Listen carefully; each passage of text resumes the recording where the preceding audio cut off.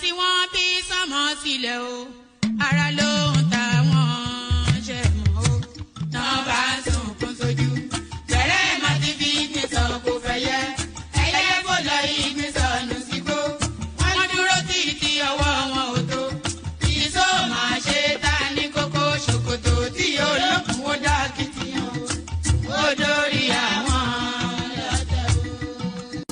àwọn lọ́tẹ̀ o.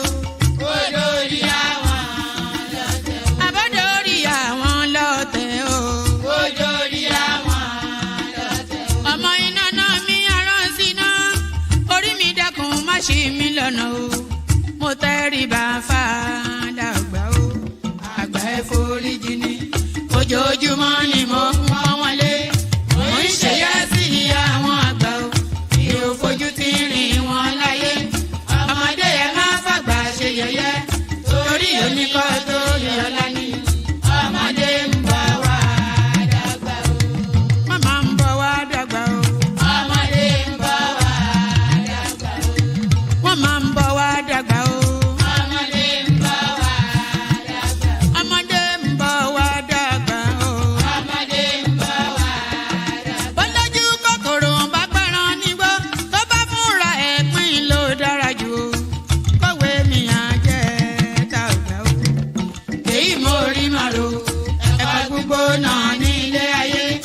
Sùúrù ní ṣẹ́gun ohun gbogbo. Ẹ má ṣèké mo ní ẹ má dalẹ̀.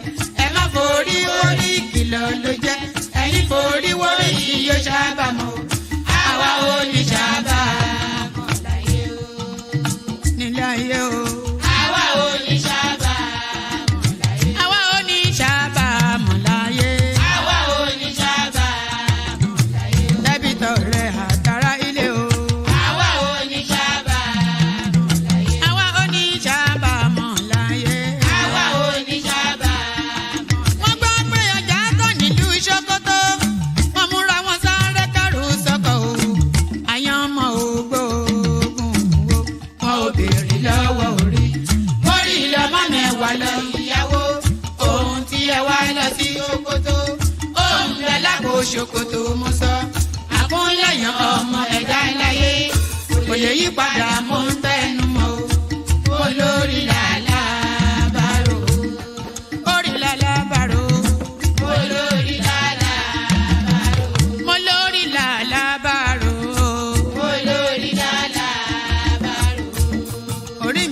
mi níjà o. olórí lálàbàrò. lálàbàrò. olórí lálàbàrò. oríjà jogun ìkànnì wọn rí má fi wá fáyé mu nílé ayé wa o. olúwa àgbẹ̀ wa níyà o. àmì nílé ayé wa. ó tilẹ̀ jẹ́ pé ọ̀tá kọ́ ni wá. ó tilẹ̀ jẹ́ pé ọ̀tá kọ́ lẹ́yìn. ṣọ́wa nínú àpamọ́ kìnìún. ejò olóró akéèké ṣọ́wa nínú ìdàgìrì ayé dáàbò ẹ̀bùn wá fi ṣọ́rẹ́ ṣọ́wa o mo sádì ọba bá lókè mo sádì ọba bá lókè o mo sádì ọba bá lókè mo máa sádì ọba bá lókè o mo sádì ọba bá lókè o olúwa gbé wa níjà o mo sádì ọba bá lókè o kó má fi wá sílẹ̀ o. Olúwa má fi wá sílẹ̀ o. Mo sádì ọba bá lókè o. Àwọn ọ̀tá tí wọ́n rè rajọ ìbànújẹ́ ti bá àwọn ọ̀tá nílé.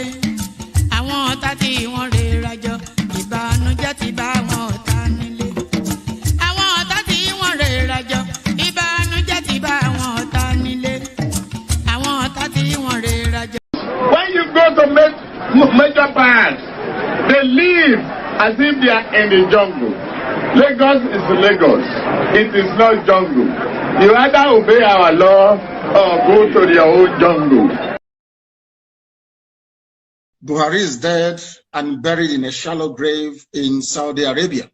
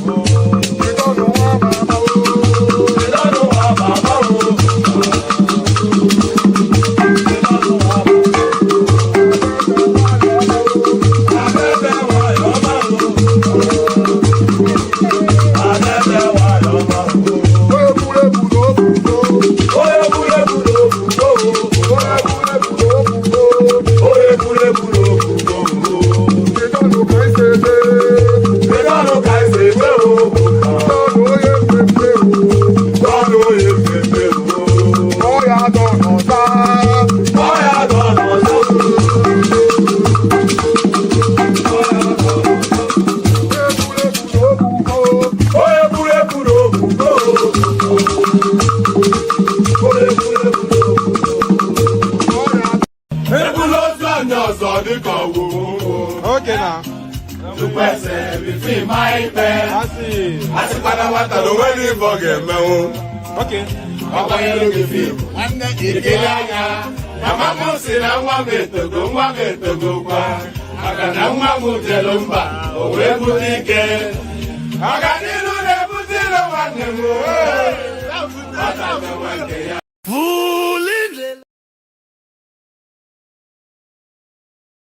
Vulindlela wemam go pozi eunyana wam elele uyashada namhlanje vulindlela wena manyauza suba nomona unyana wam uthathile vulindlela wemam go pozi eunyana wam shada namhlanje vulindlela wena manyauza suba nomona unyana wami uthathile bengingazi yombona umakoti wanyana wami ujongile this time maradebe suke ingocweni uze emshadweni siyashadisa namhlanje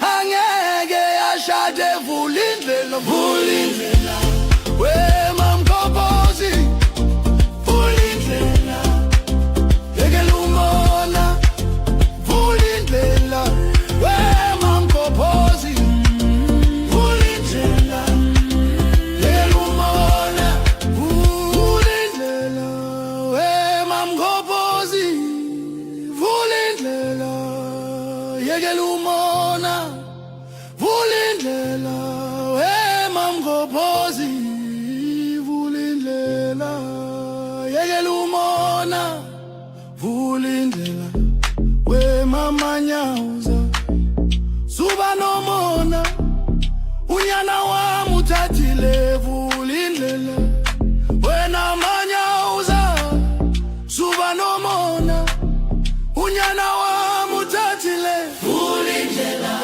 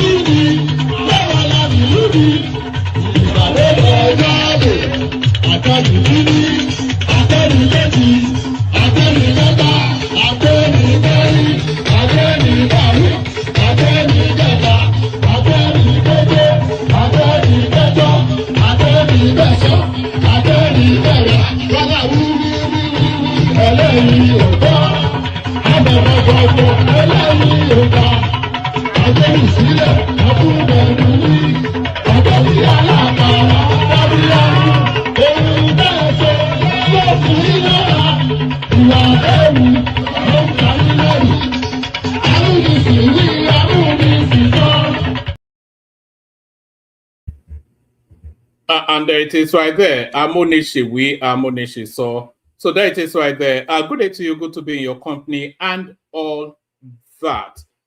Good day to you. Good to be in your company. And how are you? Apologies for the long absence. You know, sometimes I just feel a bit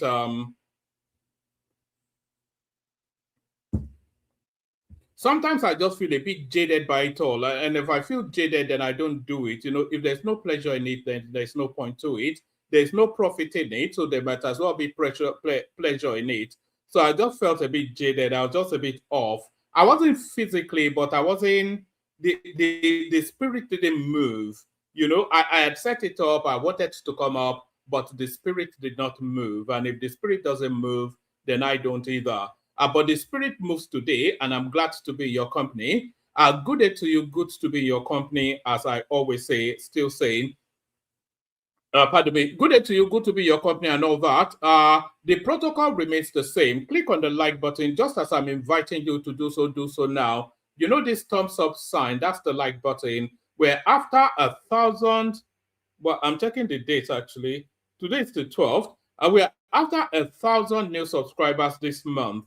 It's not an impossible task.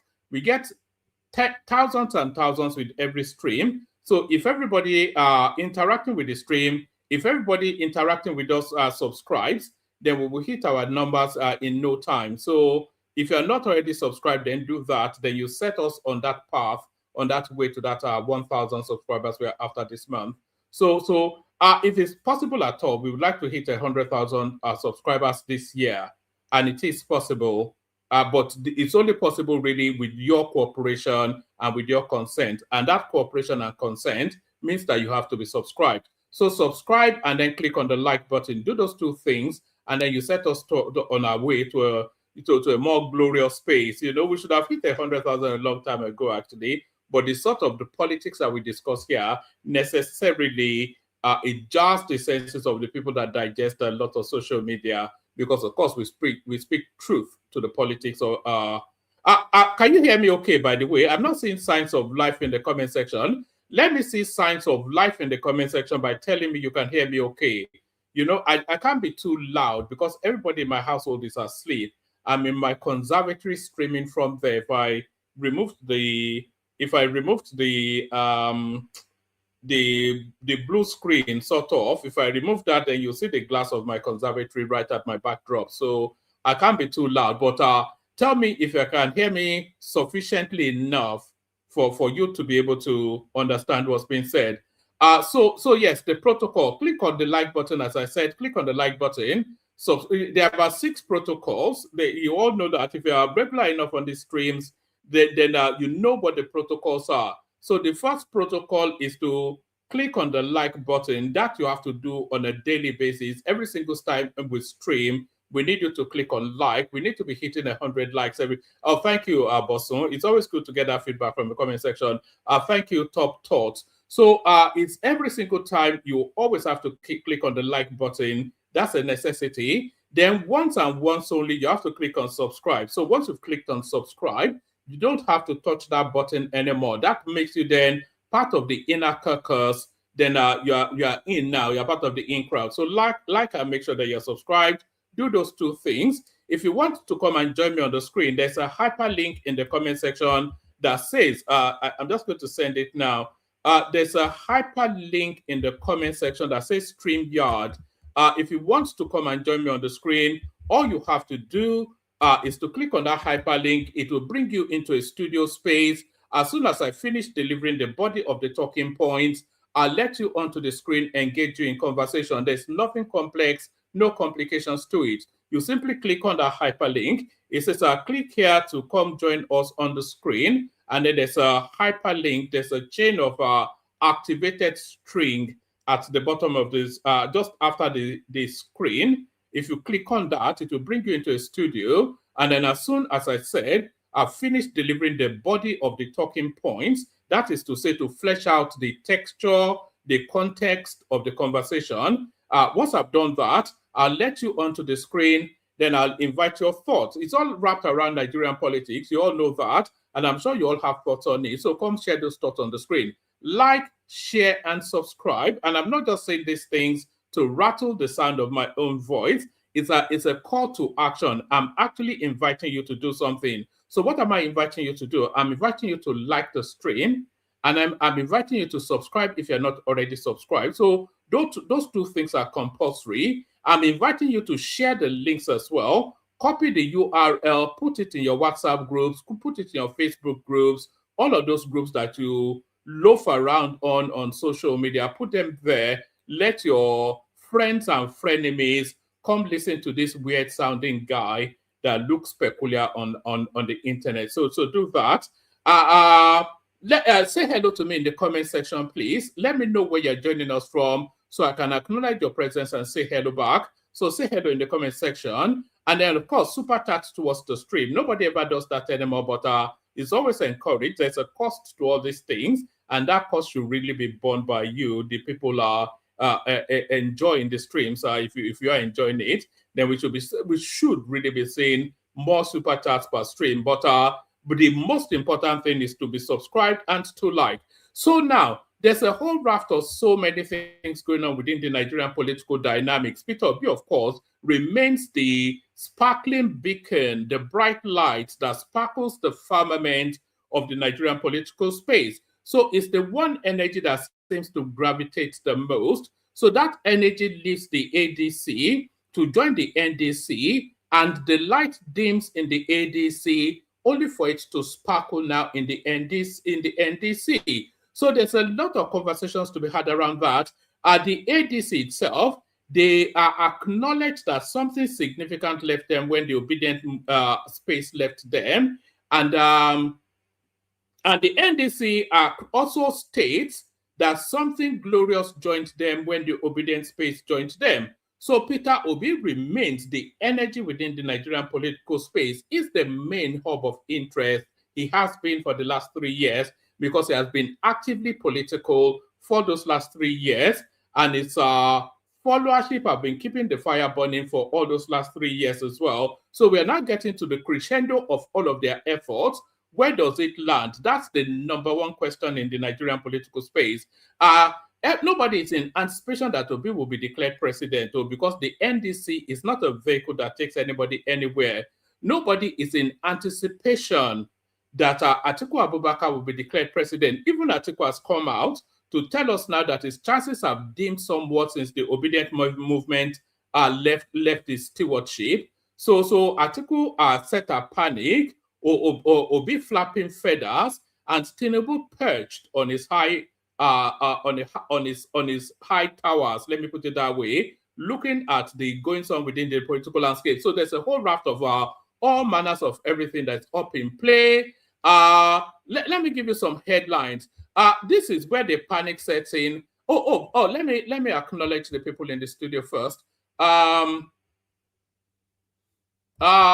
me acknowledge the people in the studio first. Please keep saying hello in the comment section. Let me know where you're joining us from. That's Ufoma Michael, who said hello, Leron. You know, this stream has been hanging around for 3 days now. I've put this out and I keep changing it to the next day, So Ufoma Michael, he says hello there. Good to see you, Ufoma. That's Bosun right there telling us that you can hear us okay. Top Thoughts, of course, a regular and a respected member of the platform. Mr. Gbolagun, there he is right there. To attention, Mr. Gbolagun is with us, joining us from Manchester, Mr. Gbolagun. So keep saying hello in the comment section, especially because I ask you to let me know where you're joining us from. So I just want to know how expansive the reach of the platform is. I already know it's expansive because we know that we have quite a few followers, a few subscribers in Japan. We know that we have at least one subscriber in Afghanistan. We know we have several subscribers in Australia. We know we have an abundance of followers in America. We know we have an avalanche of subscribers in Europe. We know that the Nigerian base is highly respected, is highly represented. So the spectrum is wide. We have listeners in Dubai, everywhere. It's a global platform. Zita says that every day. It's a global. I was going to say we may not have the numbers, but even if you look at our numbers in recent times, we are actually doing reasonably okay. Let me actually show you. We're doing reasonably okay, not to. Hold on.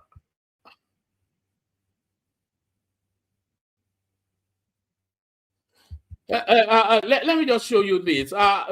We hit reasonable numbers. We don't hit the numbers that we should be hitting, but we certainly hit reasonable numbers. Actually, you can see it yourself actually, but now I'm already halfway there. Let me just show you. We do hit reasonable numbers.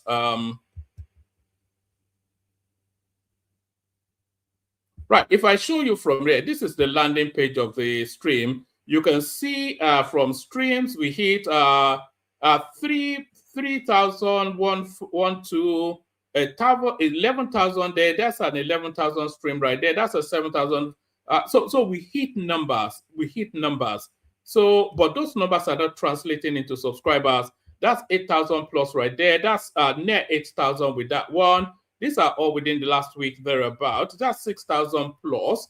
That's for so we hit numbers, but we're not. Oh, you are not seeing it. Sorry, let me put it on the screen. Yes, let me put it on the screen. So as I was saying, we hit some numbers, but those numbers are not translating into followership and the like. So that's 3,000 plus right there. As I was saying, that's 11,000 plus right there. That's 7,005 right there. That's 8,003 right there. That's 7,009 right there. These are odd numbers. That's 6,000 plus. That's 4,000 near 5,000. That's 1,500. That's 9,000 plus. That's 3,003. That's 2,006. On and on it goes. Actually, if we look at our largest, this goes back years actually. If we look at our most popular streams, that's at 7,000 right there. And even if we look at the videos, we've hit close to 500,000 and so. So we do reasonably okay, but we certainly to be doing fantastically well. That's really where we want to be. That's Ostom right there from Down Under. Good to see you, Ostom. That's Amure Israel right there. Good to see you. So all the regulars are represented.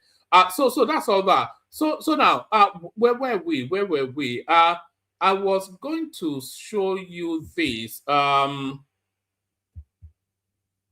So let's kick it off with this one actually. So these are the woes. They say woe betide. These are the woes that is betiding the Atiku political space. Court adjourns ADC leadership suit indefinitely amidst escalating internal crisis. So when I saw this headline, this jarred me somewhat because if the court doesn't make a decision on the ADC leadership space, then it essentially places that party in limbo. And then how viable is the prospect of Atiku not even being on that ballot or even being on the ballot? Court adjourns ADC leadership suit indefinitely amidst escalating internal crisis. The Federal High Court in Abuja on Friday, May the 8th, adjourned indefinitely a suit challenging the leadership of the African Democratic Congress ADC. The case filed by ADC chieftain Nafiu Balagombe against former Senate President David Mark and others was stalled after the court was informed that the plaintiff had applied for the reassignment of the matter to another judge. So what Balagombe is actually doing here is trying to frustrate, I was going to say it's trying to F Atiku up, it's trying to frustrate the Atiku narrative space. So by protesting against the judge sitting on this case, then that forces that case to halt in order for them to look at why he's so whilst he's doing all of this, the time is ticking with INEC, and that will well end up with Atiku not being on the ballot at all. There's every prospect of Atiku not being on the ballot. I was speculating to Obi not being on the ballot, but there's every prospect of Atiku himself not being on the ballot, all entirely wrapped around the mischief making, the machinations of this lawsuit. The Federal High Court in Abuja on Friday, May the 8th, adjourned indefinitely a suit challenging the leadership of the African Democratic Congress ADC. The suit filed by ADC chieftain Nafiu Bala Gombe against former Senate President David Mark and others was stalled after the court was informed that the plaintiff had applied for the reassignment of the matter to another judge. Presiding Judge Emeka Nwite adjourned the matter sine die following submissions that a request had been made to the Chief Judge of the Federal High Court seeking the transfer of the case. The suit marked XYZ, and the plaintiff is seeking an order restraining Mark, former Osun State Governor Ralph Aregbesola, and others from parading themselves as ADC leaders. It alleged that their emergence as the party leaders violated the party's constitution and provisions of the electoral law. At the resumed hearing, plaintiff counsel Luka Haruna told the court that the Supreme Court had dismissed an interlocutory appeal filed by the defendant as lacking in merit, according to correspondence. He also noted that the Apex Court had set aside an earlier order of the Court of Appeal, which had halted proceedings in the substantive suit. However, Haruna informed the court that the plaintiff had written to the Chief Judge requesting reassignment of the case and urged the court to await administrative action on the request. The defendant opposed the application, arguing that it was a calculated attempt to delay the proceedings and frustrate the accelerated hearing earlier ordered by the appellate court. Their lawyers repeatedly described the move as forum shopping and an abuse of the judicial process. It is an abuse of the judicial process because they say justice delayed. If you've ever heard the word justice delayed is justice denied, this is a prime example of what that speaks to. In this ruling, Nwite held that the court could not take any decision on the letter addressed to the Chief Judge without hearing all parties, warning that doing so would violate the principles of fair hearing. So this is the delay tactic then that will probably knock Atiku off the ballot. But Atiku still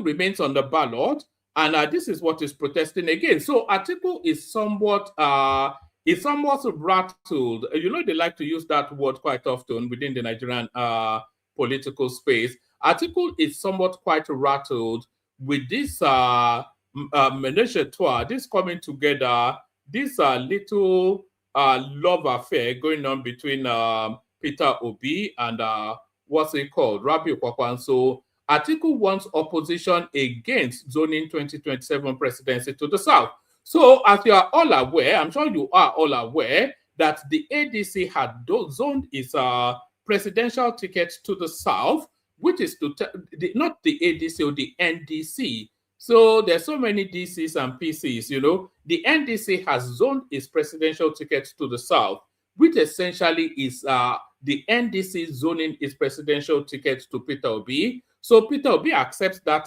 because it was already pre-agreed anyway before they moved to that party. Peter Obi agrees to that, of course. That's what he wants.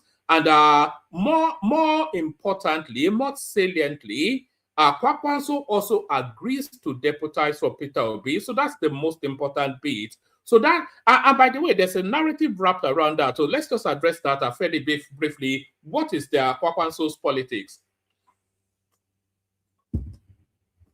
Let me actually see if I have a clip from 2023, which will give you the texture of what Kwakwanso's politics is.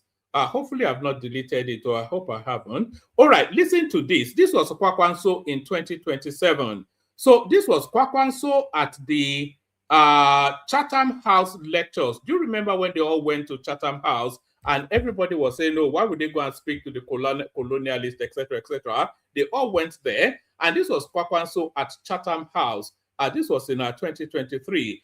And then some rascally upstart asked him if he would deputize for Peter Obi. This was in 2023. And this was what Kwakwanso said in reply. So listen to Kwakwanso's words, but also more importantly, listen to the tone that he uses to express those words. but because there's a distinct irritation by the question, and then the response also carried over that irritation. So the question was it was asked by some Chinedu that was in the audience, or Chukudi or whatever, some Southeastern guy. So the question was asked, will he be willing to deputize for Peter Obi? This was at Chatham House 2023. And this was how Kwakwanso responded. Kwankwaso to withdraw for Labour Party. You should go and look at my credentials, my brother. I am a PhD holder in civil engineering. And check your candidate, what he has. I have been in the system for over 30 years now. I have been a civil servant for 17 years. I wasn't a trader. Civil servant for 17 years. I was Deputy Speaker of the House of Reps in 1992. I was in the Consumer Conference elected delegate. I was Governor of Kano State for 8 years. And so on and so I was in the Senate, and so on and so forth. So when we sat down, what I told them is what I will tell you. Okay. If anybody wants to Kwankwaso to withdraw, let's bring criteria and select the best. Anytime I have any better candidate, I'm ready to talk to him. Thank you very much.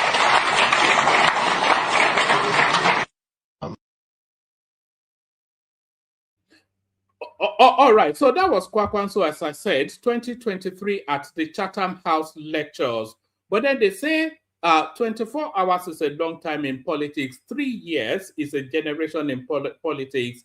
It's not so much a case of how hard the mighty falling. It's a case of Kwakwanso. You know, on the surface of it, you will see the humbling of Kwakwanso. But if you look deeper into Kwakwanso's politics, then it may well be astute. So Kwakwanso saw how Peter Obi and the obedience space propelled the political profile of Yusuf Dati Baba Ahmed. Nobody knew that this guy existed as a human being or a dog, Yusuf Dati Baba Ahmed, before Peter Obi dusted him up and gave him a name. And now he's a decimal, is now a senior politician and all of that. Nobody knew about him, that he existed as a human being before Peter Obi picked him up. So Kwakwanso saw that trajectory, but Kwakwanso also wants to tap into that from his elevated post. So how does Kwakwanso aligning himself with Peter Obi, how does that serve Kwakwanso's interest? So the 2027 elections will come and go. Kwakwanso will run with Peter Obi, and he will push as hard as his political muscles can. When the elections come and go, and of course, Tinubu is returned, Kwakwanso then would then carry a good number of those obedient sympathy into his own camp. So Kwakwanso's politics is towards 2031. He has no interest in 2027. What essentially Kwakwanso is doing now is building a base in the South in order for him to launch against 2031. So that's Kwakwanso's politics, and that's why he's subordinating himself. We saw the clip that instinctually Kwakwanso sees himself as vastly superior to Peter Obi, but the expedient of the political landscape as it is now necessitates that he has to make incursions into the South. Where is the strongest energy in the South is the obedient space. So if he rides that wave to 2027, and Peter Obi, of course, drops out of politics, because after 2027, Peter Obi no longer has any space in politics. The permutation permutates him completely into retirement out of politics. But after that, the permutation still permutates Kwakwanso still into politics. So Kwakwanso now carries the Kwakwansia movement, whatever it's able to gain in the North. And also 2027 retires Atiku Abubakar as well. So Kwakwanso will carry as much as he can from the North, having now established a footing in the South, and then it makes him a stronger candidate for 2031. So Kwakwanso's politics is towards 2031, not 2027. And it's just now using the obedient, the Peter Obi luster in order to make sizable incursions into the South. So that's what's going on. So, of course, I don't think anybody is fuzzy in the head enough to think Peter Obi is going to be president. That's not happening. But Kwakwaso, everybody knows that. But everybody is cutting their slice out of Peter Obi, and Peter Obi, of course, will crescendo hold on. Peter Obi will crescendo in 2027 and land splat on the floor like a damn squib. So a damn squib. But this politics now still, there are winners and losers in Peter Obi. I'm coming to the article on the screen. There are winners and losers in the Peter Obi joining the NDC. But the biggest loser in Peter Obi, the biggest winner in Peter Obi joining the NDC is Sirika Dixon, because suddenly from some comic book Papa Jasco party, he's now essentially the main opposition party now. So Sirika Dixon is the biggest winner, but the biggest loser is Atiku Abubakar, because Peter Obi living what was it? Is it the ADC? Peter Obi leaving the ADC, it cuts quite sharply from Atiku's votes. It takes the obedience vote away from Atiku. It takes whatever anti-Tinubu vote that wants to go to the opposition that weighs either way. It takes some of that away from Atiku. So it splits Atiku. It dilutes the opposition vote, which makes it easier for Tinubu to be returned. So the biggest loser is, and this was exactly what Peter Obi did to Atiku in 2023. You all remember. So it's essentially a case of rinse and repeat. The way Peter Obi did my brother, as he stabbed Atiku in the back in 2023, is again doing my brother, my leader, as he stabs Atiku in the back in again for 2027. So this is how Atiku responds to all that. Atiku wants opposition against zoning 2027 presidency to the south. So these are self-interest sort of a thing. Former Vice President Atiku Abubakar has urged opposition parties in Nigeria. And by the way, can people please make sure that you're subscribed? Look at your screen, make sure you're subscribed. Click on like and subscribe as well. Atiku wants opposition against zoning 2027 presidency to the south. Former Vice President Atiku Abubakar has urged opposition parties in Nigeria to reconsider plans to zone their 2027 presidential tickets to the south, arguing that such a move could weaken their chances of defeating President Bola Ahmed Tinubu in the next general election. I don't think Peter Obi is especially looking to defeat or not defeat Tinubu. He just wants to ride his crescendo to his natural Burton port. Former Vice President Atiku Abubakar has urged opposition parties in Nigeria to reconsider plans to zone their 2027 presidential tickets to the south, arguing that such a move could weaken their chances of defeating President Bola Ahmed Tinubu in the next general election. In a statement issued on Monday by spokesperson Olushola Sani, I thought it was something. This wasn't his usual spokesperson, no. Something eBay or something that was his spokesperson now. In a statement issued on Monday by spokesperson Olushola Sani, Atiku described the growing calls for southern zoning amongst opposition parties as politically risky and strategically flawed. According to him, while the ruling All Progressive Congress may choose to retain power in the south to protect the incumbent president, opposition parties should not adopt the same approach without carefully considering electoral realities. He stressed that politics should be guided by strategy, coalition building, and electoral calculations rather than sentiments or emotional arguments. The first and most obvious question is this: how does a southern opposition candidate realistically unseat a sitting southern president, or southern, as we call it in Nigeria? We are all now speaking American English, aren't we? The first and most obvious question is this: how does a southern opposition candidate realistically unseat a sitting southern president? Nigerian political history offers no precedent or no precedent for such an outcome. No incumbent president has ever been defeated by an opposition challenger from the same geopolitical bloc. To insist otherwise is to enter the contest already defeated, the statement said. Atiku further argued that the moral justification for zoning the presidencies to the south does not hold when examined against Nigeria's democratic history. According to him, by 2027, the South would have occupied the presidency for 18 years in the Fourth Republic, compared to roughly 10 years for the North. If the South retains power for another 4 years, that disparity widens even further. It therefore becomes difficult to understand the justice in an argument that seeks to deepen an already existing imbalance under the guise of equity, he stated.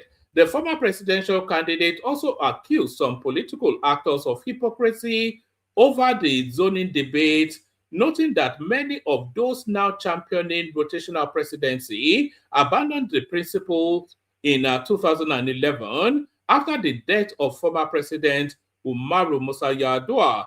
It is intellectually dishonest for those who I cannot now get over this board is going to prove a hump. Let me build up a steam to it. It is intellectually dishonest for those who enthusiastically supported a southern president under Goodluck Jonathan in 2011, despite the not legitimate expectation under the informal zoning arrangement to now suddenly posture as custodians of rotational justice, the statement added. Whilst acknowledging the Southeast aspiration to produce a Nigerian president as legitimate, Atiku warned against reducing the demand to what he described as political tokenism designed to serve personal ambitions. He urged opposition parties to focus on building a strong national coalition capable of unseating the ruling party in 2027 rather than embracing narratives that may strengthen Tinubu's re-election bid. Defeating an incumbent president requires realism, not romanticism, strategy, not sentiment, honesty, not selective memory. The opposition must decide whether its goal is to make an emotional statement or to actually win power, the statement reads. The comment comes amidst recent moves by the Nigeria Democratic Congress and some opposition groups to zone their 2027 presidential tickets to the south. I wonder if the PDP has zoned to the south as well. That may well be where that's coming from. So let's go on from that to another one. Let's go on from that to another one. Breaking, amidst ADC crisis, ex-Nigerian governor obtains party presidential ticket ahead of 2027. So this is Rotimi Amechi then formally entering the race for the ADC ticket. I'll only give you 2-3 paragraphs on this. Our former Minister of Transportation, Rotimi Amechi, has formally obtained the presidential expression of interest and nomination form of the African Democratic Congress ADC ahead of the 2027 general election. The development comes amidst ongoing internal disputes within the party, within the opposition party over its leadership structure and political direction. So that's Rotimi Amechi right there, formally throwing his hat into the ring. Let's go on from that to another one. So this is what agrees Atiku. Obi gets green light as NDC zones presidential ticket to the south. I'll only give you about 2-3 paragraphs from this as well.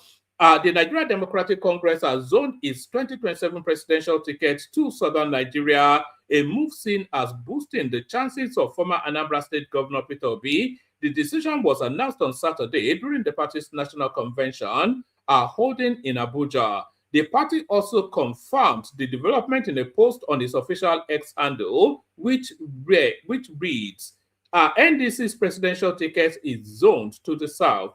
The convention is being attended by top party leaders, including Obi and former Kano State Governor Rabiu Kwakwanso. So there's that. So that's what rankles Atiku, and this is Kwakwanso's response. Rabiu Kwakwanso reacts as ADC zones 2027 presidential ticket. Rabiu Kwakwanso, the former governor of Kano State and the 2023 presidential candidate of the New Nigeria People's Party, NNPP, who recently defected to the Nigeria Democratic Congress, NDC, has reacted to the announcement of zoning of his new party's presidential ticket. Kwakwanso, who was present at the party's national convention in Abuja, and by the way, they would have pre-discussed this before that convention, so Kwakwanso would not have been caught off guard when they did that zoning. Kwakwanso, who was present at the party's national convention in Abuja, where the zoning was announced on Saturday, May the 9th, accepted the party's decision during his address to the party members.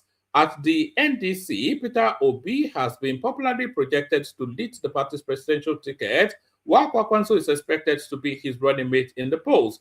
Kwakwanso and Obi had earlier left the NNPP and the Labour Party to actualize their 2027 presidential ambition and joined the African Democratic Congress, ADC. However, the ADC, which was spearheaded by Atiku Abubakar, a former vice president, who vowed to be on the ballot in 2027, refused to zone his presidential ticket. Obi and Kwakwanso suspected that the ADC primary will favor Atiku and decided to move to the NDC ahead of the deadline of INEC.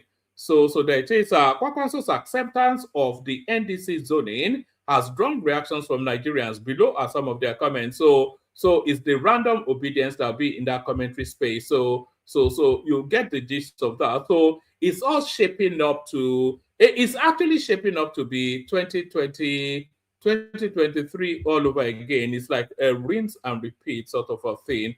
Let's see, what else do we have? Same of the same, different headline. Atiku angry with opposition for technically scheming him out of 2027 presidency. So this is to show Atiku that the politics is more. I'm actually enjoying how Atiku is being humbled. First by Wike, now by Peter Obi. So this guy needs to know just that is not a matter of throwing agbada all over the place and claiming that you're entitled because you're a Fulani.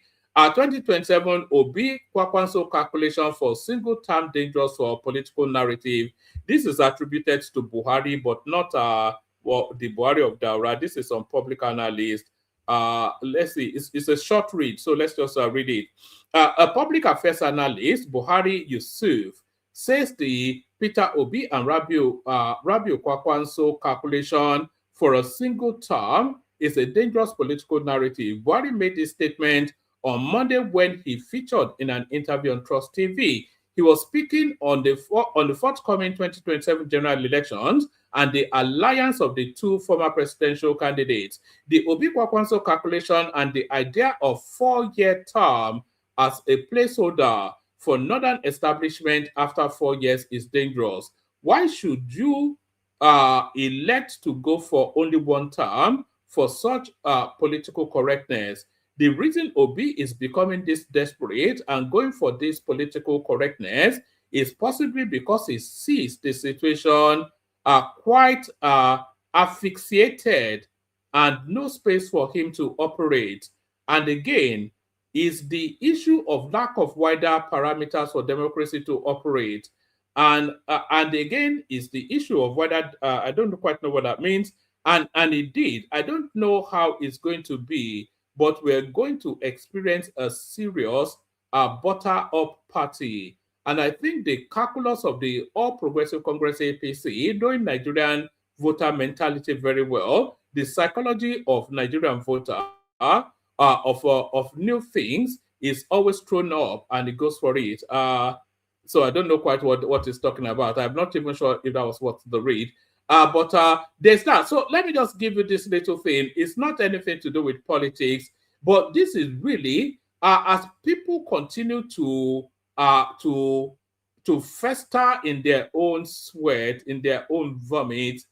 There's a lot other things going on within the. There's a lot other things going on within the Nigerian space.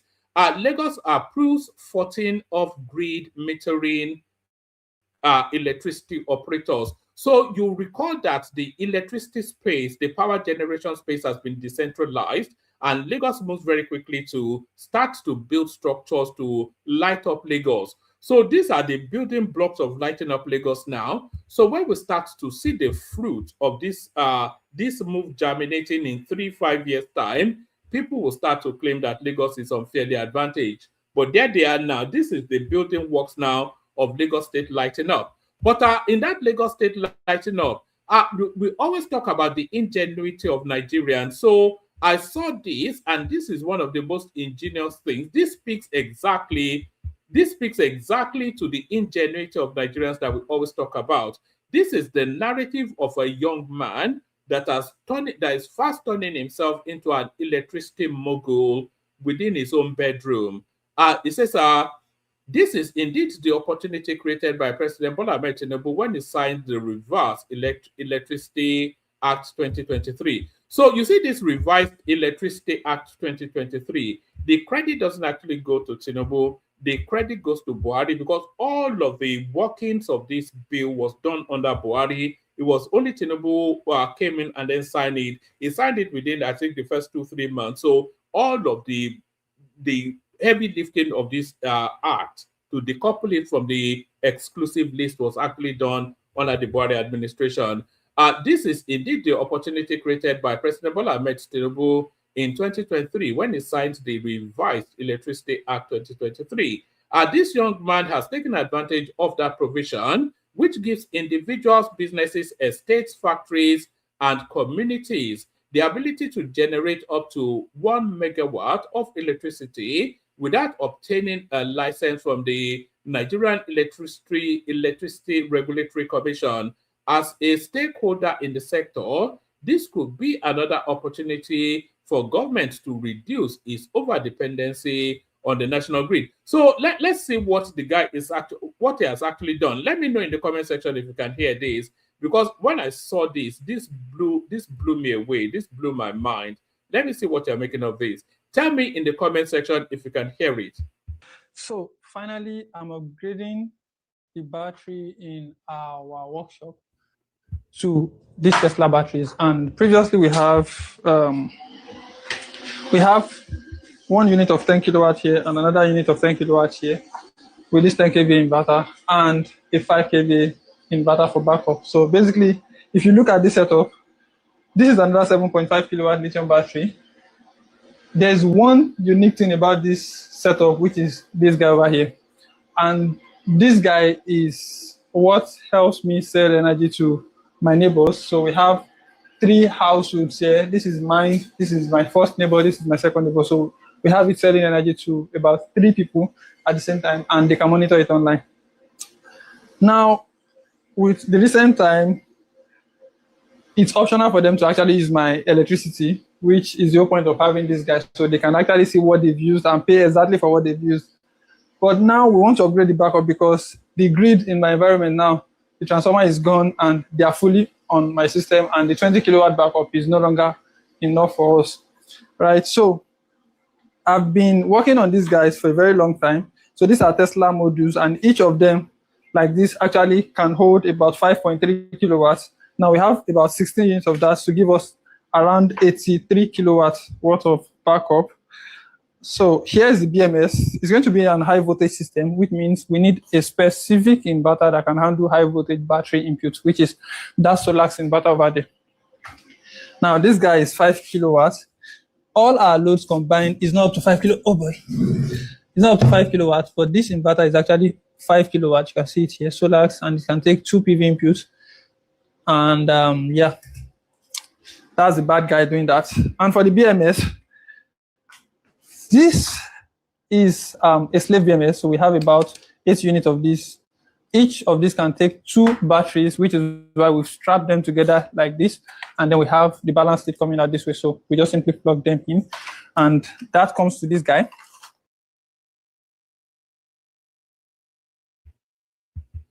All right. So that's the Nigerian narrative right there. That is a story of education meets opportunity for a young man. And by the time you go back and see this guy in a year's time, he'll be driving an S-Class Mercedes or something, and people will be accusing him of being a Yahoo boy. So see me, see trouble. I am not a Yahoo boy. So that was excellent. I thought that was well worthy of you guys saying. So that's that. Let's go on to another one.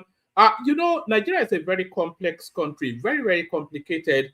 There is nothing that you would do that will ever satisfy all of the component parties of Nigeria. So this is a sheikh, and this is what he has to say. Hopefully he's not speaking in Hausa, but That malam matar shugaban kasa pastor coci iri daya, CBN governor pastor coci iri daya, INEC chairman pastor coci iri daya, bani EFCC pastor coci iri daya. Ka gaya min wani ma'aikata ne na gwamnatin tarayya waɗanda. All right. For the non-Hausa speakers, there's a translation of it right there. So, like I said, there's nothing you ever do that will ever satisfy the Nigerian complexity. So here is. Do you remember when Tinubu was coming in and they were accusing him of being too Muslim? So now the Muslim are accusing him of being too Christian. It says the wife of the president is a pastor. The CBN governor is a pastor. INEC chairman, pastor. EFCC chairman.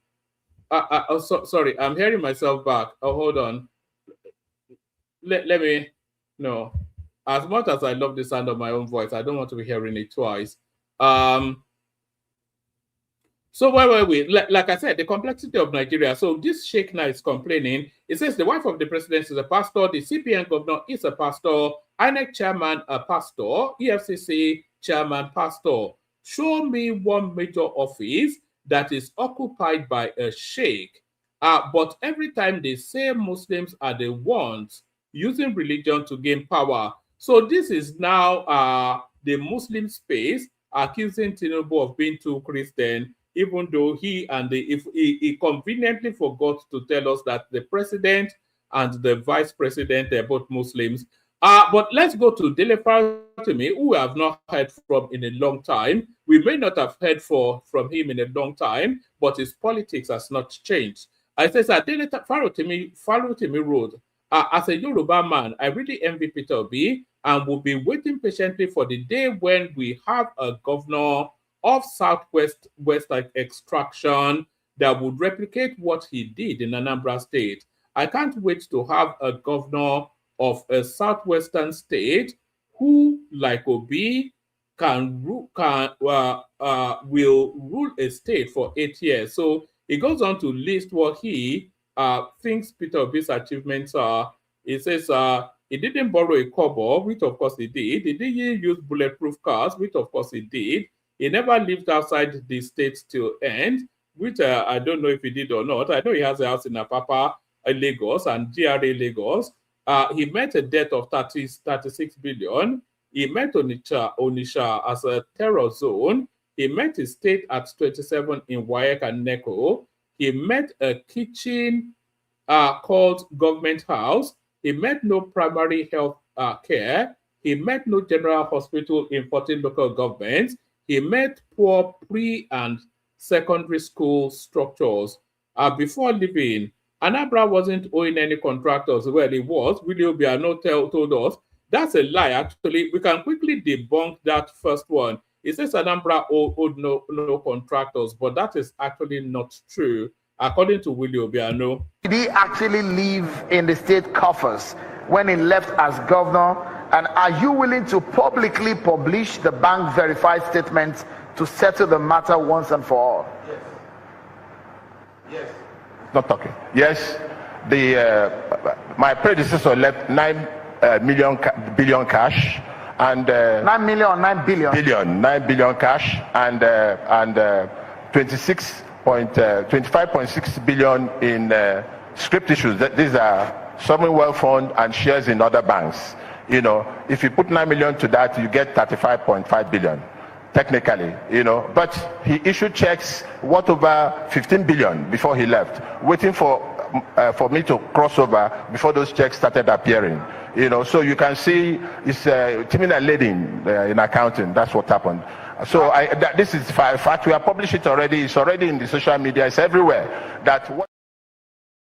So there's it right there. So that number one is not actually true. It says Anambra wasn't owing any contractors or workers. That's not true. In fact, there was a lot of backlogs, which I think Soludo is still clearing. A lot of pensions were unpaid. I think they went to protest with Obiano that were pension outstanding 18 months, which eventually played. He cleared the inherited 36 billion debt. He brought in SMEs to traders of the state. He built the today's government house. He built, and who you see all of these things that he said he built, all of the contracts went to a guy called Paul Ododien, who was his business partner, probably still is at Next International. So it's all, he never went through due process in any of the contracts he awarded in 8 years. He built 18 general hospitals and a state specialist. I'm not quite sure. That's clearly not true. He built 178 primary health centers. He fought and won the states against hoodlums. He pushed the state first in 3 years consecutively in WAEC and NECO. He built Bury that employed over 3,000 direct and indirect job seekers. Well, you don't employ job seekers, do you? I suppose maybe he's right. He even had to save 36 billion and $150 million for his successor. He drove 406. He didn't drive a 406. Peter Obi built a helipad on that state house that they are alleging that he built in Oka. And Peter Obi flew helicopter all the way through his tenure. He bought SUVs not just for his convoy. We have, I can bring you, can somebody send me a clip of Peter Obi's convoy in Anambra State? His convoy, it was bigger than Goodluck Jonathan's. He brought SUVs for his convoy, wall to wall, and including SUVs for his wife and his brother. So why is he even saying this? He didn't acquire any property anywhere whilst in office. That's not true. Because that property in dispute in GRA, Lagos, that property was actually bought when Peter Obi was 3 years plus governor in Anambra State. So that's not true. He never awarded any contracts to family members. That's not true. All the contracts went to Paul Ododiem, like I said. His wife didn't have an office. Also, it's all, anyway, it's just nonsense. Anyway, but that's delivered to me, of course. Still just pandering to that nonsense. I'm not quite sure why he's not active anymore. So why doesn't he just pack it in with the lies? Let me show you this one. You see this guy right here is going to be the House of Rep member for Zaria, I suspect. But you may well say, where is your mommy? But look at him. You may well say, where is your mommy? But you see this guy right here. That's a 30-year-old man. I admire his gusto and his self-confidence and him not surrendering to his physicality. So he's no more than, 3 foot something? But there he is right there vying to be the House of Rep member for Zaria. So there it is right there. So that's quite impressive. So Peter Obi must stop doing this thing that he does. I'm not a fan of Peter Obi, but I don't especially resent him. But people cringe when Peter Obi tries to do this sort of things. The one thing you can say many things about Peter Obi, but the one thing that is fully established is that Peter Obi is not the one thing that is fully established is that Peter Obi is not a scholar. So let him not even make any affectations of being a scholar. Nobody sees him as a scholar.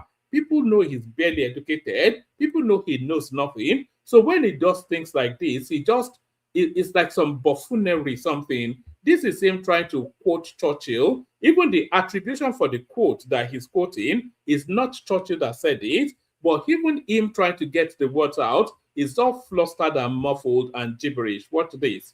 Changing it, like Churchill says, some men change party based on their principle, and some men change party because of opposite of it. So they change their principle to stay in a party. Changing it, like Churchill says, some men. So that's Peter Obi as always and forever talking gibberish. So now we're going to the Lagos-Calabar Superhighway, but we're not going to the Lagos-Calabar Superhighway from Lagos. we're going to the Lagos-Calabar Superhighway from Calabar. As the progress are fast tracks in Lagos, fast tracking in Calabar too. So here is the Calabar end catching up with the Lagos end. But Tinubu is not doing anything though, according to some raw meat eaters. So here is Rufai Hussaini turning against Peter Obi somewhat. We know it will never turn against Peter Obi fully, but let's hear what he has to say. Like I've been saying to a lot of people, the upcoming election is not going to be a gaslighting election. You know, all that hand they shake, leg they shake, show us your certificate. Tinubu is a drug dealer, all of this nonsense. He bought presidential jets, they did vice president, all of that. Forget all of that now. You've already cycled that and it landed you nowhere. This next cycle of elections is going to be show your workings. Tinubu will be invited to justify his 4-year term, and then Obi and Atiku will be invited to give us reasons why they should replace Tinubu. So if you think gaslighting is going to, you tried it already, it's failed. But then if you don't have any other strategy, then you deserve what you get. But if you think just bouncing up and down and abusing people and gaslighting and doing ethnic jingoism, that's never going to work. Show your workings. Show your workings is 2027. Show your workings. And I think Rufai Hussaini might be of that thought too. What's it called, convention over the weekend. The NDC also needs to watch it. And it is time for the NDC to start showing us their manifesto on how they're going to do, because we're going to press their neck. Because what I see is that NDC has now become a party, like Dr. Abati predicted, for internally displaced politicians, IDPs.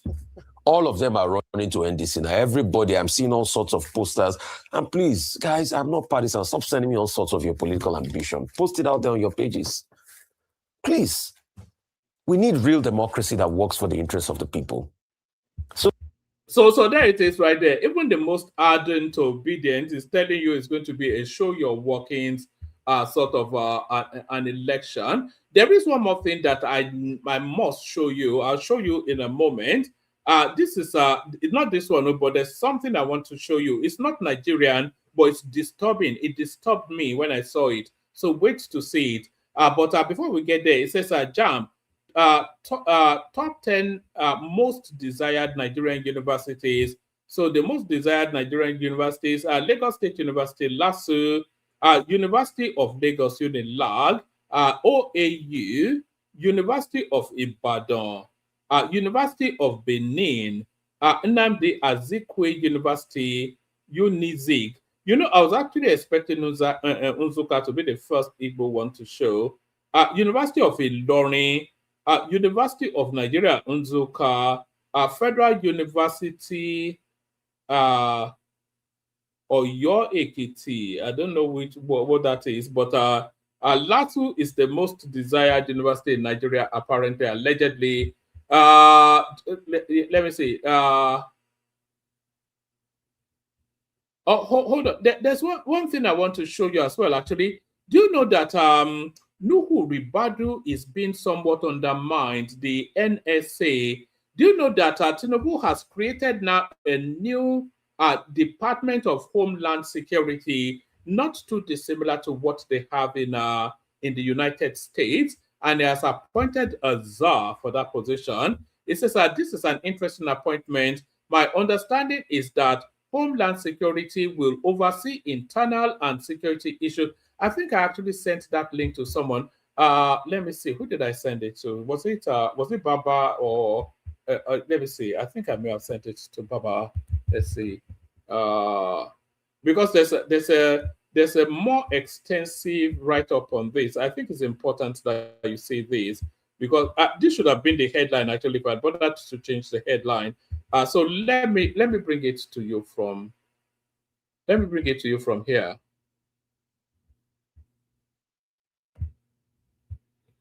Let me bring it to you from here. It's just coming up now. It's on Twitter. You know, it will take me a long time to adjust to calling Twitter X. They should have just left it Twitter. It was quite sufficient enough.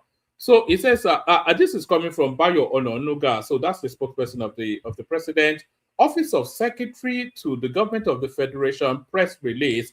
President Tinubu appoints Major General Famadewa, retired, as special advisor on Homeland Security. President Bola Ahmed Tinubu has approved the appointment of Major General Adeyinka Famadewa as a special advisor on homeland security in recognition of his exceptional record of service, strategic expertise, and outstanding contribution to Nigeria's national security architecture.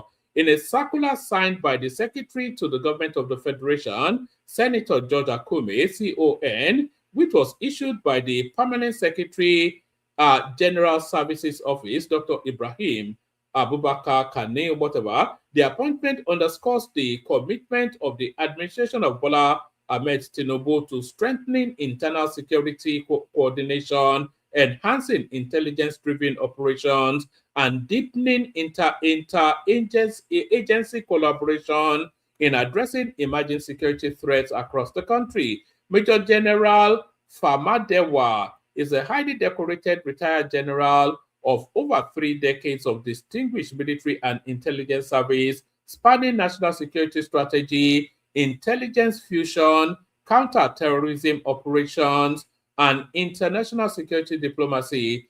So he goes on to tell us what his CV is. But let me give it to you from here. I think this is just somebody's comments on that space.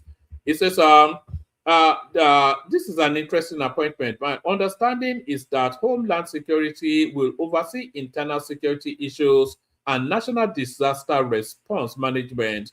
The Office of the Homeland Security will enable coordination between the following agencies: FRSC, Federal Police, in the event we have a state police, NEMA, NSCDC, Nigeria Immigration Service, Custom and Correctional Services. Ordinarily, the DSS would operate under the Office of Homeland Security, but I doubt it. I also don't mind moving EFCC from the Ministry of Justice to the Office of the Homeland Security. This is a risky move, but if we get it right, it will help our security architecture. So that's the chap now in play. So there he is right there. So this is the last one now. So sorry about the long and winding opening space. As Zimbabwe to return land former President Mugabe seized from white farmers. So this one shocked me when I saw it somewhat. As Zimbabwe to return land, former President Robert Mugabe seized from white farmers.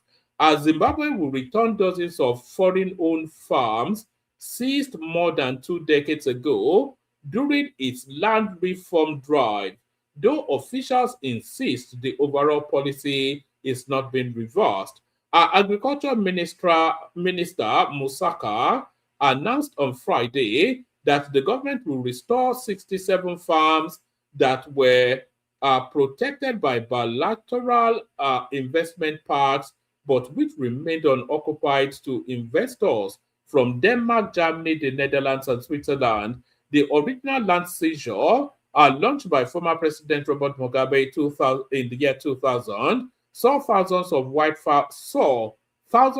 farmers evacuated in a redistribution effort aimed at addressing colonial-era injustices. However, the policy led to international sanctions and significant economic isolation. Under the new directive, more than 400 white farmers will be permitted to buy back all or part of their former properties, and another 840 farms belonging to Black Zimbabweans will be restored to their original owners. So that's quite shocking, actually. So that's that one. So that's all I've got. If anybody wants to come in. I'll send the link again to the comment section, play the Kegite music, see what happens after that.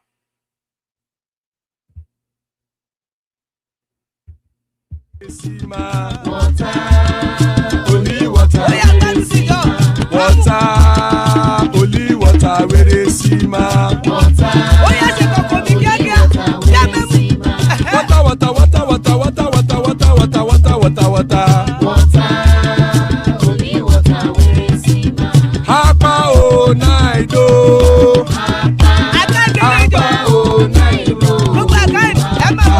Hapa you don't come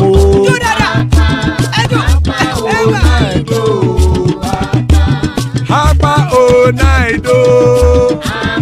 ẹ kú ní sáìdó ẹ jẹ́ padà sílé kájú lọ. Oró kẹ̀kẹ́ ẹlẹ́mùrè o. Ilé sódìyà kẹ̀kẹ́ rẹ ẹlẹ́mùrè o. Bọ́bí màsà kẹ̀kẹ́ rẹ ẹlẹ́mùrè o. Chifu Fáìlà tí kẹ̀kẹ́ rẹ ẹlẹ́mùrè o. Eruku lẹ̀lẹ̀ ẹlẹ́mùdé. Eruku lẹ̀lẹ̀ ẹgbẹ́ ẹlẹ́mùdódò jàre o. Eruku lẹ̀lẹ̀ Ghana ti dé ẹgbẹ́ bọ́dì o. Ọmọ ẹlẹ́yẹ ẹyẹ o ó dìlé o. Odúyẹ̀lá ẹyẹ o ó dìlé o. Petrosoname ẹyẹ o ó dìlé o. Petrosodunke ẹyẹ rẹ ó dìlé o. Ẹlẹ́kọ̀ ọ̀run mú ìní o.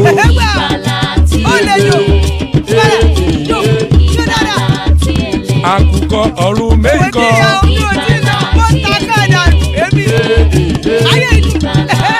Ikú kò ní ríwà gbéṣe o.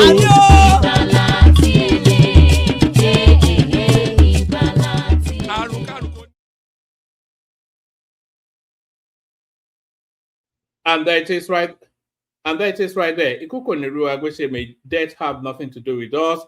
Joining us, the mighty Mekos. Hopefully he's still there. He was with us for a while, so hopefully he's not falling asleep. As Bishop in the house as well. So a stellar assemble. Anyone else that wants to hop on, the link in the comment section. Good to have you, gentlemen. Let's start it off, kick it off with you, Emeka, if you're ready. Mekos, Wagwan. Yeah, man, good evening. This your intro today was very long ago. Oh my no vex. There's a lot been.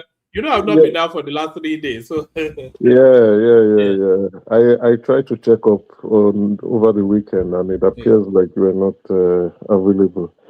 Anyway, good evening, everyone. Good evening to Woman. Good evening to the panelists, Bishop, and to the guys in the comment section and those watching us wherever they are. Anyway, the news is well populated, and we're getting so much in the media this time around.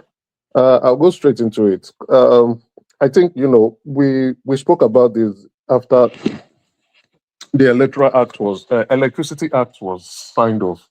Well, kudos to the Buhari administration who laid the foundation and the framework for all this, and it also shows the continuity of government for Bola Ahmed Tinubu to sign it into law.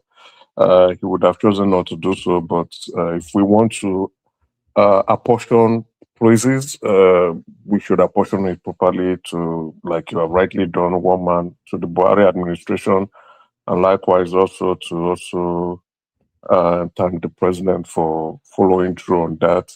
I was expecting Lagos to pioneer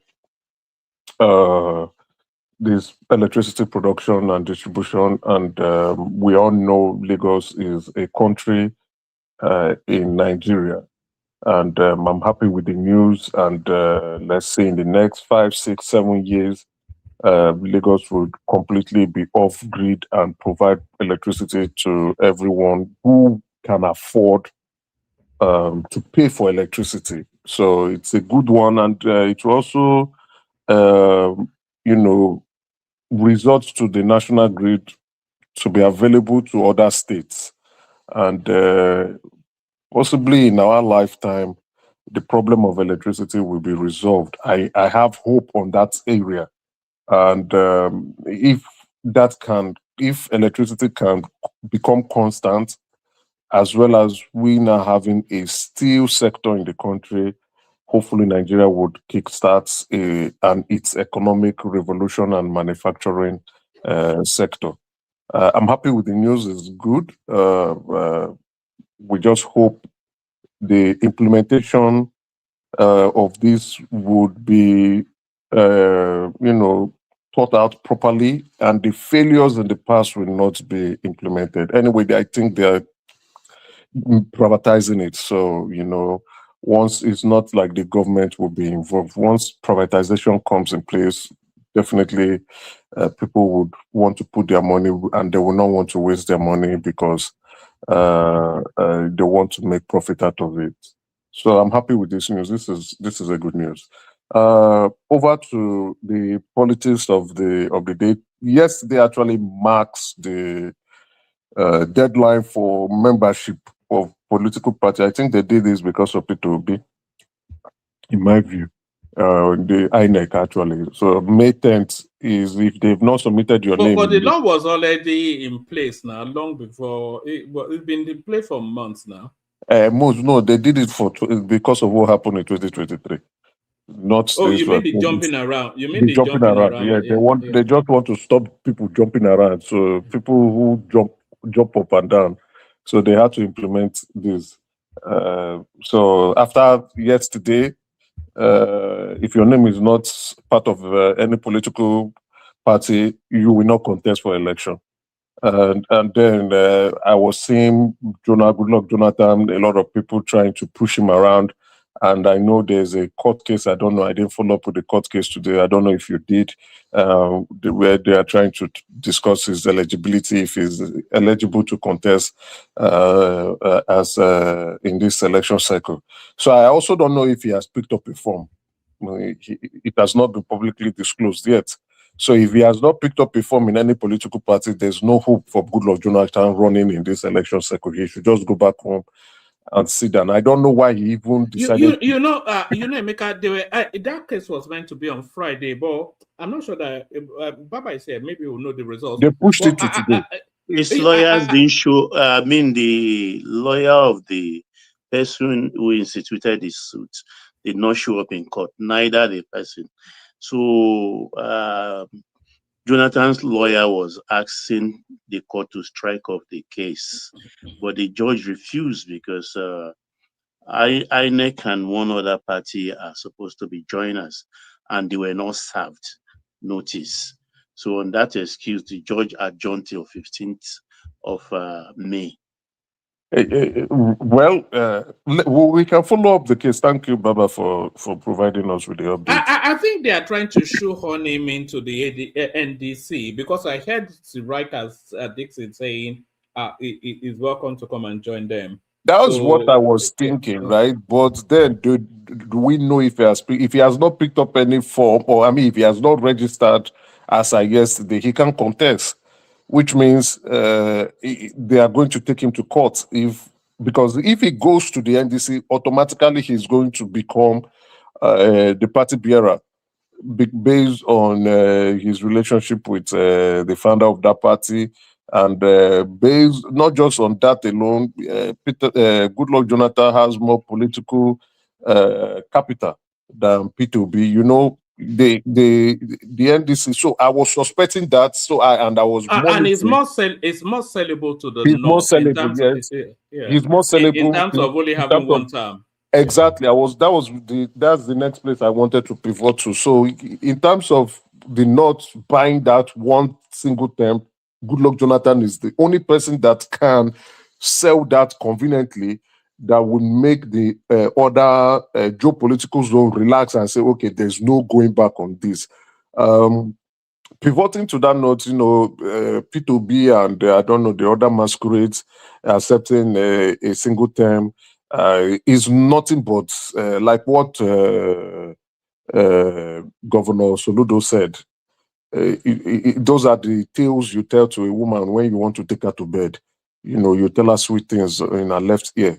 And when you are done, when she says, "Where are the promises you promised me?" you say, I didn't know what I was saying at that point in time. He actually said it in Igbo anyway. So, like he said, anybody telling you single term, 4 years, they are all liars. And he's right. So, and I was shocked P2B was agreeing to that. So then I was thinking, okay, is Goodluck going to come into the NDC? But I didn't get to see any news indicating that he picked up a form.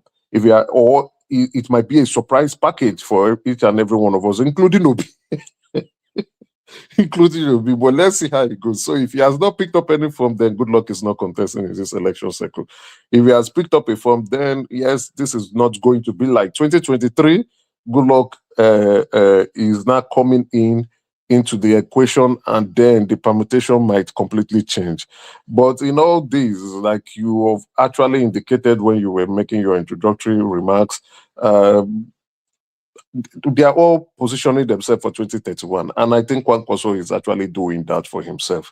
The only person that is actually truly running to become president as an opposition party is Atiku.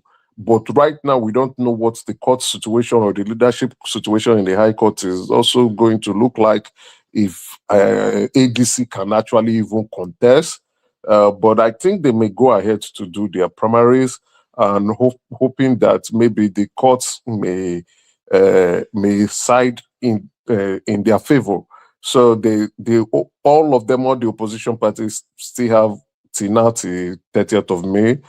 Maybe in the next couple of weeks, probably in 2 weeks or in 10 days' time, they will start doing their primaries and presenting their presidential candidates. Well, let's see who becomes the presidential candidate of the ADC, who becomes the presidential candidate of the NDC, and who becomes the presidential candidate of the defunct PDP. I don't know if they are going to, if somebody is going to emerge from that place anyway. On that note, you saw our man. Sorry, before you go there, is anybody aware if PDP have zoned to the south as well? I think nobody even pays attention to them anymore. But the party is defunct. So I think Sheyi Makinde is trying to revive it, and something is. We just don't understand. Like Wiki has killed that party. That party is dead for now. It's in coma, a long-term coma. Hibernating. And cooling off till the election is over. But let's see, maybe Sheyi Makinde may try to get a little bit of faction to see if they're going to run under the PDP. But then again, it's not a party that is going to do well. It's not a party that is going to get enough votes. It's not a party that is going to challenge the equation. It's just someone who is going to participate and put it in his resume that he contested for election as a presidential candidate. For Kwankwaso, he's positioning himself for 2031. And then Obi is losing some of his core supporters. He has lost a bit of them to the ADC. The popular ones. There's this lady on social media that follows him up and down. They call her the tiny girl. Sarah was that name. She blocked me on X after I told her the truth about P2B. So she's no longer reading my criticism again. In fact, who has not blocked you on X? I think they've all blocked. They keep blocking me. The only person who has not blocked is Opta, because Opta is a fellow panelist. I would have reported him here. If he's listening, I know he listens, but he doesn't have the time to join. I would have called him out. Opta, you have not blocked. So he goes at me, but he doesn't block me. They blocked me because I hit them really hard. So the lady has got to the ADC, and I think she's going to be working for P2B, for Atiku. The actor, living in bondage actor, is going to be bondaging himself with Atiku. And a couple of them, I think there's this other Jack the Builder too. That one has blocked me. But if you look at the big hitters, sorry, Emeka, Gbadebo Rosevivo, who we call Chined Rosevivo here, he's also abandoned the Obi something. I wanted to also call his name. So of course, Kenneth Okonkwo. Kenneth Okonkwo, Gbadebo was his name, Chinedu. He has he saw his opportunity is much better being with Atiku in the ADC than pivoting to NDC with P2B. And then that completely changes the equation in Lagos State. I think Lagos State gubernatorial election will be exciting to look at. Hamza is already kicking off. Hamza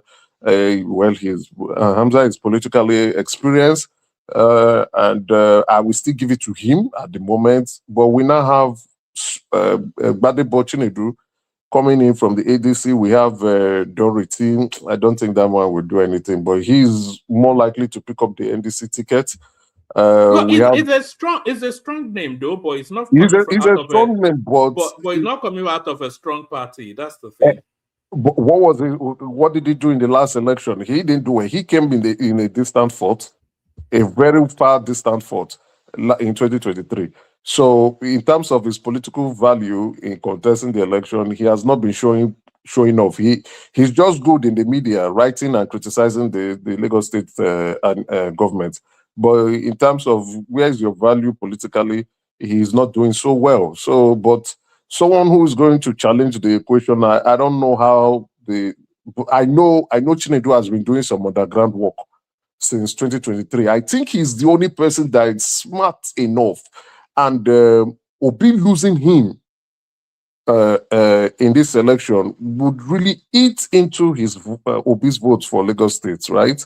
I think Chinedu is going to do well. He's going to do well compared to the last time.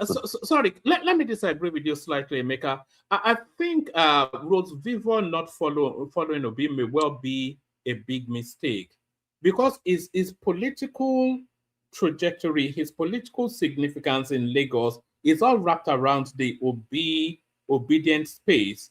And if it's not with the obedience, they have, the obedience will push their candidates now, so they'll move their votes to this Doherty, which will not be especially impactful.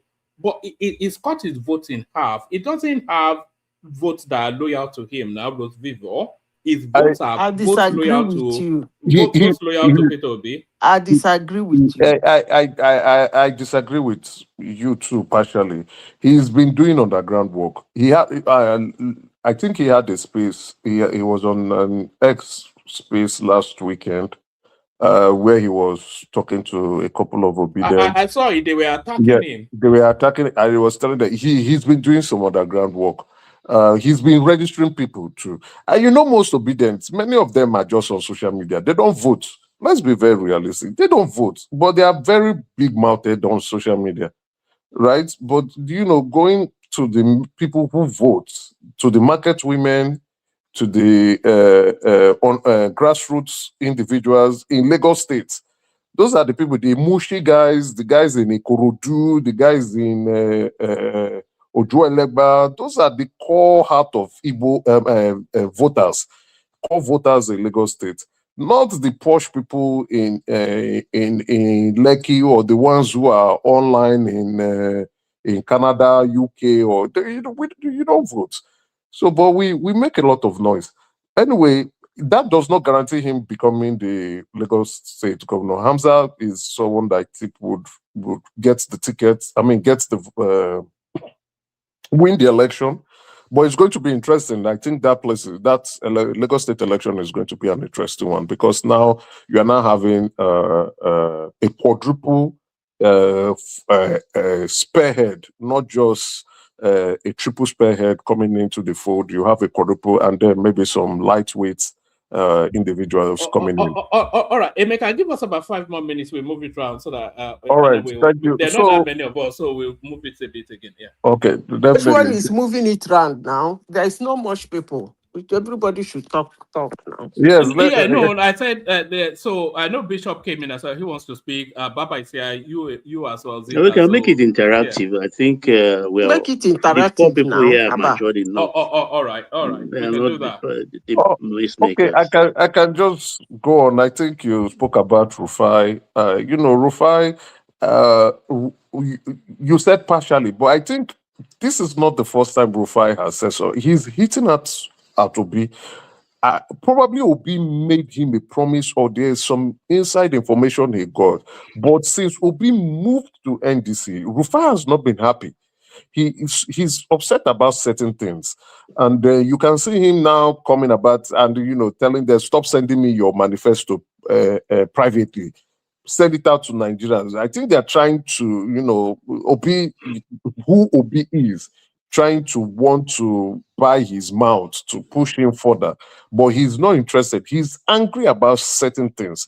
The last time he spoke, immediately Obi moved. He was not happy about that move. He was like, you are just only going to make Tinubu win the election. And he's right. So why are you moving? If you say you want to form a coalition to get the ruling party out of power, then what are you moving? You are moving, your moving out is just only going to weaken you. So today now he's not talking, stop sending me your manifesto. Go and send it to the people that matter. So what he's trying to say, the way I interpret it is that, please, I am not your mouthpiece. Use your mouth to tell what you want to do to Nigerians. Tell Nigerians what you want to do. So from now to May 30th, let's see how it's going to look like. Let's see what the primary is going to look like. I still think there might be some surprise package coming from ADC. Exactly. Just a hunch for me too. I just feel do you think there's this something. person, what's his name? Do you Emeka, do you think Kwankwanso will be vice to Obi? He has already accepted, but where did he accept it? When he said he just, he's positioning himself for 2031. But did he say he's going to be Obi's vice president?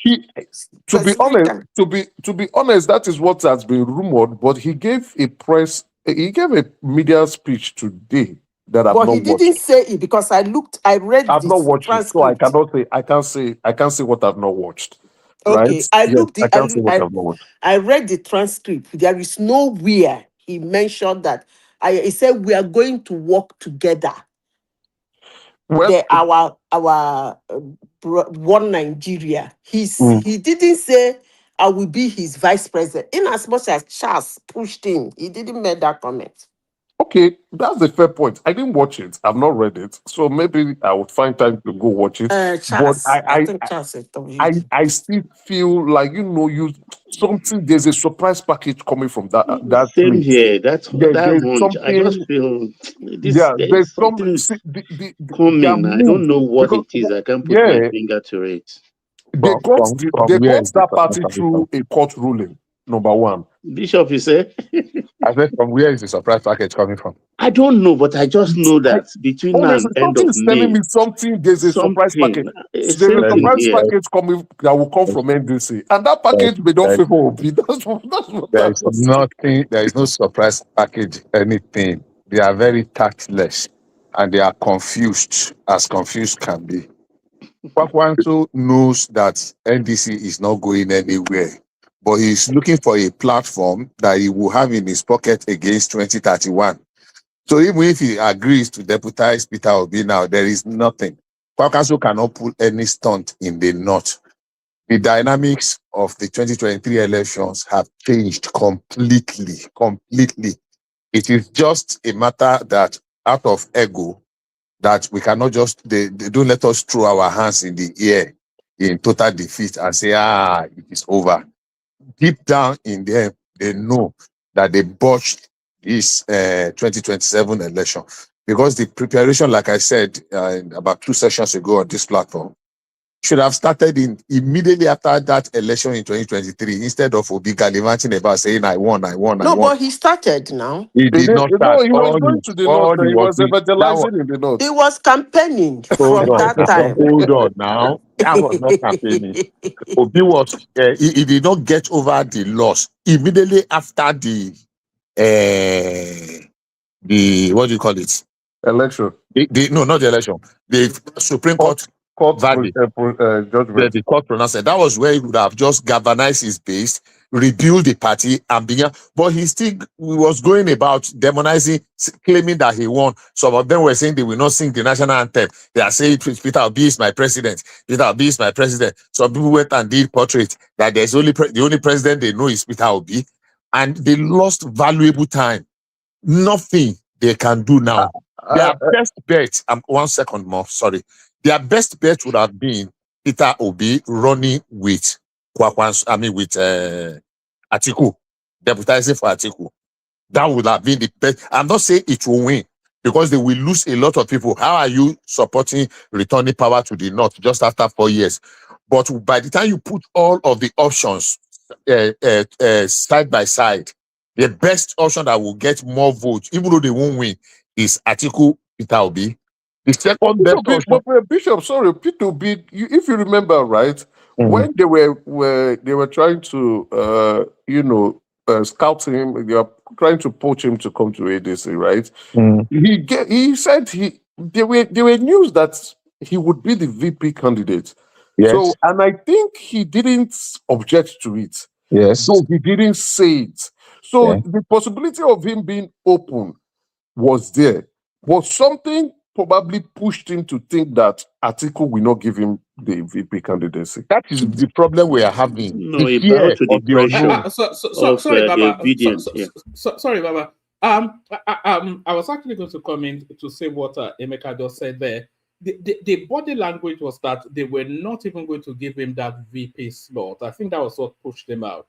When he went into ADC, he already knew that Atiku get the ticket, but he came in on the assurance he'll get the VP.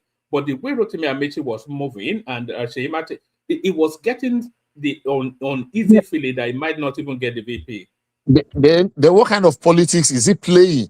You want a politics that they have assured you don't even want to fight for anything, you don't want to struggle for anything. You So just want this a one party they're that doing now in NDC, no primaries. no primaries in NDC. NDC na party. NDC is not a party to reckon with in the scheme of the But thing. let's face the fact, he was clever in jumping ship. Yeah. Just at the last minute. Wait, If you let me talk tell you. like that now, Wait, Baba, I go organize boys. Wait, In let me NDC, finish now. They will say there must be primaries. So we They run. tried to entrap him. Yeah, they tried. You understand? They gave him all he wanted. He wanted national organization office. Take. They gave him. He want to be in charge of e-registration. Take. So he's supposed to organize a primary.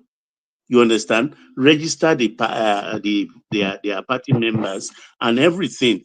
And therein lies the trap he jumped. He escaped. Because if he organize a primary and lose, there is nothing he will say again, or he can say against the party because you organized it. So he knew giving him that knife and the yam is not capable of cutting it and roasting it for the party to eat. So he just There have is to jump. something I wanted to say, one man.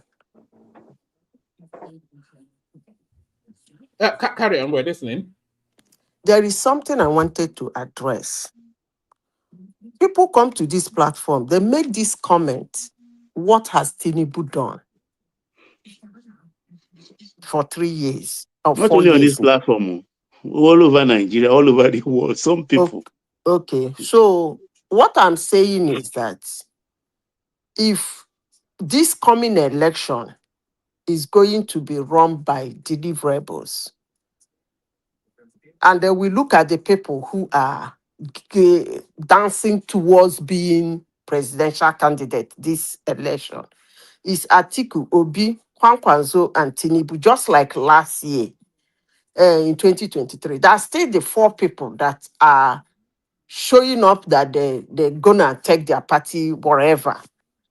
Now, deliverables is not only on Tinubu. I want to address that because people are very funny to say that careless talk. These 4 people, they have been, or rather candidates or whatever, aspirants. They have been in office since God knows how long. I would say since 1999. 4 of them. They have been in office in one leadership or the other. 4 of them since 1999. And the issues that these guys are complaining about, that they're saying that Tinubu did not do anything about, the issues has been there since 1999. Let me specify. They say hunger. Things has been expensive. If you look at Peter Obi's manifesto in Anambra, I wouldn't know whether did he even have manifesto. In Anambra, it was all that complaint. He won. Atiku and Obasanjo, it was all that they won. Pakwanzo, the same thing. What's his name? Tinubu, the same thing. Now, these people have recycled themselves in one way or the other. And as we sit down today, those are still the issue they are coming out to complain about. Now, come to deliverables. If you look at Anambra, when Obi was governor, you look at what he did. What did he do? He shut down hospital, public hospital for 13 months. The first 6 months, let me, please, one man, give me time to clarify this. I know people are listening. The first 6 months, he shut down public schools. Another 7 months, he shut down, that was, what do they call it? Not, that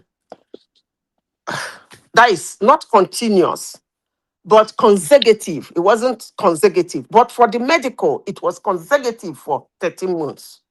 Then he didn't want to handle the public schools by spending money and then building it up. He handed it over to the missionaries. He handed those schools over to missionaries.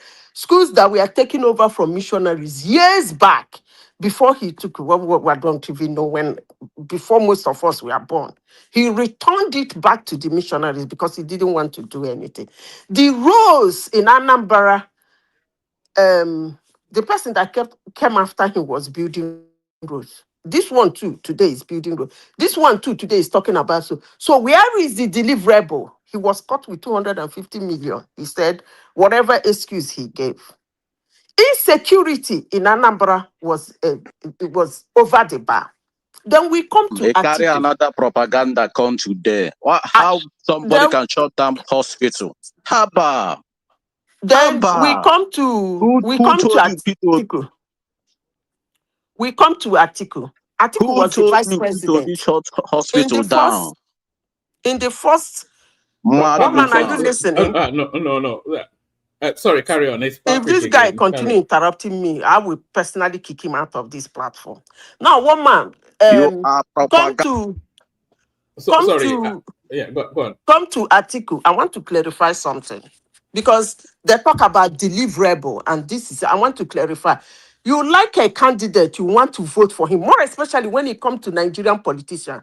You like a candidate, you want to vote for him, not because they are all do nothing. Maybe some of them have done one thing, one place or the other, but not to measure to whatever Nigerians want, because we still lack electricity up to today.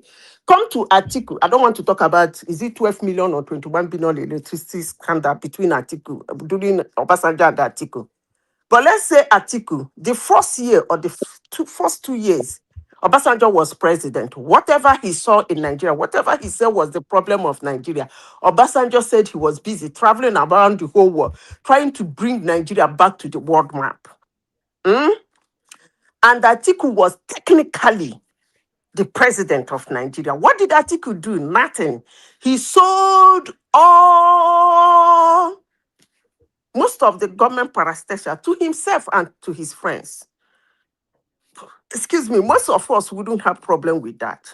But the thing is that he sold it for peanuts, and today they are not functional. Am I going to talk about Oluwaga still or whatever? Mention but a few. That is his own deliverable. Then come to Kwankwanso. Yes, Kwankwanso did 1 or 2 things when he was governor that his people will remember him for today. The same thing with Tinubu. So if there is anybody who wants to vote for deliverables, that what has he, people who say, what have the Tinubu done? At least Kwankwanso and Tinubu should get a vote compared to 4 of them. Madam, Because if you like me, hate me, I will say it. Madam, let's be very honest here, right? I understand what you're trying to say, but in our elections, we don't vote based. This deliverable discussion is theatrics. Let's be honest. So these individuals, unfortunately, these are the people who are going to be on the ballot paper representing their political parties. These are the big boys that the Nigerians are going to vote for. And they would rely on the ability to galvanize various political leaders from the wards to the local government, from local government to states, from states to those who have the political value to move their followers to come, and even inducement. Emeka, what I'm saying, get me right. I am not saying that people should. In Nigeria, I don't even know how much our leaders have done for us, because something as simple as electricity. Constant electricity we don't have. A country of how many? Over 200 million. Up to today, since after independence, we are fighting about constant electricity. So I'm not saying that the people saying what has Tinubu done is right or wrong. But what I am saying is that if the reason why they want to vote another candidate is for deliverable, then they are not telling themselves the truth. Because these four candidates... In essence, where is the alternative is what you are saying. Yes, God bless you. You understand what I'm saying. If that is what they are coming here to use as an argument, because some ridiculous, headless idiots will come and tell me what your candidate Tinubu has done. Tell me what your candidate... That is not... For me, a political comment. Hold on. It's a narrative of in the country of the blind. So Tinubu may not be the sparkliest, most sparkling, but then look at who's... Is it Atiku that will come and rescue us, or Peter Obi, or Showore? Okay, you understand what I'm saying. I think they recognize. So it's a country of the blind. Vote whosoever you want to. Emeka, let me conclude. Sorry. Vote whosoever you want to vote because you like the person. Not that you want to convince anybody that the person will come and deliver. Because the person has been in a position to deliver. He did not deliver. At least these four people, they've been running this country since 1999. So why are we still here? How come we are still here complaining about the same food, the same shelter, roads? We are still complaining about roads. We are still complaining about, what is it called? We are still complaining about insecurity. We are still complaining about electricity, pipe-borne water, healthcare, blah, blah, blah. So, Chichi, you can't vote in Lagos and vote in Imo State. Okay, know your country's law. So that is the point I'm making. They should stop saying all those innuendos and ridiculous statements. It doesn't convince people like they're me. Just trying to serve their sell your person. I like him. I like the way he talks. I like the way he moves. Fine. It makes sense. That saying, what has your candidate done? What has he done? Tell me one thing your candidate. That's actually stupid because your candidate didn't do nothing. Shutting down a hospital for 13 months is actually suicidal. In a slang time and in that country where you sit down to talk nicely about that your candidate, in that country where you're sitting down, such a politician do that bullshit, that will be the end of his career. Probably he will resign and probably, if being probed, will be in jail. So I don't even understand all these fallacies. Can I come in? I don't understand these fallacies. You like a candidate, you want to vote for him. But don't come here to say how deliver. 13 months of shutting down a public hospital is suicidal. In fact, that person needs to go to jail. Honestly, I think those who are selling P2B, sometimes I try to want to critique them. I also try to want to understand them. Obi is a very hard sell.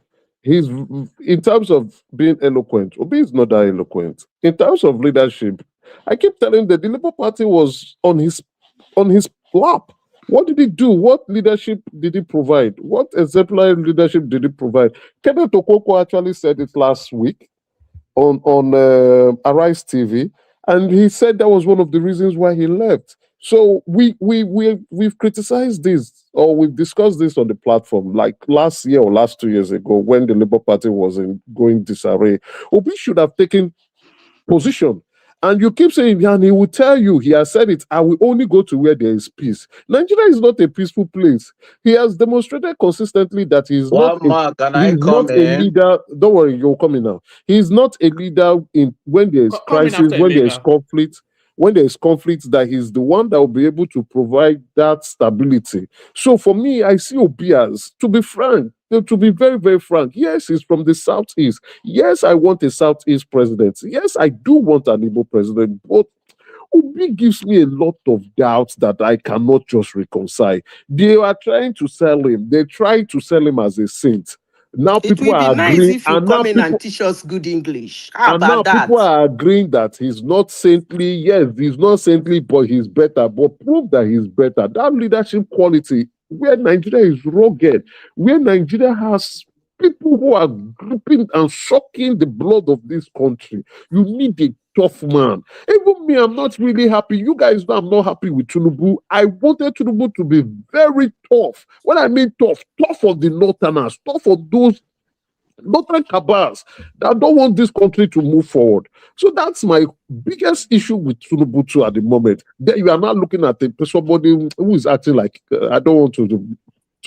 You can say anything you want to say about it, The but guy I've is acting said like my a own. woman to me. I beg. Okay, can I, It's one not man now, the comment. one man, can I You come? know, Somebody who hold on. cannot even speak good Wait. English, who Can I cannot come in? coordinate his legs and structure.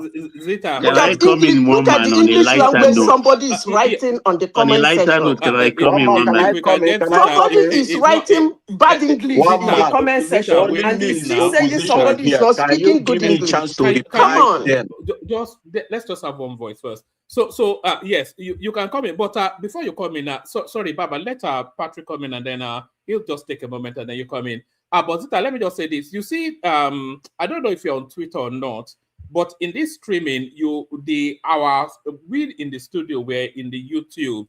The people in on the comment section, they are Twitter. They are like, that's just how I see it.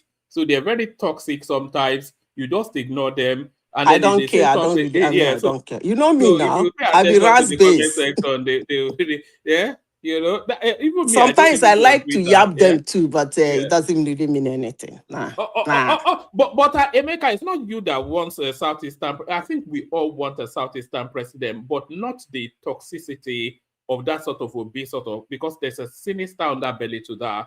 But I would. My first champion was what's it called? That guy that lives in Switzerland, Kingsley Mogalu. That when I first started streaming, it was the one I was championing. But Baba, let's hear from Patrick for a second, and then we'll come to you, Patrick. Yeah, one man. Good morning from here. I beg, no yab anybody. We no one fight today. Carry on. Good to see you. You see, I prepared to going outside before I hear my lovely sister voice. I decided to come up. My dear, stop this. Stop this. I will embarrass you here one day. So Stop this nonsense. I will embarrass you. Let me go direct If you to the want to point. go give submission, give submission. Let me go direct to the point. Don't reference me, please. Yeah, I'm not your I sister. didn't call your not name. the topic. I'm So not. this I'm habit not of your coming sister. up I to didn't attack call Zita your has name. to stop. I didn't call I will anybody's embarrass name. you here one day. It can I will embarrass you. me. You don't know me. One I will man, embarrass I you. didn't mention anybody's name here. All right. Without you see, when some people say P2B yeah, go on. When some people say P2B shut hospital down, my brother, is not true. Ask them, what is the source of the hospital shutting down? Is it only Anambra? No. The hospital shut down because of increasement of labor. The doctors said they want 100% increase salary. The state say no. They only have only 60%. That is all. That is the problem. They want 100% increase. But the state, not only Anambra, say they have only agreement is agreement, only 60%. They went to strike. Well, let me come in. Can you listen to me? Because I like to bring the facts. I just want to correct. It's that your fact. I want to correct something. That doctor strike in Anambra State was not a national strike. Go back and check your facts. My brother, go and check the reason. The reason you now that it was not. Wait, go and check the reason. Anambra doctor went to strike. I know it was. It has to do with wages. Hold on now. Hold on. Listen to what I said. They have only 16%. No, that's not my point. You said it was a Nigerian. It was a general. I am saying it was not a general. That time. Hold on. I've had you. Let me say what I won't say more than This 30 my time. You seconds. are talking before. You are talking. I know put I mouth. have not spoken. Just hold on. I can interject, but we are having an interaction. I am just correcting you. That particular No, strike you that can't lasted correct me. 30 Go months and check was why not. doctor Oh went my to goodness! strike. I don't I know what I'm saying. Go and check the source of the strike. They went. I am not I saying know that what it I'm was not a saying. dispute You about see, the wage before Peter increase. became I am wait, saying that agreement is already that's the met since problem with this guy. Guy, you 1999. met me here. Me, I never It's able not to a talk. One man. I Wait, think you should can give you me my listen turn. to Let me? me talk and Can go you and speak. listen? Let me land. Let me land. That agreement is already made by federal government, not P2B. P2B came and jammed that agreement since 1999. Then after P2B came to Anambra State, Anambra does not have anything.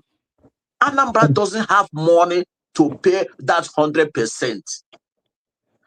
Look, Anambra, you are go and lying. verify. Anambra You are allocation. talking nonsense Can with you wait? confidence. Anambra allocation. Go and check Anambra You are allocation that talking time. nonsense with so much confidence, and you don't want somebody to correct you. No. What kind After of I finish, you can incorrigible ask me behavior a is that? question.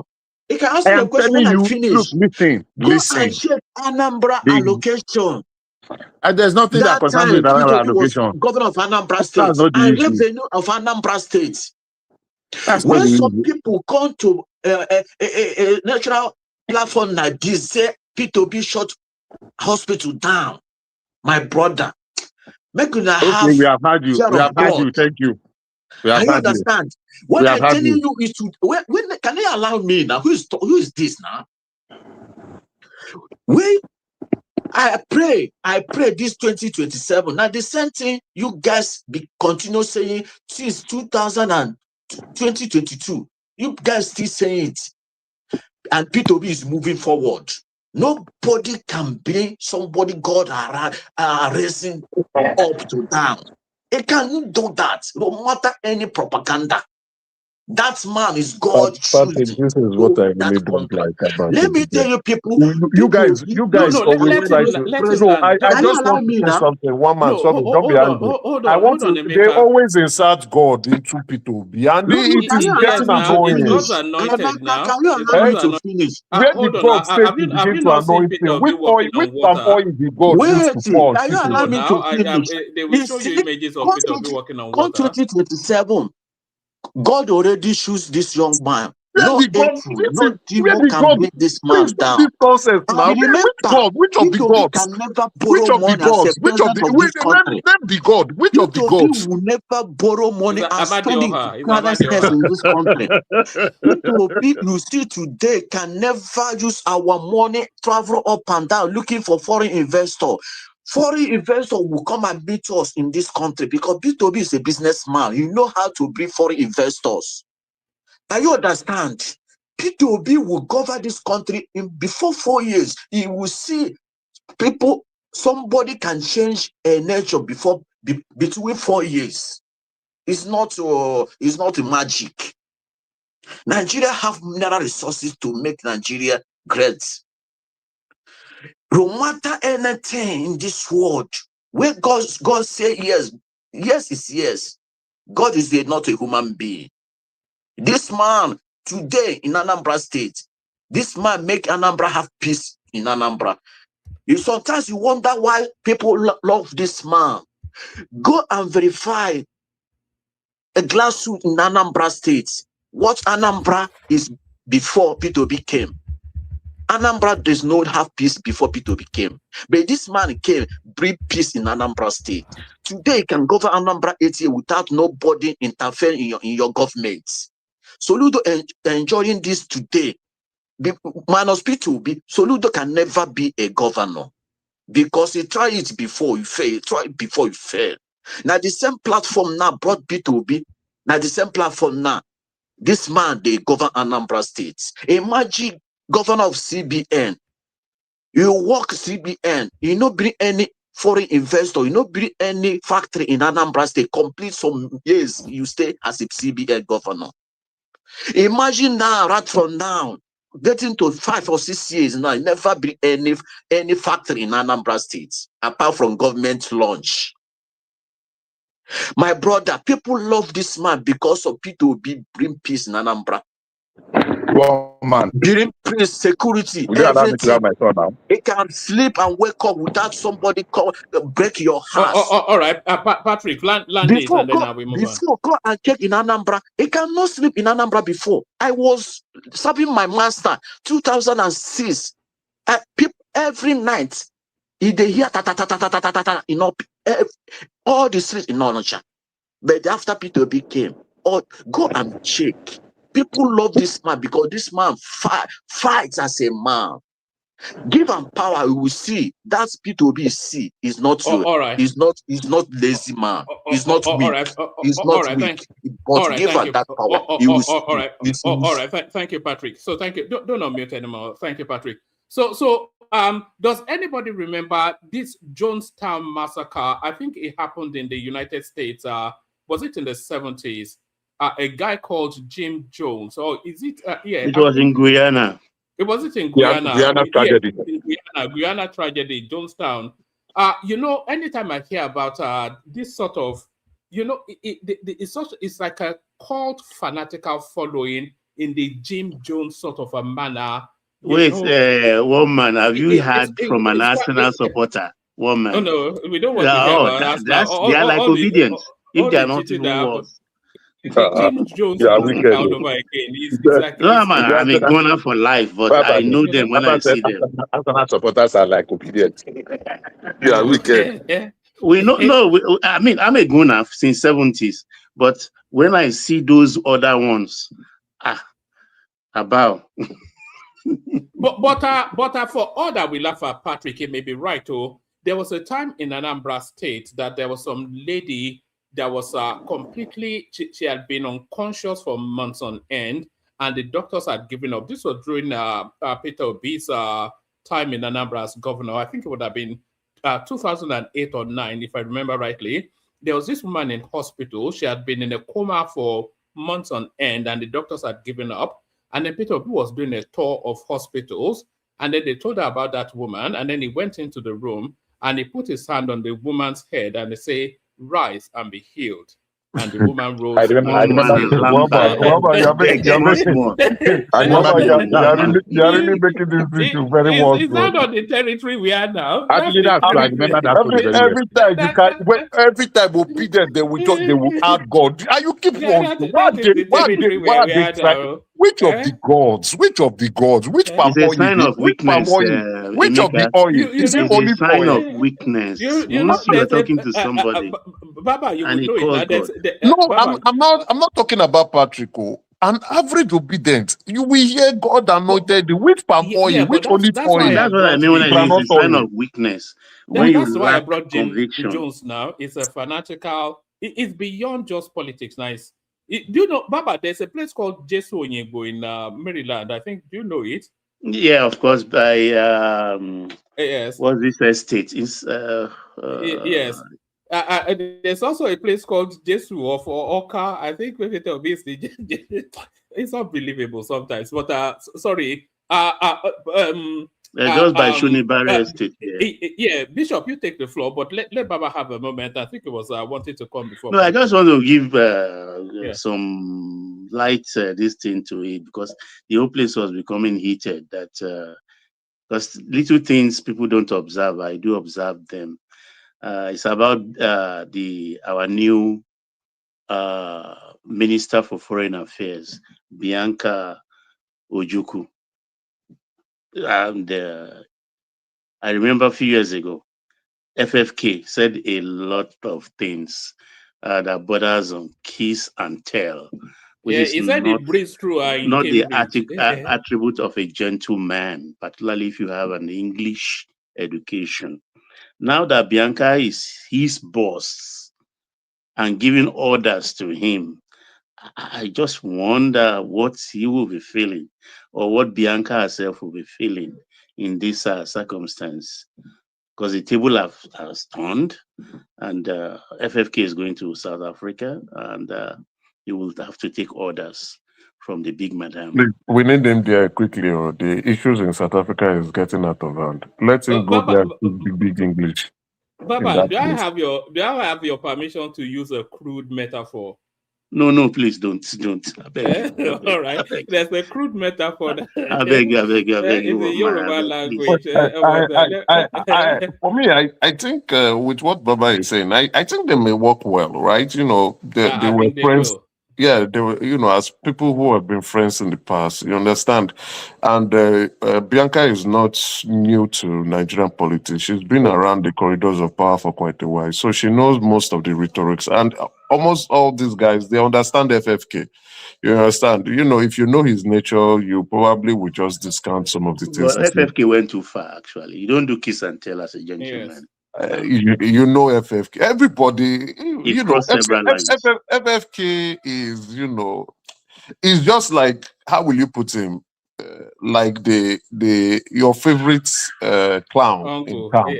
Yeah, you know, exactly. Let me use the word uncle rather than clown. You know, the one that tickles you, annoys you, and yet you cannot You know discuss. that uncle from London that always comes down to toast your daughter's friend. So you know. Yeah, that's crude one. The crass They are still uncle that available, comes such around. uncles. I thought Yes. we've slapped Uncle them London. like left and right, and they've been obliterated. I feel they'll work well. But I They have to, really work well. but I have to say that Bianca Ojukwu, nearly 60, still stands alone and above, probably the most beautiful Nigerian woman. I cannot But imagine that there's anybody. Yeah? she's a very beautiful woman, no Oh, doubt. she's stunning, She's tall, beautiful. statuesque, Even high Oh yeah, cheekbones. Bishop, take over You know. before these men start drooling. Before they start drooling, Umari was gushing and his mouth was watery. So she's a very Did you beautiful see when he woman. was putting his application card, the I Mahi? Look I at saw that. it. Bishop, I saw where are you? it. Okay. Me? No, no. Carry on. The She's floor is stunning. yours. Floor The is men yours, were just Bishop. drooling, so So and we are very young here. We don't want our ears blocked. So my submissions are on the politics. Quite honestly, they know what they are doing. People that will not even, you know, that start zero chance. They just want to push. So that they want to force, so that they look for somebody to touch them, so that they show it's somebody that pushed them to fall. But they know they are not going anywhere. Any seasoned political analyst can, you know, to a very high degree of certainty, predict where this election is going. I have called this election way back since last year, that the election has been won and lost. And that nothing, in fact, it's becoming clearer that it's been long. If there is one politician that is very tactless in Nigeria, it was Peter Obi. Peter Obi got the 2023 performance on a platter of good, and he did not manage it well. Till date, Peter Obi has lost probably, don't let me say 50, but more than a third of his very hardcore followers. And he's not going to gain them. And whether we want to believe it or not even if Kwakwaso carry Peter Obi on his head and is hawking him around like Fura de Nono to every compound in the north that will they vote for Peter Obi. He's not going to change anything. There are certain things that people will bring into the fore and they will throw into the mix of the electioneering when it really starts. So for me, all these what do you call it? All this something they are playing, just shekari me, as they used to say, shekari mini, it's not real. So say again. I said the problem of P2B is Obi. I will keep saying it here. Hate me, like me, I don't care. I agree The with you. problem of P2B is Obi, not anywhere. And that's a That big problem. of people you are saying is this. I cannot give what you want. Sorry, Bishop. I'm so sorry. Can I disagree with you and Zika? Let me land. Hold on. You still have the floor. But the problem of P2B is not P2B. The problem of because P2B is an entity. It's a star turn. The problem of P2B are his handlers. You know, he doesn't have and the his right followers. Yeah, but it's the handlers that will direct it now, and then the followers will go with that direction. But his handlers, the quality is so poor. It's big. I can handle Peter Obi and make him president, but his handlers are so poor. I'm listening. Sorry, Bishop, carry on. You cannot give what you don't have. Is it the skill? The other man was talking about oratorial skill. Apart from the oratorial skill, the analytical skill. the presentation skill, the problem solving skills. What skill is Peter Obi bringing to the table? What skill? Is it the mannerism that is always behaving like some an autistic something? You don't let me use a degrading word for those wonderful people. Please don't regard TikTok, YouTube. What skill?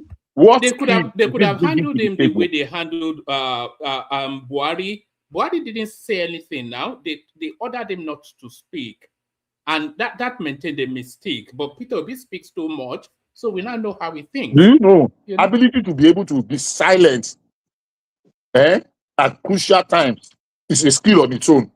Peter Obi talks carelessly, he talks nonsense, and he talks nonsense with so much. Look at the but that's down to his handlers now. That's down to his handlers. Oh my God, you just want to keep defending him. It's okay, I give it to you. No problem. I'm not defending My him. opinion is that Peter Obi fan now. Peter Obi has nothing that is bringing to the table. It's mismanaged. They should have. They should have taken that moment of that result from 2023 and then kept him quiet and then managed him towards the next cycle of elections, having him say as little as possible and craft his narrative to be consistent with the results. But he was just talking everywhere. No, he was just talking gibberish from the moment the election stopped. He never stopped talking. And then we immediately knew he was a nonsense guy. No, they tried to. Hold on, a woman is entering my note or touch. I worked in Anambra briefly in those early days. I worked with some people. I can mention 3 of them. My first stint in Anambra, I stayed in the house of Professor Chukwuemeka Ike. He was the president of Nigerian Book Foundation. I stayed in his house in Ekeoka. The office was upstairs. I stayed below. Anybody that knows Professor Chukwuemeka Ike, you will know the person I'm talking about. There is another Chukwuemeka Ike also. He was my boss when I was in the oil and gas. Still way back in the early 90s. These are people, the states that produced Charles Soludo and Okonjo-Iweala, and many more other top class, world class. We are now presenting Peter Obi as the best thing that comes out of that place.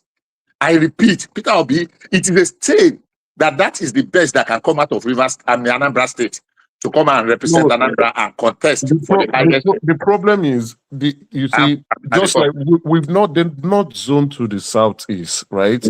We've not had that consensus that the southeast will be the one to produce. I know, but at least that is the problem we are having now.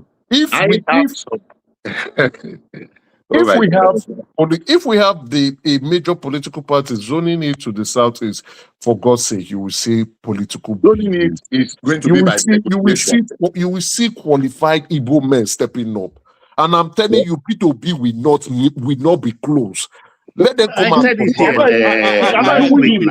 will see the best of what the southeast will provide. If we leave 1 to 1,000, that will not make it. He will not make it. Let him come out. He can't run for permanent. That's why he's running to other party. Let a major political party say, okay, this is the time for the southeast. Make I see people. No, hold on. Not a major political party. Let the whole country say we want a southeastern president. No, it's technically, yeah, I agree. It's technically a major political party saying the same thing. He will not make. He will not. I said it long ago. We have so many. But you will see proper. He will not be on the ballot now. In short, the rest of Nigerians will be saying, so the Southeast have this kind of proper, educated, eloquent, distinguished, dignified Igbo men stepping forward. Not P2B now. P2B, that's my annoyance with P2B. So even the ones I don't like Obi Ozekwe Sele. So we are saying the same thing. Those are better. So let's Baba Bishop, you will sit down and you'll be saying, I beg, these people, they ooze. Now they ooze swagger. Let us allow the people that are even Madam Ngozi Okonjo-Iweala, I know she's not fully southeast. Look at there's an abundance of talents It's just they know that the atmosphere is not it is not right for there's All those nothing to this Edo people, artist all now. those Edo There's people no that are killing for P2P, they will in short, their love go just they go they go like see proper Igbo men. Not be there. We always they say Obi. Now never see proper Igbo men. In short, They fools go they plenty, come. they What are they plenty. saying? Is it because Home and abroad. you will see proper Igbo men coming out, not P2P? When they talk, you go say, one man is talking about Kingsley Mogalo. We have Kingsley consensus on Mogalo that. no go go. I You will agree see with you. proper Igbo men stepping forward now to So come we and have consensus contest. on that. We have consensus. I agree with you. So that's exactly what I'm saying. There was no way that Peter Obi was supposed to be among the mix. So let's leave that one for number one. Number two, like I said earlier on, the election has been won and lost. All this running around that Peter Obi is running around. It's just all this one that Peter Obi is running around is just running. So let's leave that. I don't want to waste time on Peter Obi. There are a few things that one man said something earlier on about the power something. It's not like competing for who did what. But look, there are certain things that Buhari did not do. I was even going to suggest something.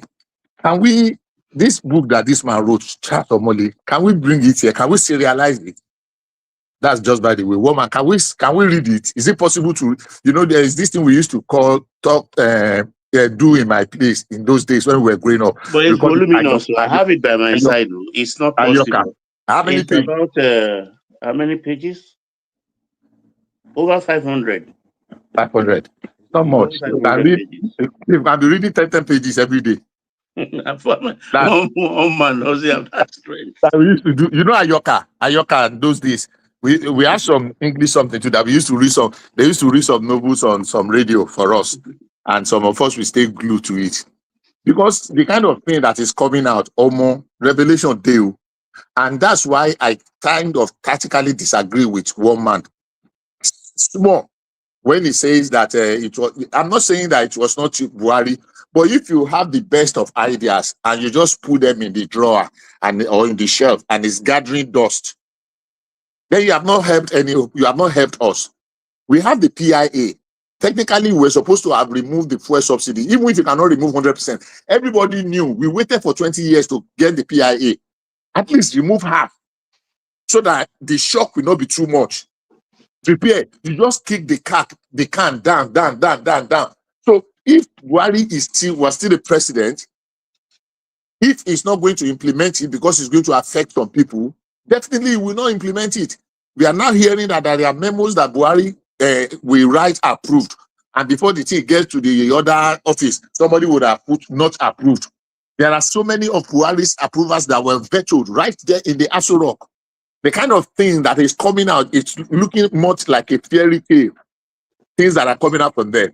Anyhow, that's by the way. Very quickly, Lagos State is what do I call it now? What's the right word now? It's coming top again. I heard that Lagos State is now going to commence producing their own driver's license. It is long overdue. The idea of one federal road safety producing driver's license for all the states is there's nowhere that works. So if Lagos State can take over, then I'm sure all other states, what's that right word? That's that word they were throwing around. What's the word that they are for the country? That they are reorganizing the country. There's a word they were throwing around, we're banding around that time. Restructuring. The restructuring is beginning to happen. So if they can take it and state police is coming, state can hold their own affairs. Then I'm sure the local government. Bishop, do you know why I'm happy about the driver's license? I'm very happy about it. There are so many reasons why I am. Those trailer drivers, those killers, those guys don't have driver's license. By the time we do that, articulated truck drivers, they will not enter Lagos State anymore. I know without that Lagos State driver's license. I think Baba wants to interject too. He's already interjected. I'm hearing him. He says what they will not enter Lagos State anymore. That the truck drivers will not come to Lagos State if they don't have the. Well, lies. They will set the standard. They will set the standard more than enough. And they will unify the standard. Anyhow, one more thing, one man or two more things. You said earlier, you were reading what they said, the Faroshimi said. I had it on somewhat authority that he has actually denied that he did not utter that name. Yes, So, I suspected that because he didn't, Yeah, it Daily was too Farouk is a man detailed. of facts. A lot of it was just lies. So he yeah, like couldn't pen that. Yeah, And they yeah. are doing a lot of that now. I saw this one, somebody was displaying a young Igbo girl disparaging the Yorubas and the Hausas, calling them cow, calling the Yoruba slaves. I don't believe it. I don't believe it. So, no, we all have to be very careful. Yeah, very. I mean, there are people that assess. There is life after the elections. That's what people have to. We still have to live together. They threw that to the winds in 2020. In 2023, they threw caution to the winds. Unfortunately, it is 2027. We are going to reap a lot of the things that were sown then. I mean, we sow wind. Definitely, when the harvest time comes, we will reap whirlwind. Definitely. We've already sowed it, and it takes time for the thing to germinate. And the thing is going to germinate. The harvest time for all the nonsense that were sown in 2023 is 2027, and 2027 is just around the corner. All the people that fueled the hate speech and the rest, the disparaging, they brought the whole tribe and culture, and they were saying all manner of things. Internet never forgets. We will dig all of them out, and we will flag them. We will, definitely. There must be a time of reckoning. Now, on the NSA, and I've had some comments about saying, oh, Tinubu is ready to dump NSA, Homeland Security. I think at this point that we are, whether it is America that advised him, or whether anything that is going to help us to solve this insecurity or the security situation in Nigeria, I think I welcome it. I really, really welcome it. There is enough work to go around in that security aspect. If we have to rejig or to revive our security architecture and bring anybody, every hand that can. Unfortunately, there's been a lot of gains in this past couple of weeks, a lot. And I like one thing now they have done. They are taking apart from taking the battle to them, the narrative of when there is an attack, they'll say, oh, innocent villagers. The thing that the man said, because one happened again near Shiroro in Niger State yesterday or 2 days ago, Saturday night, that they bombed those. They were saying, oh, they were villagers, they are fishermen, they have countered. They said, no, they are not fishermen. A friend of a terrorist is a terrorist. A friend of a bandit is a bandit. If you are in the community of bandits and they bomb you, whether you are doing wedding, whether you are doing salah, whether you are doing anything, if they bomb you, they bomb you. It is your wahala. So for me, let us see the kind of picking that man, the appointment with back. Let's see what he's going to bring to the table. Now, today, there's this development about JAM, which I think is a very welcome development. I've been opportune or privileged to be in the conversation where we were discussing it, because it doesn't happen in other countries. They grade you, they track your performance, they know where you are going. In fact, in some states in the USA, some universities, you can pick your university where you are still in your final year in high school, and you are doing some of the courses so that it will reduce your workload when you eventually get university. You are not going to be sitting down to read one exam in your transcripts. There's a lot of work to be done. I don't know if you guys know what I'm talking about. The one that Tunji said that some people will not be writing JAM, and there are some courses too in the university you will not write JAM. It's your continuous assessment. I don't know if anybody had that. Yeah, that is correct. I think that's a very welcome development. I think we are making very strategic but useful progress. These are things that we should have done maybe decades ago. But they used to say that the best time. Sorry, Bishop. I just want to add the point to what you are saying, right, which is very, very important. You see, our top talents, we are not retaining them, and it is really bad. Our top talents are being exported to other countries, and they are adding values to the lives of those countries, especially in Europe. I would also add the United States to it. We need to identify our top talents in the different from secondary school, and the United States and other European countries do that. These top talents, they target them when they are young, right to university, and employ them. keep them in the country, Yeah. because these are the people who would bring the best ideas, the best brain to make Nigeria much better. And Emeka, that thing you are saying is when every other thing is there. no, You can't tell somebody because the person is brilliant and the person can bring ideas, and then you tell the person to sit in a country where there is no 24 hours of power supply, there Zita, is no good road, the Zita, hold on. insecurity is bad, where Zita, he hold will on. have another Zita, offer. It doesn't work that way. Zita, hold on. Zita, hold on. It's not all glue. Now, the trajectory we have followed before, which makes us to remain in the doldrum of, all development or backwardness, is the fact that we always believe that cheaper is better in Nigeria. And we have this entitlement mentality. Education must be free. Housing must be free. Electricity must be cheap. Fuel must be free. Anytime you do something, you say, oh, you are not interested in common man. Look, common man should begin to learn to stop being common. When the economy is operating at the same level of international, economies, things are priced equally, then there is competition. People want to come and invest in that economy. People will not come and invest. I'm not sure. I'm not sure that's what Zita is saying. Zita is saying that. Correct me if I'm wrong, Zita. We are Hold on. talking of how they are not being retained. Let me answer now. I know where I'm going. Now. Where they are not being retained because of the economic imbalance, because there is no light. Nobody is retaining anybody. I'm not Because saying why they are not retained. I'm why people saying are going, why people are not circumstances. staying in their country. That's what I'm saying. No. What she's saying is that, correct me if I'm wrong, Zita, but what I understand you're saying is that the environment is not suitable for talent to blossom. And when we see talent leave Nigeria, we see how they soar to high skies. Yeah, so that's what I'm saying. the environment is not conducive for and you can't tell anybody to sit in that kind of environment because you want him to make the country That's what I'm proud. answering now. If you allow me to answer give my answer to the end. No, I just want to respond to Emeka briefly about what he said. You see, the digital nomads, you understand, the world has shrinked, like the old world we used to say. It's now a global village. So I'm not bothered because somewhere along the line, they will come home, not coming home straight to sit.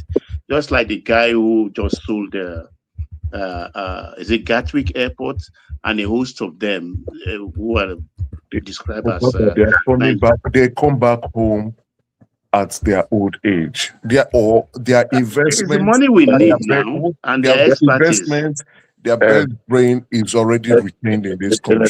So my saying is this. What I'm saying is this: if we are changing now, it might appear difficult because the change is sudden. If our economy is competitive, for example, if somebody can get a good job in Nigeria and is sure that comparatively that job can earn him $5,000 and he's earning $8,000 or $10,000 in America, he can weigh, am I better off with $5,000 in Nigeria or $8,000 in America? I can assure you, if you give that option to 100 people, about 50 people will take. No, but Bishop, we used to do it in the past. The best brains get scholarship to go to the best universities in Nigeria, right? That program has evaporated, and these individuals, once they are done with universities, they move instantly into the federal civil service, or they probably would, if they don't go there, they probably will go to some international parastatals, but with some Nigerian wings in that. We need to incorporate that situation. Why am I saying this? Is to promote a better culture. Our cultural values are now turning to something else. We need to promote the culture of excellence in that country. That you can, if you are talented and you work hard, you can still soar to the highest level that you aspire to be. University of Lagos used to provide scholarship to the top brains from secondary schools around the country. Same thing with Ibadan. Same thing with Nnamdi Azikiwe University and Nsukka. Even corporate bodies. Yes, Like and Liver corporate, Brothers in those exactly. days. You know, we sponsor that. We need that again. We need to retain the very best of the very best of the very best in the country. They must stay back in the country. These are the people. We need to retain our Isaac Newton, I don't understand. our East We are not. Isis. Emeka, We let me need to get back. retain Let me them. get back. But I've had you. Emeka, if we retain our Isaac Newton, it will end up as a roadside mechanic. No. They won't. Emeka, No, they won't. hold on. Let me. We have institutes Emeka, for them. They won't. They won't. when I Someone was who is working, talented would, once you are done, that your government is responsible for your upkeep. They would. Emeka, Yes. let me land. When at one point I was working, I coordinated a training institute. They call it Oil and Gas Academy. We were working with PTDF that was sponsoring both MSCs, and we will do screen them and the rest, send them abroad. It turned out at some point more than 90% of people that were sponsored for masters and PhDs abroad, they were not coming back. Many of them, they were not coming back. You can't sponsor Bishop. You can't sponsor them. Hold on. Let me land. Let me land, Emeka. Yeah. They were not coming back. Why were they not coming back? Why? Because our economy was not competitive. Because people believe that cheaper is better. And our rates, everybody's complaining now, oh, they are paying people like this. But if our economy has not grown to that level to be able to compete with our countries in our level of countries. Now they say that the company that pay peanuts end up with banana as wages to employ monkeys or something like that. Must be expensive. Power generation, if they are charging power generation, for example, 1,000 naira per kilowatt in America, we want to charge 100 naira in Nigeria, and that is at the level we will be operating. If we break loose, and we are not saying charge but at least let our economy go up a little bit. Look, I don't rubbish the education that we have in Nigeria. I know we can do better. I know there is a big room for improvement. I had a testimony last week of a student, and I have a witness here, of a student that came to America, finished first secondary school and university in Nigeria or something, wants to go to medical school or something. That testimony were there. Want to go to university, and there was this exam they were doing, and the person got 512, over 512, and yet they did not give the person the admission in one University of Michigan. And because they said you must know somebody that must attest for you that is a family doctor, that the girl look for, the child look for anywhere, but because he was black, coming from Nigeria, did not know anybody, they refused. So now they advise her to go to court. That on what basis this child sat with the same exam that all others sat with. She scored A, that is, she scored all the marks, and yet you are not giving her 515 or 518 or 514 is the mark. Yet you are not giving her. Everybody was looking at the angle of the segregation, but I was looking at the angle. Yeah, that's a Nigerian that finished from a federal university in Nigeria, came and dusted everybody, and it was the court that ordered that no, you cannot deny this individual. So it is not as bad. Sometimes I know there is a big room for improvement, but if we are able to implement certain reforms and we are able to implement them successfully, we will be able to compete. Let's even begin to compete with Ghana and South Africa and Egypt. By the time we dust those ones, and it will take us time to dust those ones, so people can wait and say, look, Ghana is not our mate. Like in which area? We're bigger than Ghana. Educationally. Oh, okay. No, we're No. I don't think we were discussing the education. We're talking about when people finish that education and the education tells us that they're a high spec, that they're like a savant, then the environment cannot absorb that talent because the environment is not conducive for that talent. So somebody that is really gifted, it cannot, that gift can never blossom in Nigeria. That's just what let me just chime in a couple of few things like that. Sorry, Bishop, but I apologize. So make it 2 things. I think, one man, I disagree with you. You see, someone who is gifted, if you are being supported, you would flourish anywhere in the world. So my fear is Nigeria needs its most gifted citizens to remain in the country. These are the people who will be the pioneers of moving the country forward in terms of either medicine, in terms of physics, in terms of Yeah, let's stay with that physics. How can a physicist blossom in Nigeria? so what should be The highest will be a university teacher. That's all. you don't identify them. So you identify them from secondary school, and then you are the one that will now mentor them and push them to the right institutes, like the In right Nigeria? university in Nigeria. You would Yes. also you want them for a particular situation. Maybe you want us to start creating probably a nuclear reactor. You would have groomed. No. That's what the US and that's what the US is doing. They don't start from university. They start from secondary school. They identify their top talents, Yeah, push no, them through we're not university, talking about and move them into a job. Right? That is what. So, for instance, let's say we want. Hold on, Emeka, just 1 second. We're not talking about the process of that education. Is that moving them into a job? That's where the thing is. You have a job ready for them already. What job is available for a physicist in Nigeria? Woman, can I come in? Can I just come in for 30 seconds? We have atomic research because we are missing a point here, which is just simple word. Yeah, breaking a bit. Yeah. Patriotism is a word. It doesn't have to be a perfect environment for you to come back home. In the supermarket? No, let me give you an example. Let me give you an example. Let me give you an example.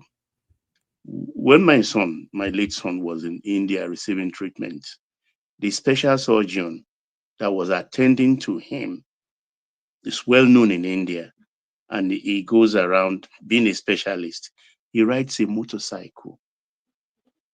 He rides a motorcycle so that he can navigate himself within the traffic, so that when he gives an appointment for 3, he's in that hospital 3 o'clock for you. So that surgeon can work anywhere in the world and big mega money, but he chose to stay because he is patriotic. We lack that in Nigeria. We talked about this a couple of months back about our attitude to patriotism. We are hardly patriotic people.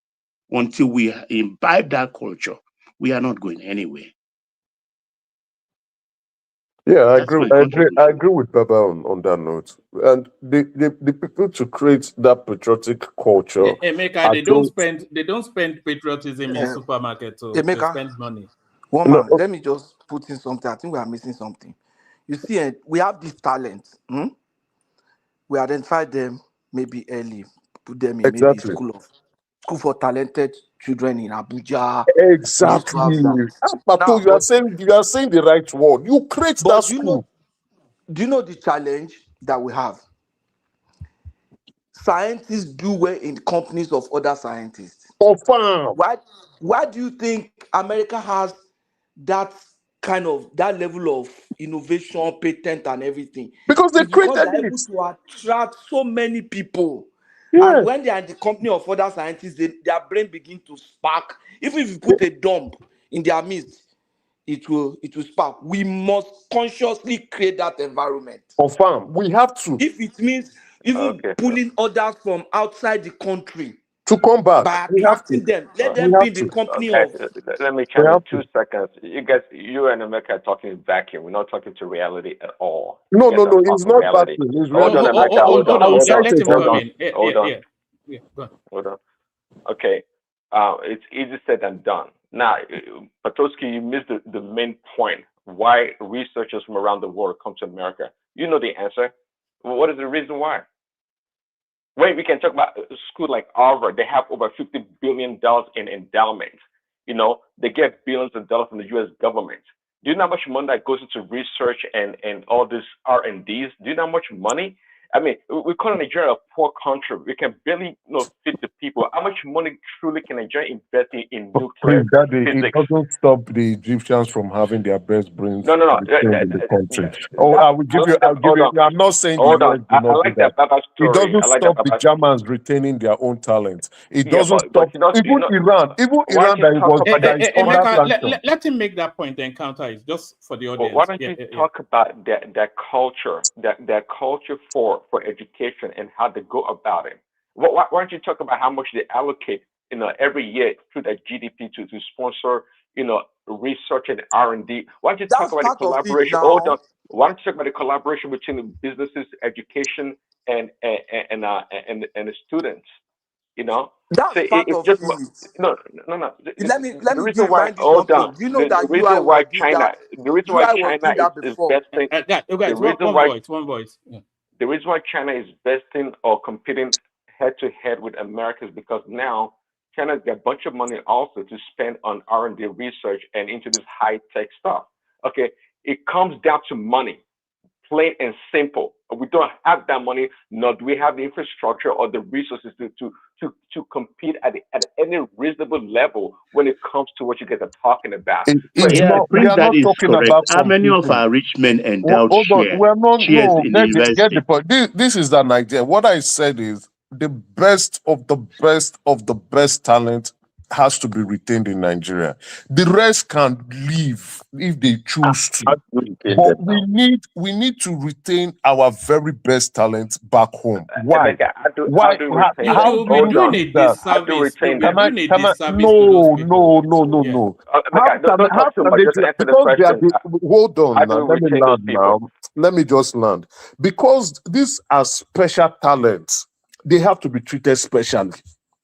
It's not, you cannot compare a special talent with average people. So you have to treat them specially. And you identify special talents from secondary school, not university. So once you have identified them from secondary school, that these people are distinguished talents, you create, just like what Pato is saying, you are already creating that room for them.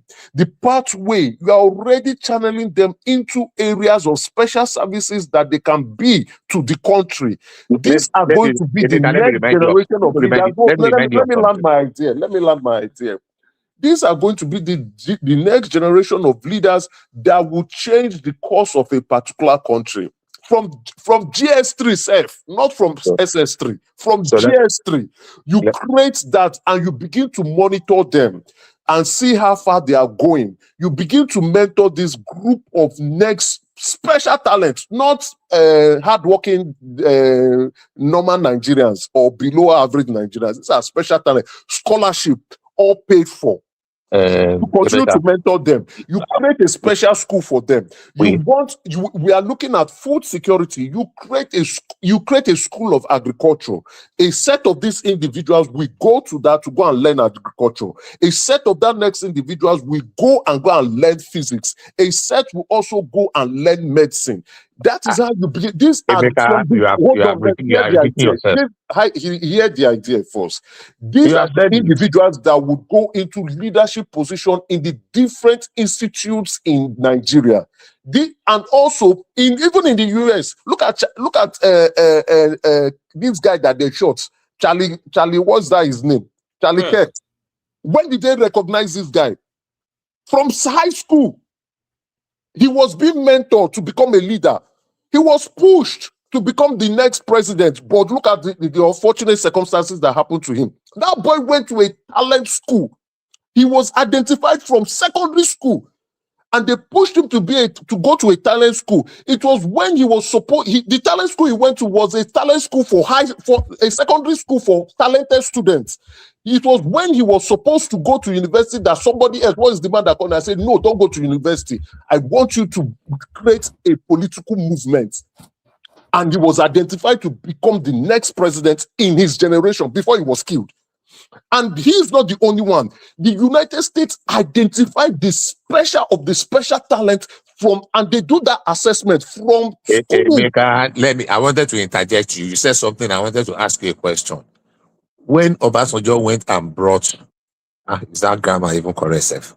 Obasanjo invited Okonjo-Iweala from the World Bank, and he said, even though it was a one of the development partner donor agencies that agreed to pay her salary, and the government was paying, but because she was being paid in dollars, I don't know if you remember the hue and cry that happened then. Today, we are struggling to pay our lecturers 1 million naira. We are not even paying them 1 million naira per month. You are saying we could create as if there is a special fund that is somewhere, and we are going to create two classes of people. That we are saying special. Yeah, there are special education, there are special talents. I just mentioned one that I was involved in many years ago, PTDF, Petroleum Technology Development Fund. That slush fund that Atiku and Obasanjo were using as, if you know the amount of people, the number of people they were sponsoring and the amount of money, I just told you here that majority of them were not coming back. And I agree with you now. When you take people abroad, all right. When Bishop lands, then Baba takes the floor. So if we now create, wrap up that conversation. Then if we now create, I have one more point. They took over from my mouth. If we now create, I know, yeah. There's this man. I don't want to quote like Obi quoted his own. Who is that person where you quote? I want to quote my. I'm not quoting Junior. No. And now Obi quote Churchill. Me, I want to paraphrase what this man said.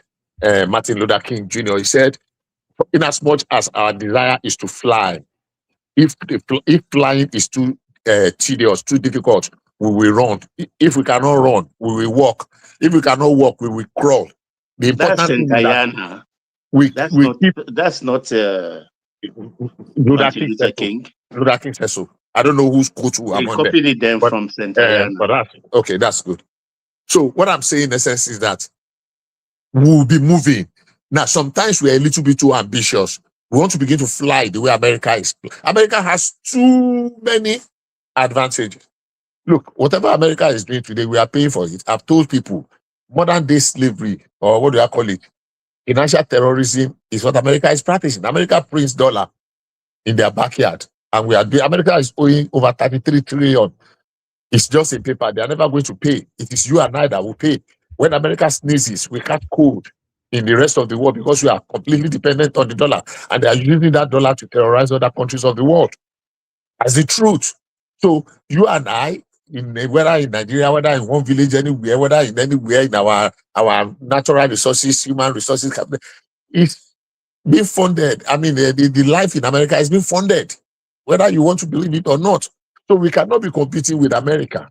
Yeah, we want to grow, we want to be like them, but it's going to take time. So if we are crawling now, develop what we have now, face our reality. Our reality is not the reality of other people. The problem we have is that we want to keep coaching and following people without understanding what is their own reality and what is our own reality. I believe that Nigeria will move, will go forward. Let me leave my remaining point until maybe when Baba finish, I'll chat in at the other one. But on the education, the decision to change that admission procedure and something, I think it's a very, very, very beautiful one. And I pray that they are able to get it right. Thank you. All right, brilliant. That's the excellent, Bishop. Thank you, Bishop. We go on to Baba next, and then I will go around and then open it up. But on our way, can we implore that everybody interacting with this session right now, please look at your devices, make sure you're subscribed. So take a moment to look at your device and make sure you're subscribed. We're after 1,000 subscribers this month. So I'm going to give you 50 seconds to subscribe. So let me, Baba, let's give them 50 seconds to subscribe and like as well. Like and subscribe as I play you this, and then after that you hear from Baba.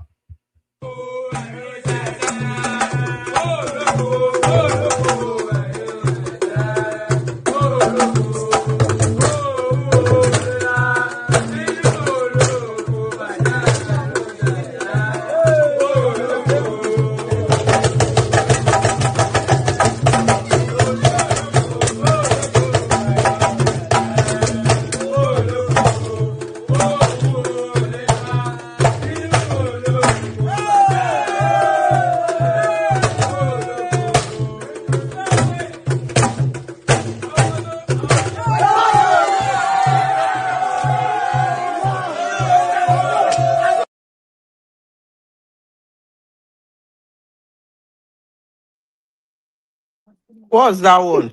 No, it's just That's a bata random. dance now. It was 40 seconds, 47. I just wanted to give them. So people make sure that you are subscribed. You had the window. So Baba, floor is yours.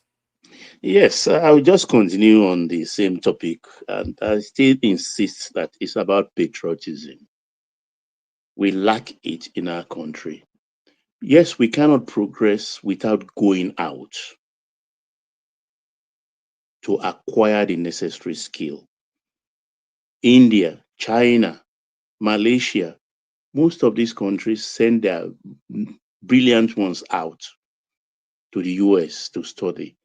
And when you study with some of them, while they are finishing, and you are planning to stay put and import your relations, your wife, everybody in, you ask them, they say, I'm going back home. That's what you hear Chinese say. That's what you hear most India will tell you. They are going back home. Because to them, it's not about the money. It's about developing their own environment. Our fathers that went abroad, didn't they come home? Then did they even have the same facilities? They know they will not enjoy the same facilities. But home, they came back. Because if you look, for instance, the NDDC in Niger Delta, all the people they send out, and they are still sending out because the scholarship scheme is still there and available to them to learn special skill underwater welding and everything. Once they acquire those skills, most of them don't come back. Most of them just don't come back.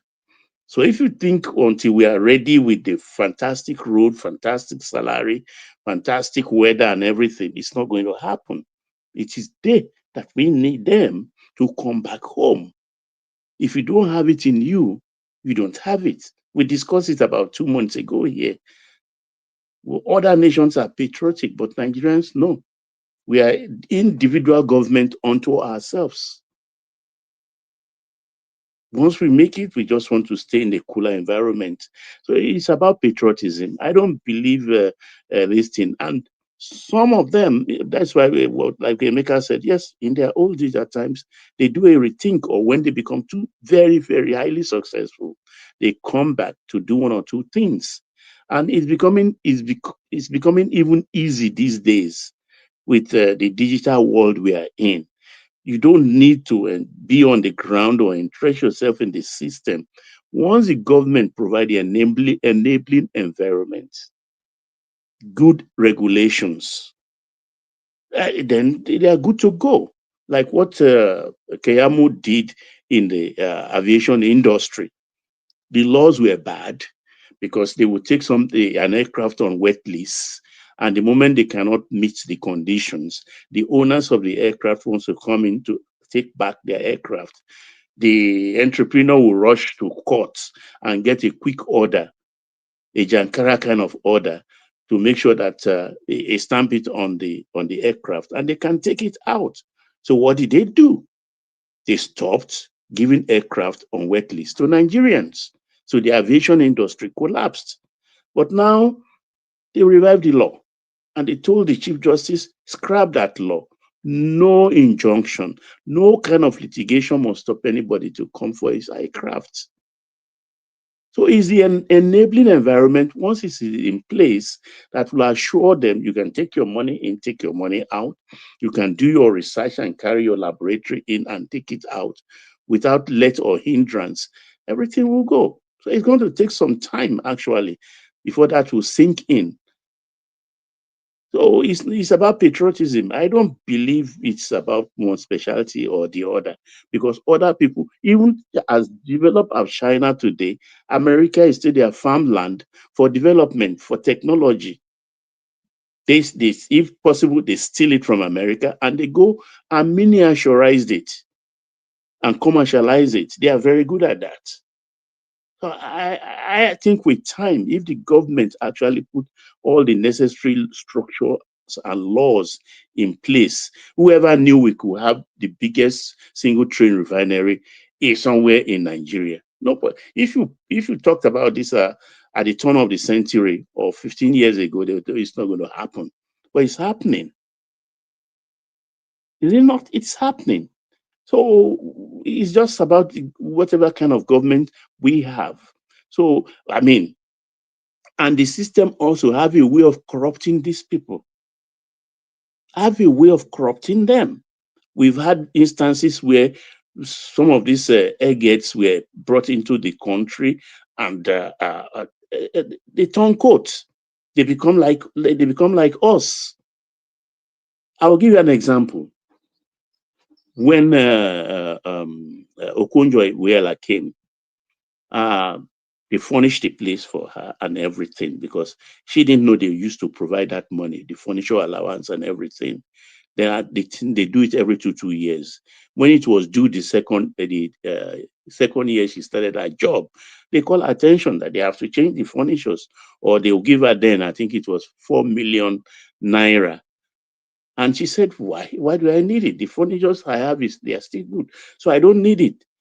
Then she's discovered about some few months later that the permanent secretary, the DG of our ministry, appropriated that money, put it in his pocket. And she was very, very annoyed about it and demanded that the guy has to give her the money. She got it. And from that point on until she left, she was collecting that money every 2 years. Same thing, ditto for Aruma Ote and several others. The system have a way of changing you. So we have a lot of work to do on ourselves and the system itself, because most of these people, they come in and Kemi Adeosun is another example. She refused to buckle and they kicked her out. Yeah. So these are problems we have. That's why I boiled it down to patriotism. We don't have it. We don't have it. I yield, one man. Excellent, Baba. So still a lot of things for you to speak on, but we'll move it around and then we'll open it up. We take it in the direction of Patoski, who's now fully rested back in Canada. So good to have Patoski. Floor is yours from Patoski to Ola. But Patoski, before you take the floor, let me use the window to bail out. Hand over to Chioma. Chioma, please be gentle with people. The super chatters are Ola and Kulata. I think people are rediscovering their wallet. I thought people had lost their wallet for a moment. So thank you to Ola and Kulata. So thank you, everyone. See you tomorrow. Please, everybody check your devices. Make sure you're subscribed. Make sure you click on like as you listen to the excellence as Patoski. Chioma, try and cap it off at the 5 hour. Did you draw? Yeah. Chioma, try and cap it up at the 5 hour mark thereabouts so that I'm able to edit it. Thank you, everyone. Did Patoski just drop now? Oh, okay, we got. Oh no, I think he's back. So Patoski, you're not connecting fully. Oh, you're back. So try and cap it off at the 5 hour mark, or no more than 5 hour 10 minutes thereabouts, so I'm able to edit it.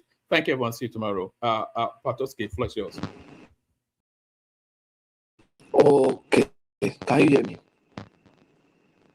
Yeah, we can hear you, Pato. I just wanted to mention something.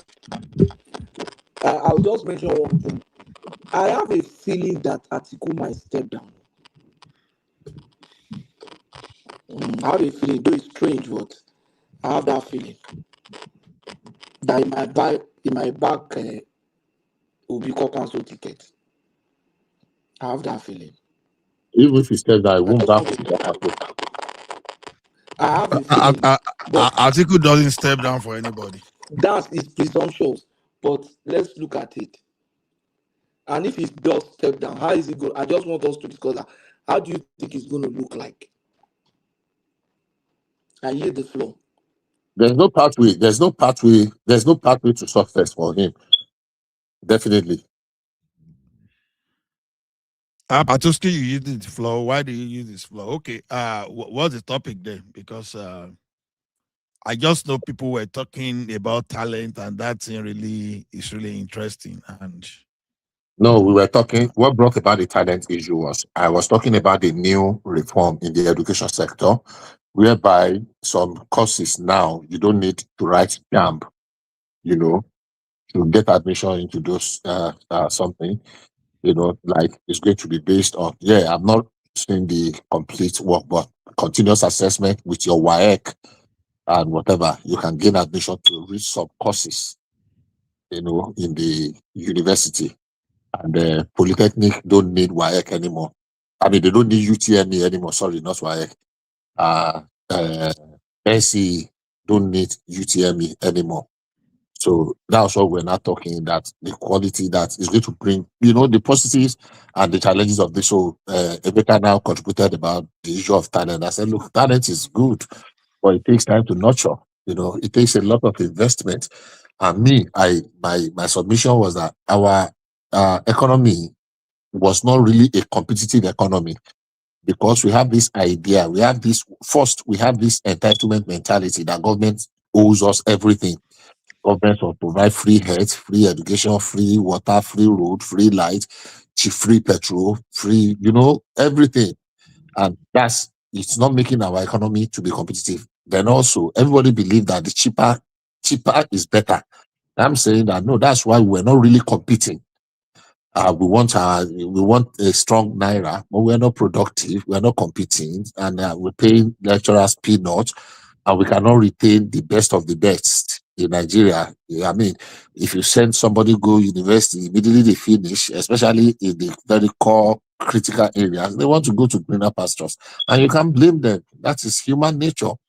You see, So, Bishop, sorry to interject, right? I just wanted to chip this in. A lot of us begin to talk about, we talk about the rise of China, how China is doing. We've spoken about the US, but we forgot something clearly, that China decided to go in-house to develop themselves. Now, in China, to get into the university is highly competitive, extremely competitive, that even some students, when they don't make it, they commit suicide, because once they've been able to get admission into the university, they are assured that they will become the bureaucrats in China. From there, if you go into the top schools, the government recruits from the top schools. They become bureaucrats for life. is that Emeka talking? Yes, that's what I am trying to explain here. Now, let me tell you something. If you come down to listen to me, let me just tell you something. I'll ask you a question first. What is the percentage of Americans that is from high school to university? What do you think the percentage is? That is how many students that finish high school, and what percentage of those that I to be honest, I don't know. I will not say I'll give you an idea. It's less than 27%. Do you know why? Because it's not everybody that is caught for university education. High school in America is the work entry level. Very few, just less than 27%. And I'm putting data now. You can go out, verify, and check it. The ones it is in the Nigerian or the immigrant community, that it is like a must. Immediately you finish from high school, you must go to university. And we are actually dominating. And when you finish, you still want to do masters. Now, there are certain people, certain jobs that you don't need university education for in America. You just finish your high school, you go do 1 or 2 training, 1 or 2 diploma, and the rest, and you enter. Majority of people that are even entering the medical field are not. It is Nigerians that want to be doctor, that want to be nurse, that want to be pharmacist, they are entering at different level. Now, we have a problem. Bishop, let me ask you, let me back you up briefly. Now, Emeka, if you see what Bishop is saying, if you finish high school, for example, you want to work in oil and gas field, you go do your H2, I am not. You guys are probably not understanding what I'm saying. I am talking about talent. I'm not talking about mediocres. I'm not talking about people who they are not mediocre. They are not mediocre. They are still mediocres. If you are not. If you are talented, let me. Okay, what was the definition of your talent? I think you need to put it in perspective. Gifted people who are gifted.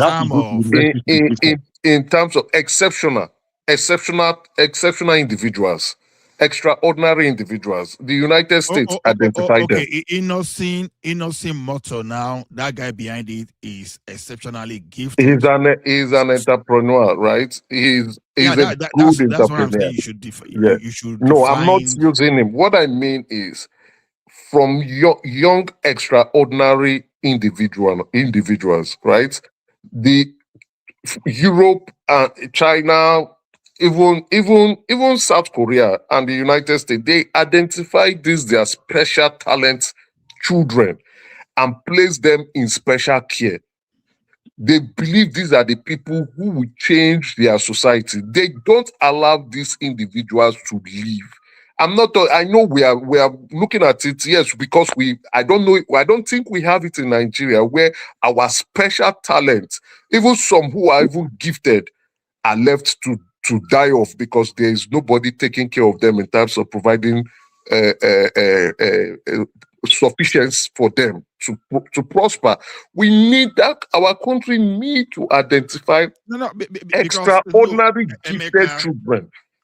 Emeka, no, King Emeka, I'm trying to understand what you are defining by talent. Okay, let's put it in See, perspective. okay, I'll give you. So there's an assessment. Hold on, just hold on. You sent me to school. You gave me curriculum. I followed through. I made 4.0 over 4.0. That does not make me a talent. I'm just someone that is skilled in putting everything together. I made 4.0 over 4.0. There is that guy that's got 2.5 over 4.0 that may be the next, what's the name of this Facebook guy? And there may even be another Elon Musk. So I just want to understand the perspective because we are not saying you don't identify this talent, kind of talent we are talking about. You don't identify them just by their scores. Exactly. You don't use those kind of scores to identify them. From schools, from public schools, your teacher will be able to look at you to say, okay, this person is different in class. They will be the one to tell the government because the government has a special program for them. The government is telling elementary schools and high schools, identify these people in your schools and let us know. So it is your teacher in class that will identify this girl, she's exceptional. The way she behaves, there are things she does that is above exceptional people. They will identify her name. The government will now come and enroll her in a special institute and pay her scholarship. In short, they will even tell the parents that your child is gifted. They will take you to that school. Say, this is the school that you will go. From elementary, you will go to that school, high school. You will not go to your normal community school. In your normal community high school, you will go to that school. The government will pay. In short, the government can even relocate your parents to go get closer to the school just for you because they know you are special. Go to the US, you will see it. Go to intelligence documents, you will see it. Pato, you know what? Pato knows what I'm saying. Let me tell you something. Hold on. Let me tell you something. I know what you are saying. Look, I don't know what name they call them. I have two that's close to me, and I know people that were there. Unfortunately, these children did not complete. They dropped out. They did not drop out because they were not good academically.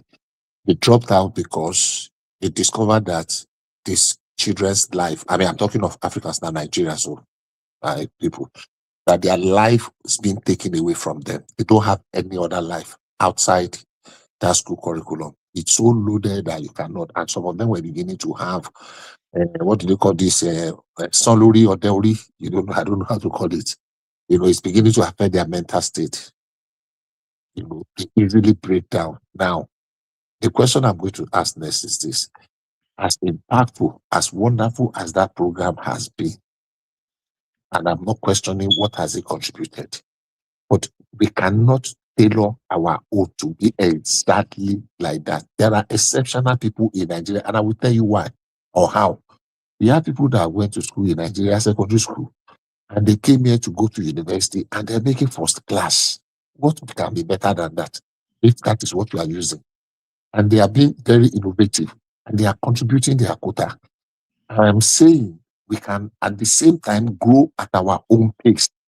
We don't have all the financial resources and even other resources that are not financial to throw in. But the little we have, we are making the very best of it. Our medical doctors, as bad as they say our education system is, our medical doctors are going everywhere. They are excelling. Maybe it is just 2/10. Maybe it is 3/10. But from 3/10, we can go to 5 and 6 and 7 and 8/10. But the important thing is that we are making progress. It might not be what you as an individual desire. I am not really completely too envious to praise what they are doing in America to now think we are not doing anything in Nigeria. I will agree with you that we might not be doing enough, but it cannot be said it has to be like that. Look, somebody asked a question earlier on that somebody scored 4/4, 4.0/4.0. Does it make that person exceptional? Does it make that person to be special, talented, all the accolades that you were pouring? And nobody answered that question. Somebody with 2.5 that is, might even be more talented than somebody that's got 4.0/4.0. By the time you put them in the field and open them, expose them. So what we're saying is this: yes, it is desirable, but it is not something you just switch into. The decay we have suffered has been for decades. And we are not going to repair those decays overnight. It's not going to be like it's just a flick. You just switch on the light. Yes, we want it to be like that. But for now, we're not. But the one we have, we can improve on them gradually, and we will get there. The reform is a step in the right direction. I'm not contesting everything you have said. I'm just saying that the reform, because that was what brought about this conversation. I was just praising the reform by Tunji Alausa, and many people are not giving him his accolades, his due credit.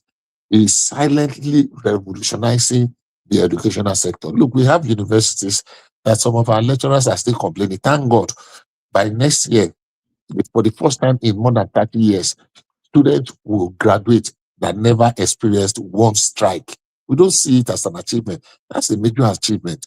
Nigerian students are going, they are competing, they are going to competitions. The rating of our universities is coming up gradually. That's an achievement. That we are not having truncated academic calendars because ASU will go on strike today, NASU will go on their own tomorrow, non-academic will do, and this one will do. Bishop, may I just, before I lost track, that's the school, special school in Choka now, students cope with it. Just jarred me up and reminded me of something. In the state where I reside here, we call them magnet school. Okay. And it almost damaged some student, high school students, because they were like pushed into an environment where even though they can cope, but they find it very strange. No playfulness, nothing. That kind of environment they enjoy in the high school, the normal high school environment. You made that point, and I agree with you totally. I saw. It took some time. The one that was very close to me, it took some time to be able to reprogram him, and he had to withdraw. And majority of them were withdrawing because I don't know whether it was too rigid or they were almost becoming like a dummy, like like turning to a robot. Every day the curriculum is so much, and almost all of them were. I'm not saying it is bad, but I'm saying it was pushing some of these kids. I don't want to talk of the extreme one because some of them got so extreme to the suicidal point. I mean, you said that in China, some people don't make it, they will kill themselves. Yeah, it is true. But is that the kind of thing we want? Absolutely not. Because there is room for everybody, there is space. I used to drive Uber. Let me chip in this. I used to drive Uber at some point in my early days here. And I went to pick an individual one day, a young lady. And when I got to drop her, and she was working in a restaurant. So we got talking. She said, "Oh, she wants to." I thought she's just out. She's a 21-year-old. She's not going to the university. That immediately high school, what she wanted to do was to own one of these restaurants. And if that the father promised that, okay, you have to go and work in the restaurant for a certain number of years. And she was working in all the departments, kitchen, in the service, in the this, in the that, all in the preparation for the father. When I got to their house, my mouth dropped on the ground. My mouth practically fell down. I have to be picking it. Still have to say yes. You know the kind of house that you will drive like half a mile from the gate before you get to the building. If you know some people know it's a mansion. The kind of house that you have already entered the gate of the house. and you drive like half a mile, and I'm not exaggerating, half a mile before you now get to the front porch. And you will see, people, there are people that have 100 acres of land. In their house is sitting on 100 acres. I looked at, and she's not going to university because it's a choice. It's a choice. So if I know where I'm going and I know I don't need a university degree, and I want to enter, why go to spend 4 years? That is some of the reason, and that is why the university admission of graduates from high school to university in America is less than 30%. It does not mean that they are a failure. It does not mean they are a failure. They have chosen their path early. I want to be a farmer. I don't want to be an agriculturalist. And my parents are farming. From high school, I've already entered the farming business. Go and look at them in North Dakota. And look at them in Bishop, as a matter of fact, if you have master's degree in let's say electrical or computer science, and the next thing you are doing is to be carrying network cable to be connecting to a computer, it's a waste. I'm telling you, waste. If You can learn the same thing in a week. Bill Gates authorized biography. It's the parents that actually supported them, and they started going to work on the computer. I think in Harvard, in the middle of the night. So it's not about government for everything. Government. How many rich Nigeria has endowed share in our university? Nobody's putting money there. Everybody's always waiting for government. Government can do everything. Why we go to universities in Nigeria is for the wrong reasons. You understand? That's why even when you see attend that university too, you start creating some kind of dichotomy. Oh, BSc is superior to HND, HND is superior to NCE. So it became something you use to downgrade people psychologically, or you use to boost your ego. So the thing is, if now for example, you finish your high school, you just get some tickets, you can make like 250,000 in a year by just going to sites and be doing maybe scaffolding, or be doing some kind of boiler, all this boiler maintenance at oil and gas industry, when you go to site. Whereas you still go to your university and you come out with your 4.0 over 4.0, you have your master's degree, and someone just employ you as one BS a network engineer, and you'll be earning 65,000 in a year. So what's the purpose of your master's degree? So because when I see this kind of people that are gifted in terms of what they create, Oga Patuski, your system is cracking though. So I think we are leaving the argument.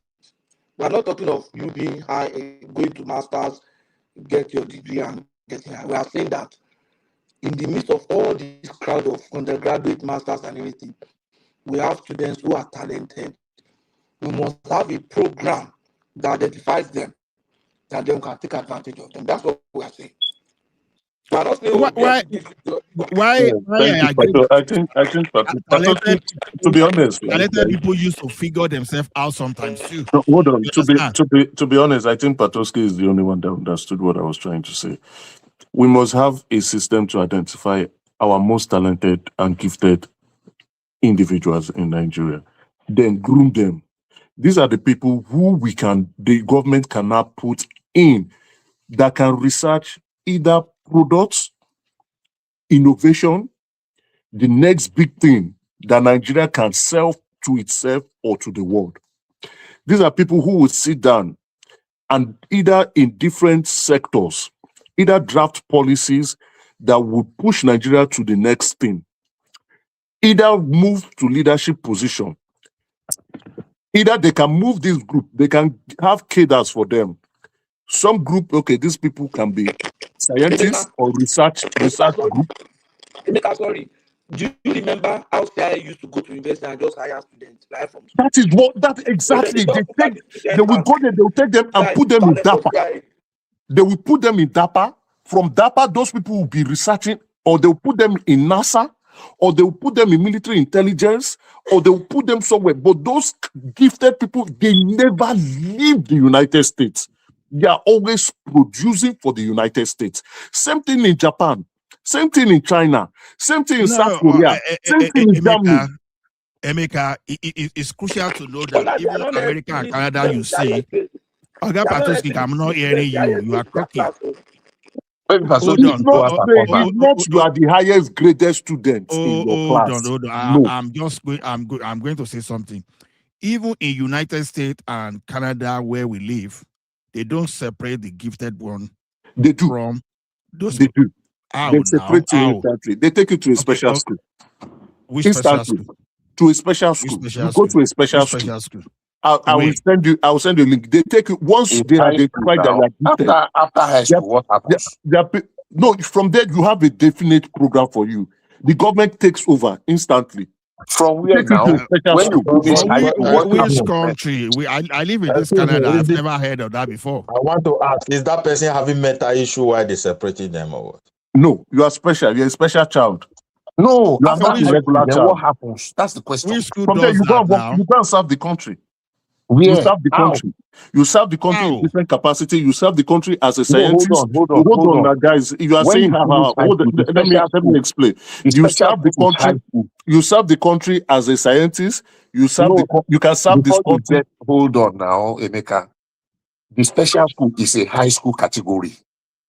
After that high school, what happens next? You're on your own. You have to search. No. You from high school. You know, many of you say some people do not make it. That is true. From high school, they take you to a special university. No, that's not how it works in the US. The opportunities are presented to you. The schools are presented to you. These schools either capture you or you choose your own direction in life. It's not like government will just come and pick you and you become their child forever. No. They will send you offers. They will give you scholarship. Maybe you go to MIT or you go to, there's another MIT in Georgia. You choose your path yourself. They call it Georgia Institute of Technology. Those ones, you are still talking about students who are which special school you go to? No, I'm talking about the magnet school now. They are never government child or government children. Okay, let me give you an example. If you know Max Levchin, one of those people that created PayPal, he graduated from University of Illinois Urbana-Champaign. They were the real pioneer of PayPal before Elon Musk carried his own company to join them later. Now, University of Illinois is a land grant, all those normal regular public school boards. Regularly future. Hey, don't change the topic today, please. Let it stay like that, please. What did you say? Also, let me finish my statement too. So the thing is this. When you see all those public schools, it's not a special school. They put all of them there and they compete. And among them, some people are exceptional and they go on to create their things. So example is that Max, Levchin and then Luke Nuzek, they both attended University of Illinois. So the thing is this. We see some of them too that are still doing the regular job today, but these people, they are special talent from that place. You understand? Just like you can say Tinubu is a special talent from Chicago University, but his own area is a politics. So that's how they do it. It's not as if that's a funny one. That's a funny example. It's not funny. It's a funny example. No, it's not funny. That's what when you say one of the notable alumni, you think Tinubu was one of the top of his class, but he was not a special talent. He was one of the top in his class. It's subjective anyway. That's subjective. So the thing I'm saying is this: the source called special talent, the school with regular people. Microsoft, Bill Gates, he went together with other regular people. Apart from Bill Gates, how many of those people from the same Harvard University, for example, you understand, that made it to where they are today? You understand? Because it was special talent among them. He discovered that I have something, and look at how special talent thinks. They think of application of what they know, because you can have 1,000 things. A special talent can just learn one or two of those 1,000. I say, oh man, this is an opportunity for me. and put themselves out and go and work on those two. They will not wait to learn the entire 1,000 things. Exactly what Unfortunately, I'm saying. they're actually groomed. They are groomed. So once they've identified that these individuals are talented, right? What they need to do, what the US do, is they get them into a special school and they begin to groom them. Some do not make it. Who groom? The US government. They will Who groom. groom They will Elon groom these Musk? students. Hold on, who groom Elon Musk and Bill Gates? And the big Gates, I don't want to speak on that. It could be subjective. So most of the products that we are using, even the internet, was developed by these special individuals from DAPA. Who are they now? Who are They they? are special talented people. You just don't need to know them, but they are special talented people. They group them to become scientists. They group them to become leaders. They will move them into politics. An example is even Macron, the president of France. He was groomed. Was a special talent, was groomed. Even when he came to Lagos, a lot of people weren't listening when he was shaking hands with Tinubu at one time. And when he spoke, he said, when I was in Lagos as an intern attaché, he was actually a spy in Lagos, in Nigeria. He was a French spy. He was being groomed. He was one that, and they enrolled him in the young. I think in the case of the Bill Gates, even Putin, that's not thank true. you. Even Putin was groomed from a young age. Baba, please, I'm saying something. Bill Gates, it was the parents. Yeah, no, I'm not talking of Bill Gates. Bill Gates came from a wealthy home. I'm talking about groomed individuals who are special talent. Somebody mentioned Putin, and that reminded me that Putin was groomed. You are not getting my point exactly. Let me tell you, there's something in Yoruba. Yoruba will say, when you talk, you understand, everyone interprets it differently. The same word. So when you go to all this university you are talking about, Ohm's law, for No example, doubt. you define. I know what you are saying. You are right. I'm not disputing you. Hold on, Oga. Ohm's law, you define into 1,000 of people, but someone will look at this environment that, okay, a bird is using this Ohm's law. I know electricity is using this Ohm's law, and my vision is to make it in life. So why Sorry, can't sorry, Ola. I want to correct somebody on the comment section saying that doing internship is better. No, he was groomed. They move up now. Experience that they push him around. Macron was groomed. He was picked from young age to become a leader in France. You guys, do you remember this book? I don't know how many of you have read it. The Confession of an Economic Hitman. Oh, thank you. But if you read that book, that guy, they picked him and groomed him. Exactly, they groomed them. There's even a movie. There's this movie on Netflix. Let me remember it. It's a documentary. The boy was picked and groomed. His father identified. I think his father identified him that he has special talent. He was picked and groomed, and he was groomed to be a spy. He was making things for intelligence. Night Agent. That's the movie. I don't know if it's Night Agent. It's Night Agent. Night Agent. His father was a CIA person, and that guy was eventually groomed. He was groomed from a young age. So even his friend, they were family friends. His friend was groomed to become an economic leader. Let me give you. Okay, hold on. Look at I'm going to ask a simple question. Do you know how Mustafa was actually groomed? Hold on, Oga Patoski. Now, let's go back to Nigeria, for example. Interswitch is another example of a Nigeria that started something that nobody ever did on the soil of that country. Michael Michel Elegbe of Interswitch, who groomed the guy? I want to know. Who? I don't know about it. So I won't say. I don't know about it. No, it doesn't mean that people that are not groomed will not still do well now. I don't know about it. Mixing the point up. That Elegbe can do well. It doesn't matter. No. It doesn't mean that other people cannot do well.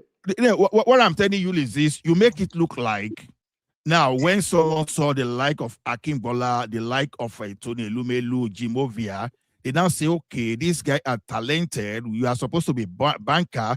You now created one room for them at maybe 40 Marina, and you camp them and you start giving them. No. Never That's not happen what that we way. are saying. See, That's not even what I'm saying. even Tony Elumelu that you are speaking of, you probably do not know who is behind him that even Do you pushed him know to that level. that thing So you I'm not just talking. said? Wait, let me come in. Where is somebody said you now create a room for them and say these people are talented? Do you know that thing you said they actually do it? Where? Okay, I will We're give only you an interested example. in knowing. Okay. I will give you an example. If you go to Shell company in Nigeria, you know, when you want to talk about Shell, you talk about an ideal firm. Ideal is something too real to be good. But if you want to talk about something that is ideal, like a day company, you use Shell. They actually do create a department for them. The best of their best. Then gradually they will be helping in jobs they are gurus in.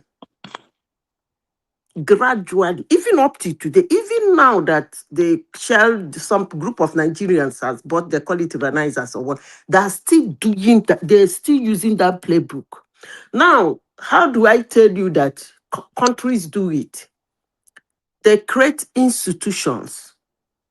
When they create that institutions, it's those institutions that identify those people.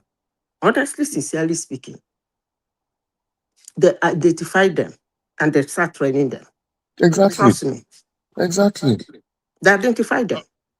Okay. Even when I was in school in the United States, some of us were identified. You will see them, how they do it. You will be shocked. Before you know it, some kind of ridiculous emails will start coming into your email, student email box. And by the time you talk, like they say what they call the presidential whatever, before you know it, you start going for their meeting. The school will have to pay for you because you are nominated. Before you know it, they pick you like this and they start embeddling you with all manner of things. It depends on who they want you to be. Okay, Sorry, Ola, madam, let let me give mention you an something to example. Zita. Ola, sorry. Do you know these things Zita mentioned? When I was in Oshonik was doing it. Oshonik was doing it. We have what they call the empty part. If you're for every set, they look at the best. And in the course of your appraisal and everything, once you enter the empty part, you are almost promoted almost every 6 months or 1 year. And you see the quality of work that they delivered. Those guys are very good. I miss the empty part narrowly, but the guys who did there, then good. Patoski, I think we discussed something similar to this yesterday. Why was it yesterday? You and myself were talking. I got all They those kind of actually that claim that later. what they call it is harnessing potentials. But Let actually, they're grooming them. let me give you an example. You see, one thing is this: nobody needs to put you in a special room in any university. Now, look what AT&T did with Georgia Tech. You understand?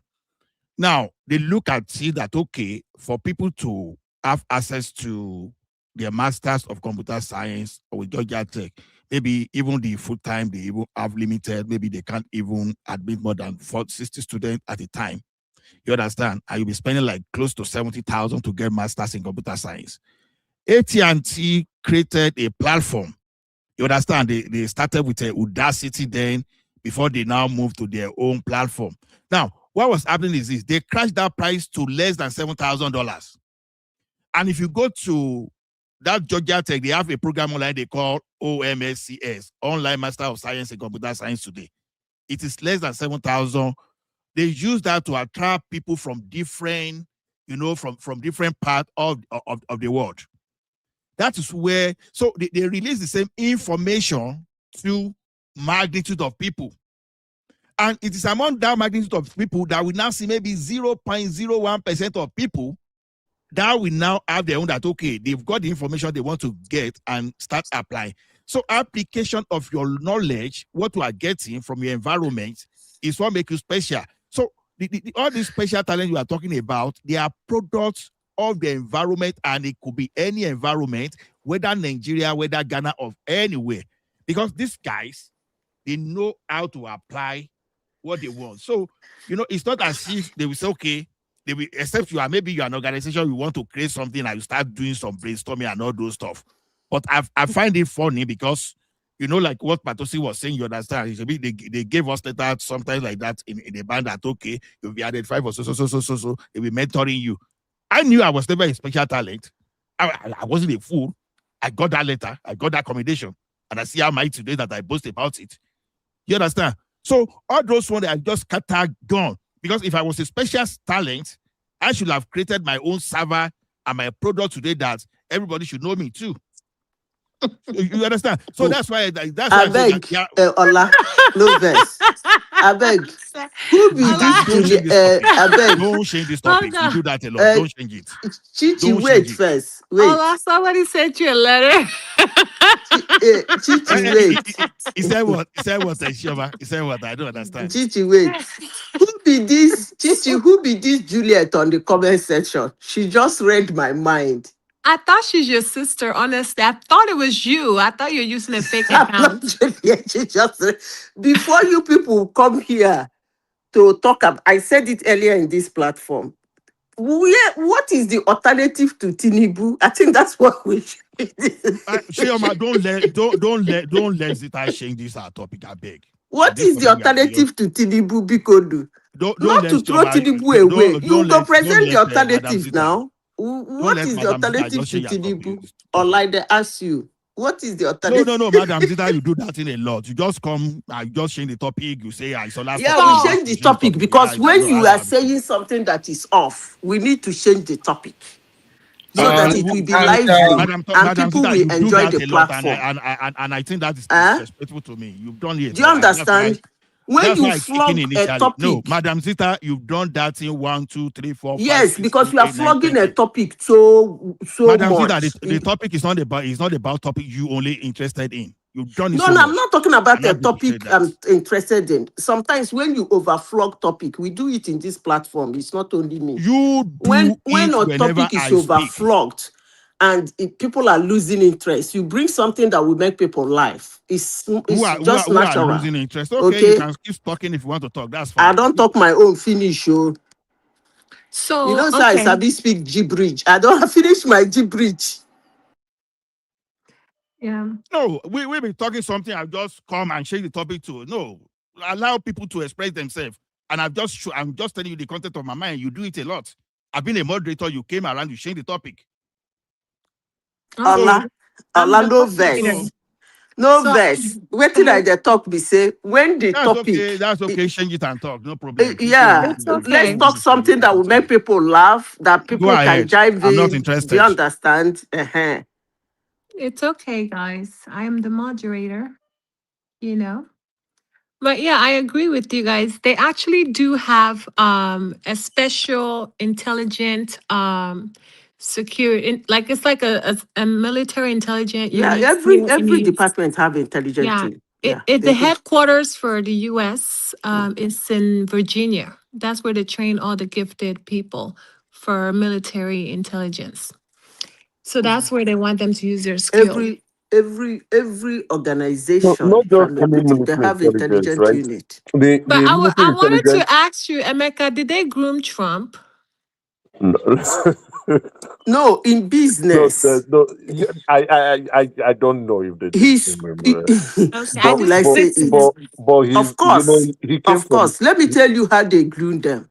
I will tell you how he was groomed in business. Yes, you see. When they identify you as a potential businessman, you will hire somebody like him. He hired, I think it was a woman that started that thing with him. And before you know it, the thing started spreading. They started advising him, no, I know you know how to do this. You know how to negotiate. Then go for this. Don't go this way. Of course they do. Is it in Nigeria that somebody will be a president, a first lady? It doesn't have image makers.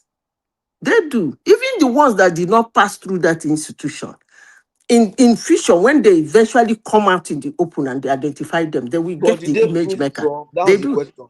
Did they groom Trump? Yeah, somehow, yes, they did in How? business, yes. When? Where? In Who? business. I don't think That he so. filed bankruptcy Wait like that filed now. bankruptcy like how many times? Wait. You didn't understand what I'm saying. Now, the No, grooming, I would rather say the right word was promote him. I want to grooming is when someone is young, and harnessing, no, promotion. They promoted him, right? Because he was no, already, they harnessed his potential. okay. What That's was not a his bad age word when to he use. built that tower? He was already When he brought down the he was already in his 40s now before he no, he built the wasn't. tower. Go and check the I think age. so. I No, think go and check. Go back and check the age. then let's not forget that he took a loan from his dad. He took $1 million loan from his dad, How right? many people will take loan from them?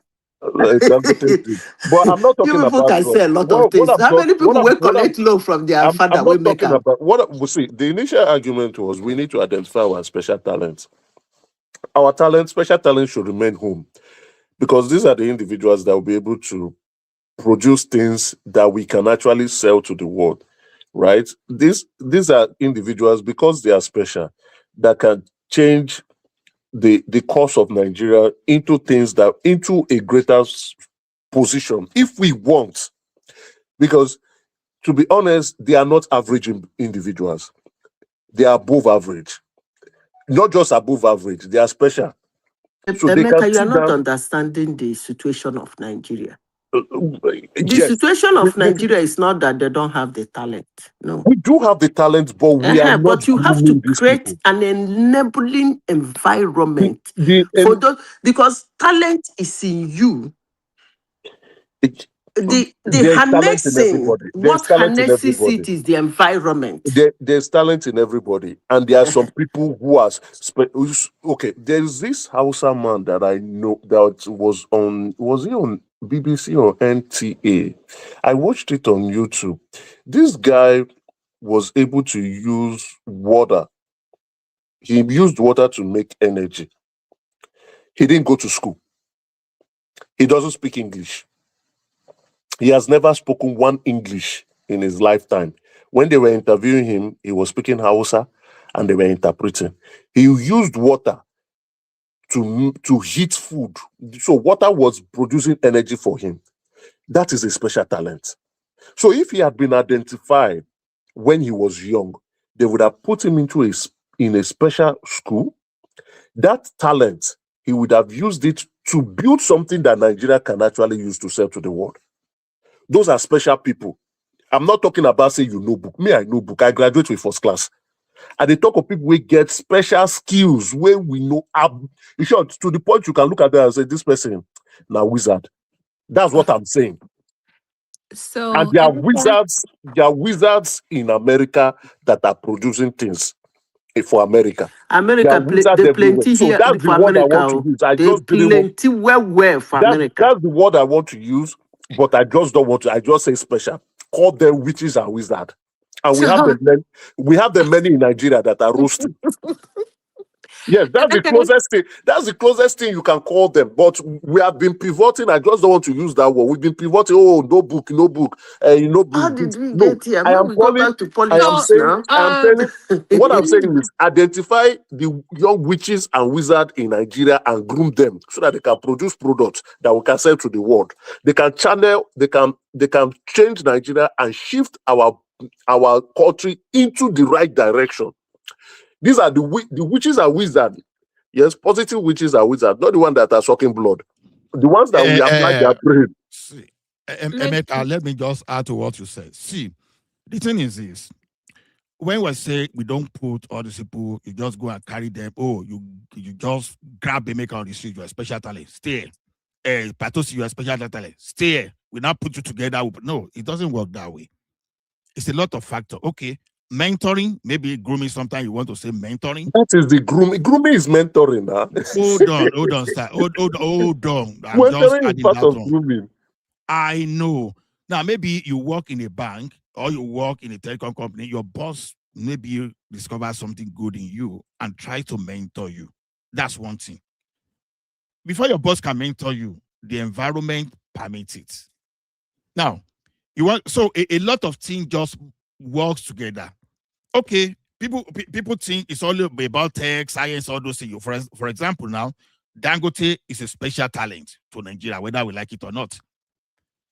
Dangote is not coming into electricity until the Electricity Act 2023 came out, because the environment allows him to exploit. See, Ola, I agree with you. Nobody is doubting that stuff. Okay, Exactly. so like Dangote now, like what they do. Okay, for instance, right? And Elon Musk, if you read his story, he will tell you, if you read his biography, what he wrote there is actually not true. Elon Musk was identified. Elon Musk, right from the university, and Elon Musk was provided with seed money by the United States government. If you even look at his contract, it's the United States government that is even funding that guy. So a lot of people are even saying he's not as intelligent as he claims to be because he's being funded. So some will be identified and say, okay, it's like this person has potential for business. That is where you are saying the Dangote, right? They say, okay, let's seed this guy. This guy is good. He looks like a capitalist. He has the brain for capitalism. Let him be the one responsible for this industry or this sector. This individual is good. He's a scientist. This group of individuals are good scientists. They can research into things that can help Nigeria. I just mentioned that Hausa man. He's now in his 45. He's in his 60s now. He's still doing what he's doing. So that's what I mean. Those people who have talent that we don't even know where they got it from. There are many in Nigeria. We have over 200 people. You can identify like 5,000 of them. Those 5,000 of people can produce things that would make the world wild. And that's what is going on in China. Those people, when they thief for China, they have special talent to thief. It's not easy to thief too. Okay, To thief so American hold industry, on. technology. So is Remy there? Remy, are you there? And also, Miss Prince Daddy, are you there? Yeah, can you hear me? Yes, please. I beg you, go ahead and speak. Because you guys have overflowed the issue of genius or special school or something like that. No be small thing. So it's quite an headache, man. In fact, what are you going to talk about now? Because I don't know anymore. It has been more The headline, they said that Atiku They say Atiku is on life support. No, they say he's withdrawing from the presidency campaign. No, it's not saying that. How can he withdraw? I don't think he's going to withdraw. I think at the end of the day, I look at the strength and weakness of all of these four guys. Not him on life, so his political ambition is on life support, sorry. I think they have to treat him that way because it's becoming unnecessary, another, how would I put it, something unimportant. You have been doing the same set of things since 1993, for God's sake. Are you not tired? And you are already 80 years old. What test do you want? So I think the way they treated him, the way Obi and Kwakoso treated him, probably he deserved it. But at the end of the day, too, Kwakwanso, to me, he has also met his probably the end of his political career as well. Because that is you went into ADC, you have your own plan, and then you start being, it's all politics. But at the end of the day, Kwakwanso might be smiling today, but they will also wait for him in the future. And I think that I also read something that ADC also have an important court case again. So it's not all over for Kwakwanso or B2. Who knows what will come out of the court case? They are even the one that instituted the court case. I think it's going to be about the Electoral Act or Constitution. They are quoting Electoral 47. I don't know. I just read it briefly. But it's very important that they scale that court case also. If they don't, that means both ADC and NDC might probably not be on the ballot. So everybody, you should get yourself prepared. If at the end of the day they strike both of them out, don't be surprised. So the way I just see it, I look at both the strength and weakness of all the gladiators that will go for the election in the next, few months. And when you look at the strength of Obi and you look at its weakness from 2023, that the strength is no more there. You continue to lose, and when you continue to lose a lot of followership, and when you are jumping from one party to another party. That's what will happen. And the way I see it is that, and how can you say it? I don't understand. Is it so desperate that you have to now say that, okay, I will go for one-term presidency? I don't know. I don't understand. That is too, even if you are telling that kind of story to a small boy, they will just say, what is it talking about? So you see, Kwakwanso went there and they signed an agreement. Okay, we zone it to the south, and anybody that comes there does spend 4 years and then give it back to when it comes to 2031, then you turn of the north in that party. That's a blatant lie. If we get it, is he going to say, okay, after my first time, let me quickly step aside and then no, it's not going to happen. And because of that reason, that is their failure. So everybody will know that this is not a party that is serious. And that is why a lot of people, they are not following that party in most of the states in Nigeria. And secondly, they don't have enough time to gather or garner a lot of people or to probably become a member of that party in Nigeria. Before they do their national convention, they said they have 10 million people registered. But when we look at their register, they are not even up to 2 million people or 1 million people. So they're just some few thousand people from the register that I saw. So they're just lying unnecessarily. For Atiku, I think he should just, if I were him, I think he should just step aside and do not contest for this election. Because first, the party you are have a lot of court cases. And if things are going this way, I'm not sure that party will be on the ballot in 2027. So many cases that, I don't know. No, they will be on the ballot, Remy. Why? Because the executive as they stand today, they are the ones on the INEC portal. The problem is down the line.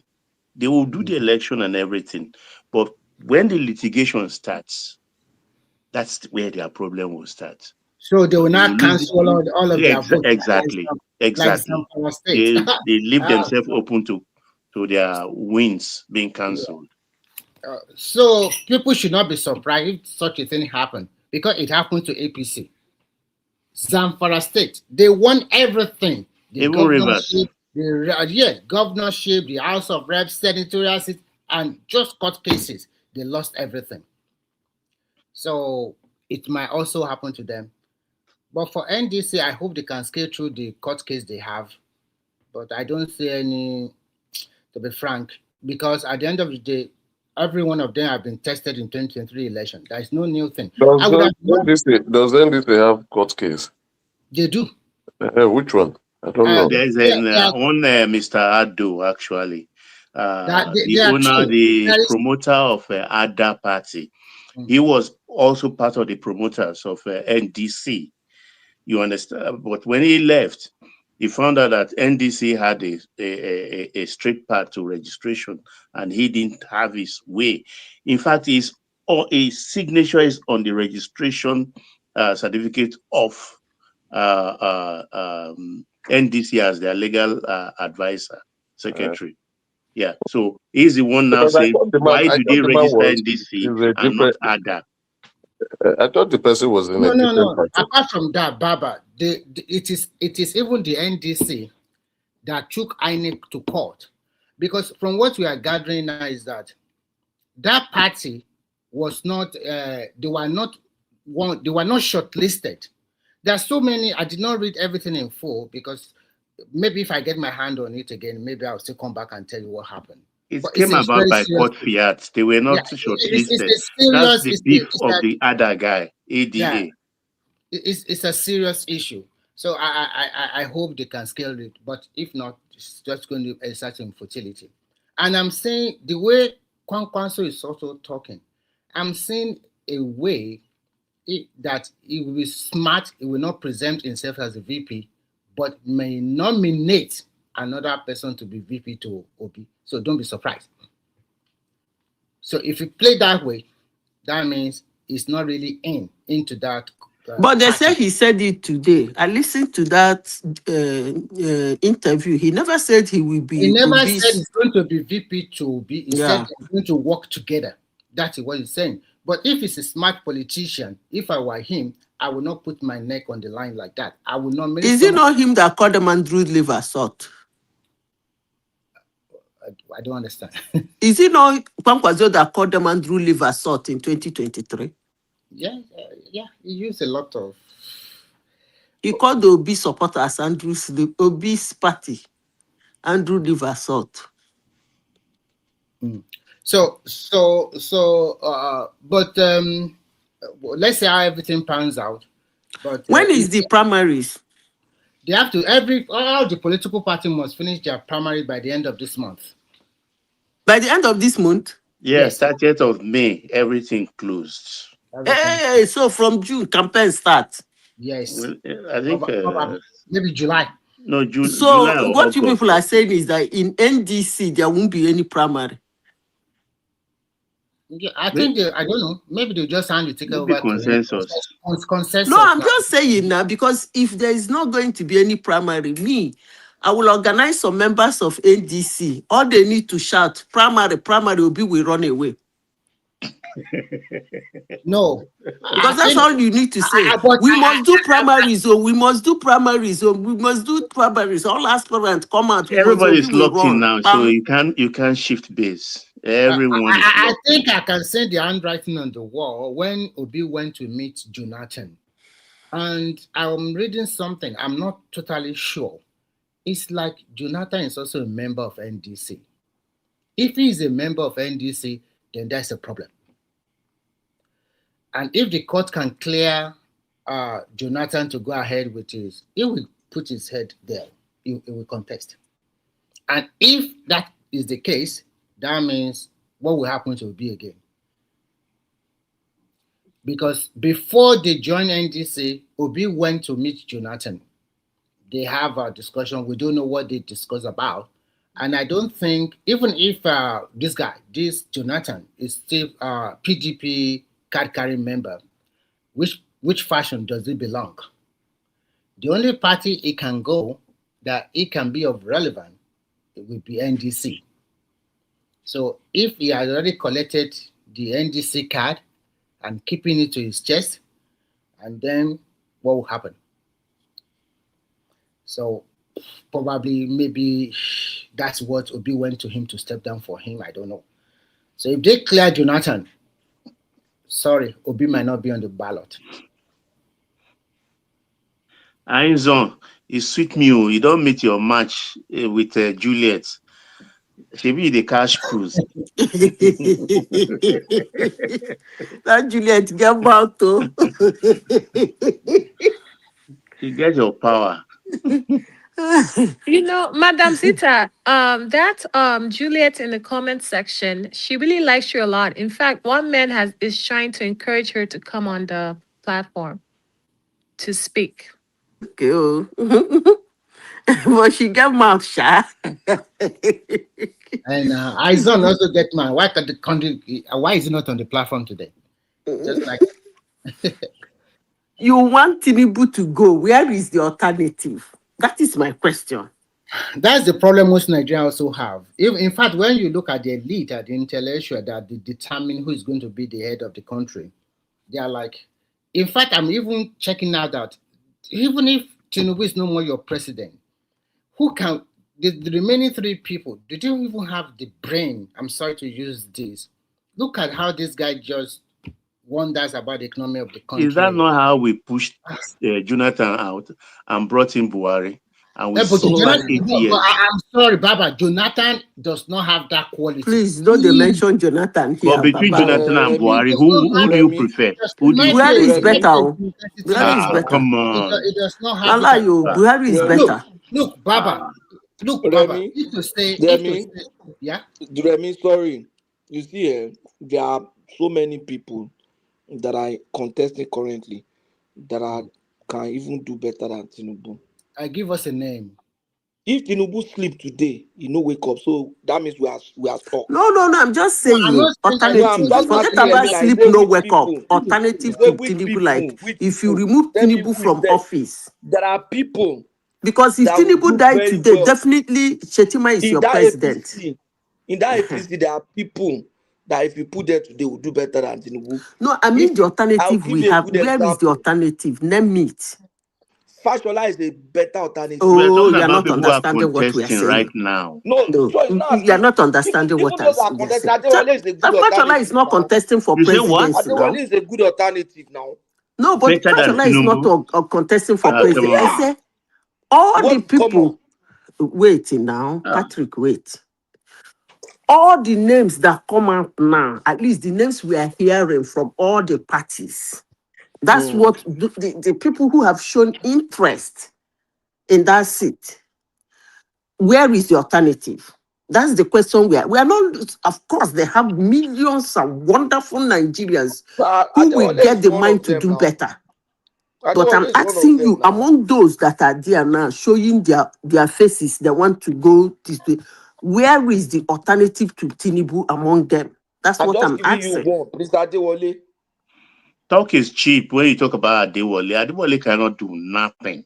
So why do you It's think just he cannot talker. do nothing? And wasn't he on this platform? He Odawale was is on this not Why do platform you an think he cannot do alternative, I on nothing? beg. 2 occasions.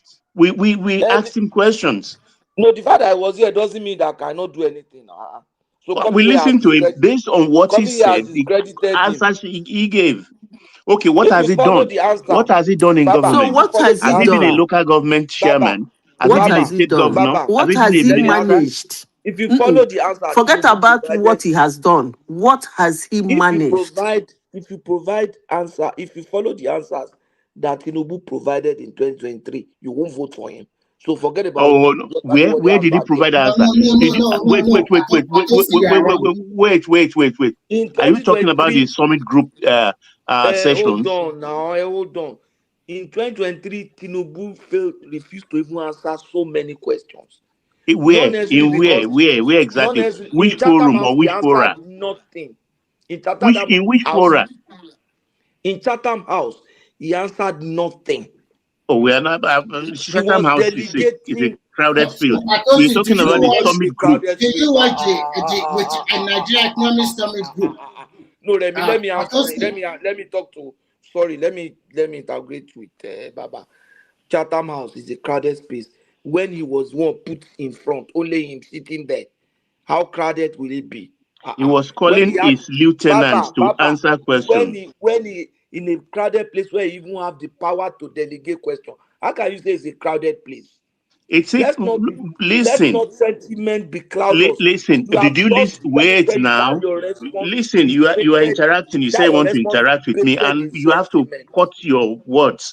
Did you listen to the summit group sessions they had with the I the listened. three foremost candidates? Yeah, Did you? in that summit 58 group. minutes, 60 minutes each of them? Yeah, let me. In No, I'm that asking you, summit, did you or did you not?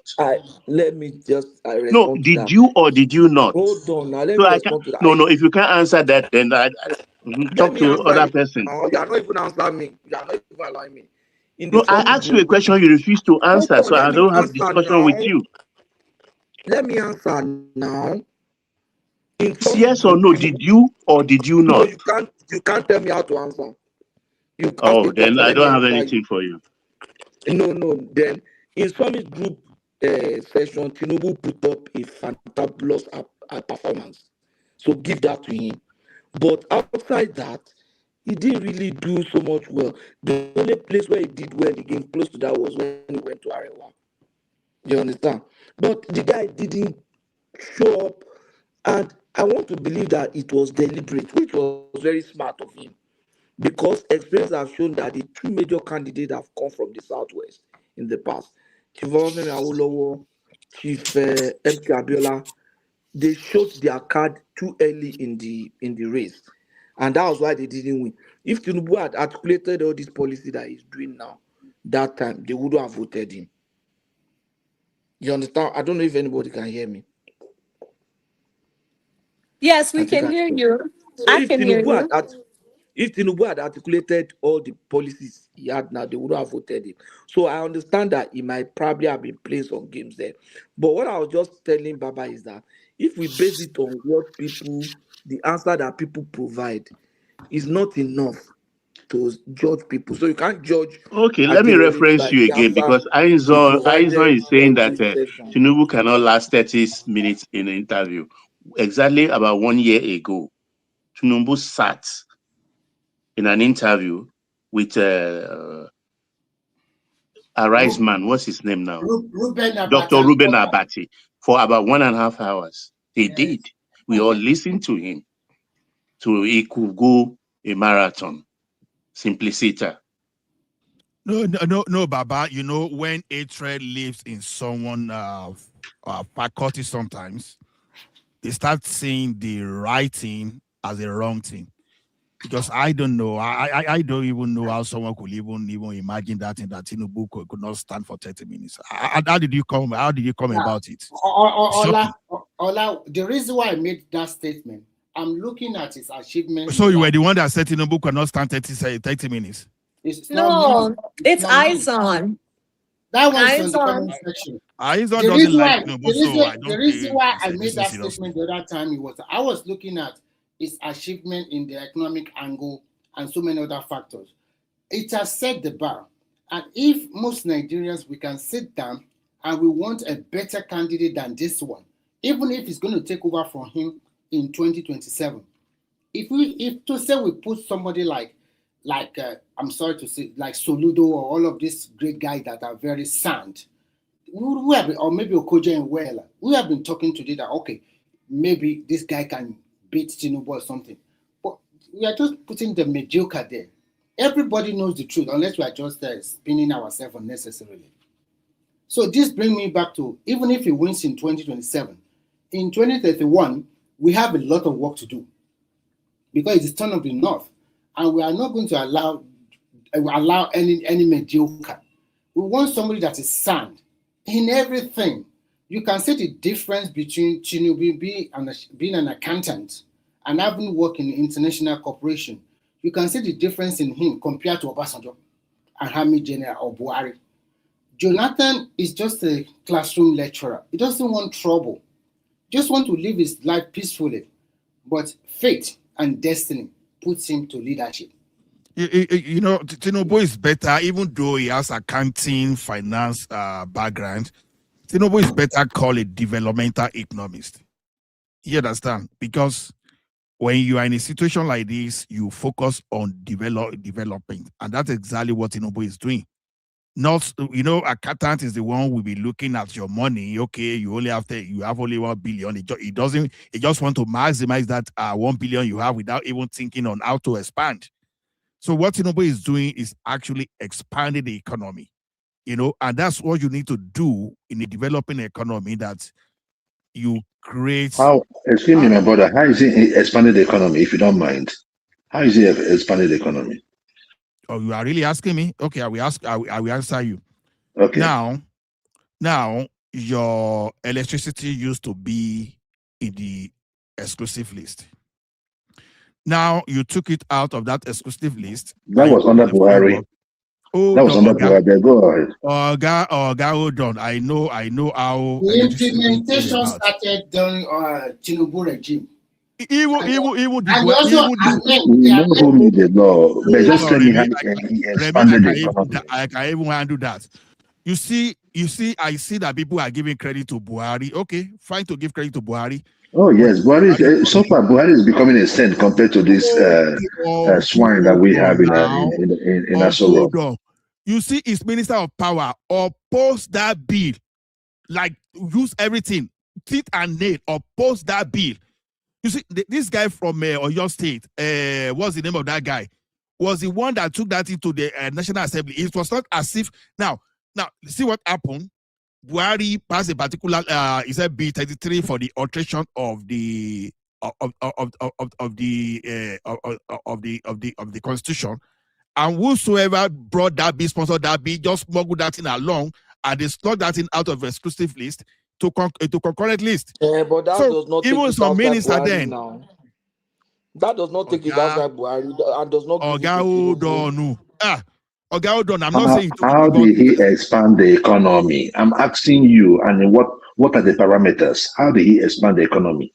That's what we're asking you. It's not all these things you are blabbing. Who did this or who did that? You are talking about power generation. How many states can generate power? Even if they generate the power, how many of them can pay for it? Will you let someone even talk about? Let us talk about it. No, I just want us to stay on topic. How did he? Will you let How did someone he talk? expand You the don't know economy? something, you shut someone down, and you want to go away with that. You want to behave like a I said, superstar and just run. how did he expand the economy? I'm here. I'm not running nowhere. Then listing. The best thing for you is to listing. So the thing is this: when you look at that that electricity act bill and realize that this thing will still stop people from investing in that sector, then he went again to re-amend that bill and pass it. It was after that people started coming out. You know since when the Energy has been working on this power more than 16 years, and he was unable to finish that just because of this kind of useless exclusive list bill. It was as a result of that bill. You mean it became an act on that Tinubu? No, they still send that. Yes, they still send that thing back to the National Assembly to make further amendment, and Yes, that's the one that Tinubu signed. Of course, it's normal. That is normal. No, don't say it's normal. It's not normal. It's not normal Was it to signed? hold on, please. It's not normal. Just hold on. I need clarification. Was it signed into an act on that Tinubu? Yes. Yes, it was signed into an act on that Tinubu. The credit goes to Tinubu. You understand? So Dangote now came out now with 20,000 megawatts. That feed. Energy was able to do its own. And so before you see, many people will come. Maybe 20 years down the line, and you will be able to have residential electricity. Hold on. Are you trying to give credit to Energies? How did he expand the economy? Go ahead, please. Don't give him credit for Energy. It has nothing to do with Energy, please. Don't steal his idea, please. Let me give you an example of how he expanded the economy. At the micro level, I will tell you. I went to Ogun State last month. You see, from Shagamu interchange to Abeokuta used to be bush and bush, both left and right. Since Tinubu got in there, all of those bush to Abeokuta has been replaced by factories. Do you know that Unilever that left for Ghana has come back? When Unilever left, there was so much noise. When they came back, nobody said anything. That's how he expanded the economy. If you go to Agbara today, if you know how many factories are in Agbara used to be an industrial estate, but the number of factories that are there now, you can't. It's because I stayed in Agbara for 1 week. And I did not only see factory, I also started interacting with people. The people living there are even working there. I have people say, this place is working there, this is working there. Ordinary young people, old people that you think they should be retired, they are working as craftsmen, repairing, machine repairer. So those are the ways it's expanding the economy. Patrick, those please. Factories, they have output. Hold on now, those factories. I want to add this to what you just said. Those factories, let me land though. Those factories have output. Those output are added to the GDP. That is practical consumption to production, not the one that somebody is just saying with his mouth. How many companies have we lost under this government? How many companies have we lost under this government? Mention one. They are coming back. That's what I'm telling you. Oh, no. Even They are coming back. even if they are not coming back. Hold on, please. One that you have lost. Hold on, please. I can see even if they are not coming back, it does not stop that fact.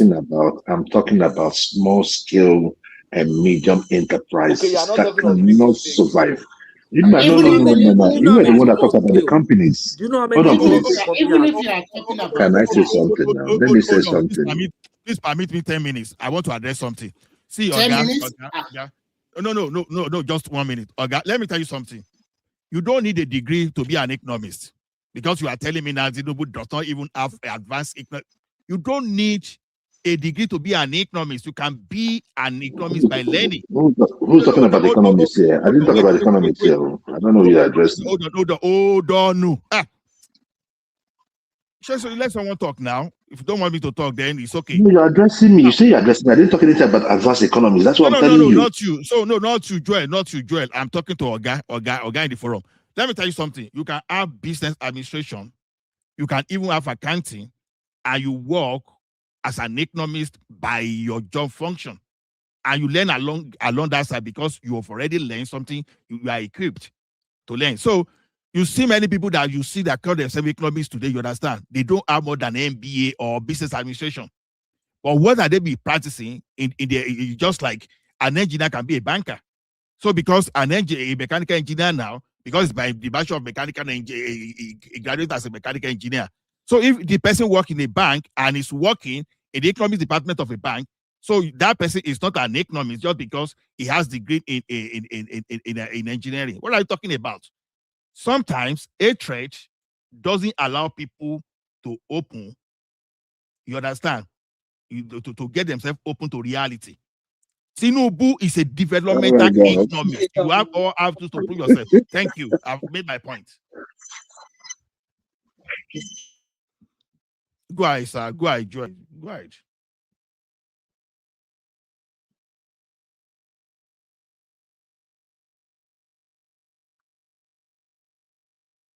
Hello. Everywhere is quiet. What's going on? I don't know if Jules is speaking. Maybe his device is not working. Remy, there is something you said about Atiku. You see, even if he's 100 years old, he can contest. But what I'm saying is that I don't really want Atiku to contest now. Like this coming election. That is the end now. No. At 100, look, at 100, if he's strong, he wants to contest, he can contest. No. This election, I wanted it to be, but this period was not for, from 2023, he contested in 2023, it wasn't for them, if you want to come at it like that. So I don't want him to contest this one. Honestly, I want P2B to go and get that his free ticket without primaries and come and face Tinubu. That's the ticket I want to see. If the whole country order the buyer them, they buy them, show them, where is the other one? If they can agree with me, everybody should share their sword. Let Tinubu and Obi entering. That is the ticket I want to see. Tinubu, I want to see. I want to see. I want to see that ticket too. I want to see that fight. I want to see that. Tinubu, unfortunately, you are not going to see that ticket. Obi. That is the ticket I want to. If I'm not talking about all this rowdy here and there. Showore them Bobo Tigbo. Let it be like 2019. Although Showore them contested for 2019. Let it be like 2019. Let them enter the ring. But the only thing I am begging is, I keep saying this thing. Let them people relax and watch what is going on. So that when the result will come out, you will see where you made mistakes. You will see why you failed.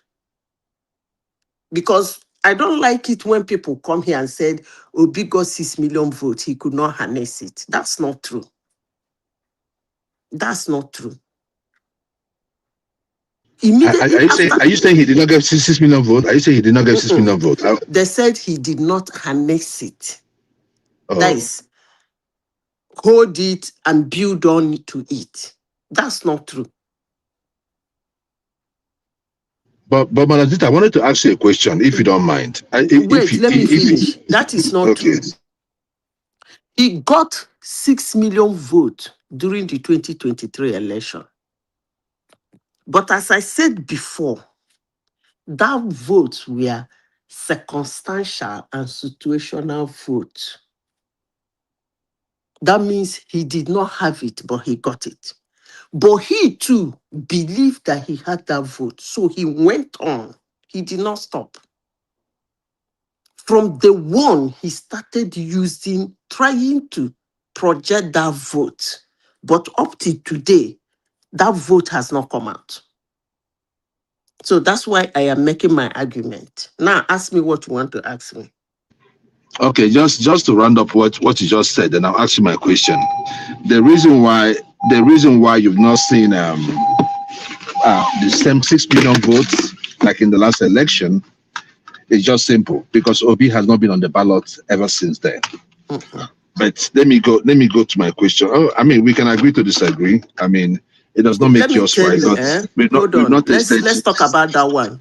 Keep your question. Let's finish on this one so that we will not be on about the place. You see, when you have 6 million votes, Joel, 6 I'm million listening. votes on a politician is not a joke.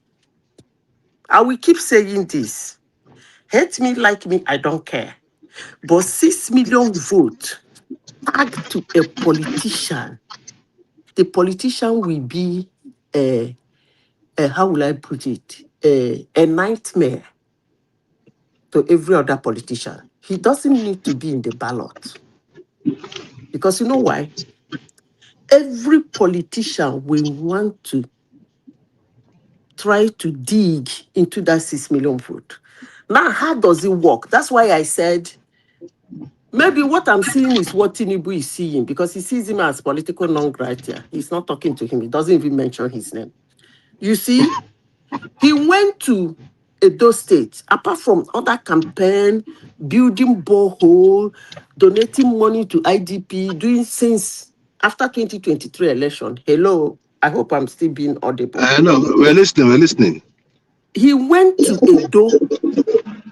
Why did he go to Edo? Because he believes that the vote that came out from Edo is on him.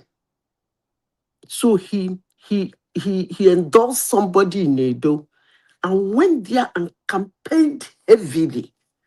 The person came third. Let me come down to how it works for somebody who has 6 million votes. Because politics is local. Wait, let me finish. Nobody will believe it because when you are emotionally attached to something, it kind of blinds you.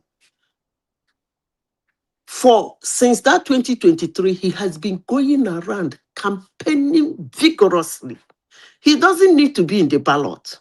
All he needs to do is to flaunt his 6 million votes and every politician will panic. How will he flaunt it? Anybody he endorsed goes in. 80%. 6 million votes is not a joke. Anybody it should be 80% of people he endorsed will go in. Because the moment he come out, do you know this man won the whole of Igbo land? And up to today, he has not picked even a good assembly seat in Imo State since after 2023. Come on now. Now ask me your question.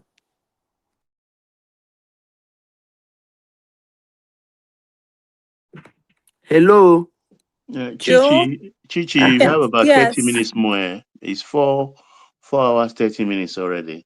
You remember? Yes, sir. Oh, okay. Good night, everybody. We shut down or we go Thank to the you. background? Which one, Chioma? No, we have 30 minutes. So, Jewel, your response? No, what I'm saying is after the 30 minutes, do you shut down or you go to the background? We'll just go to the background. Okay. Okay. My response is this, right? Yes, it's a whole lot of things that have happened since 2023. One of those being that some of those that rode on Peter B's back to get into political offices got there and did not do what we expected of them. Not all, but some. So it now affected the morale of everyone. You said what affected their morale? I said that some people that rode on Obi's back to get into political office positions was not doing what we expected as obedience. Right? So what we now did was we now said, even right now we're saying it's no more going to be top to bottom. We must have to look at candidates and look at those that we think that can carry out what we wish for Nigeria.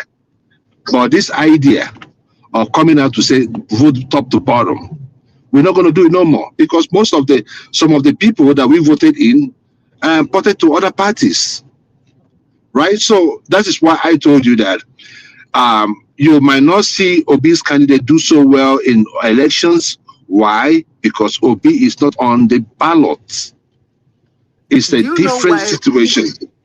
Let me Can I learn tell now. you why some of them decamped and some of them were not doing what you people, whatever you people agreed to do? Can I explain to you? Go ahead. Okay. You see, in politics, you must be, for you to be a politician that people dance to your tone, you must be a politician that with what you have, which most times is the vote, will frighten other politicians. So if after 2023, I will say people who support Obi, it might irritate their nerves, but I will continue saying it because that's simple politics 101. If after that 2023 that Obi was picking seats, campaigning on all the by-elections and picking seats, it will frighten those people. You know why? If they don't dance to you people's tune, they're gonna lose that seat, no matter where they're wrong to. All Obi need to do, look at what what's his name? Trump did in Indiana. Here is Indiana.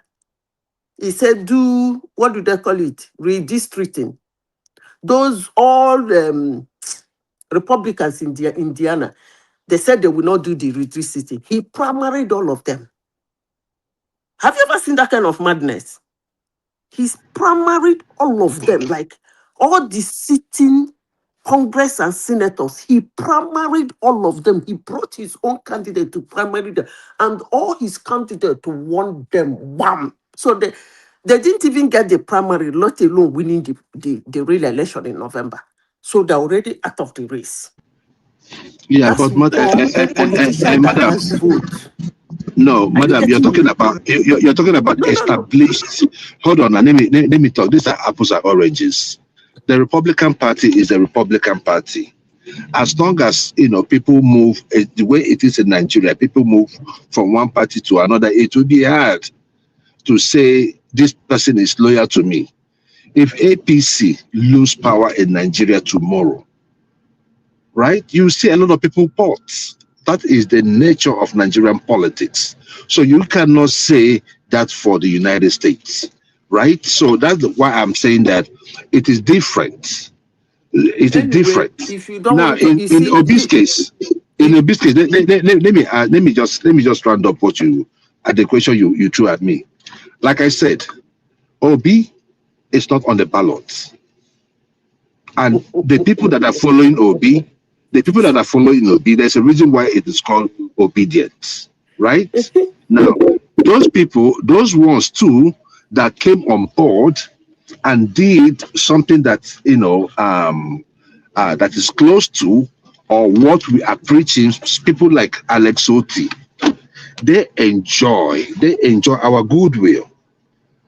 The senators that really stood their ground against the despotic Ababio. Shabaribo don't deflect.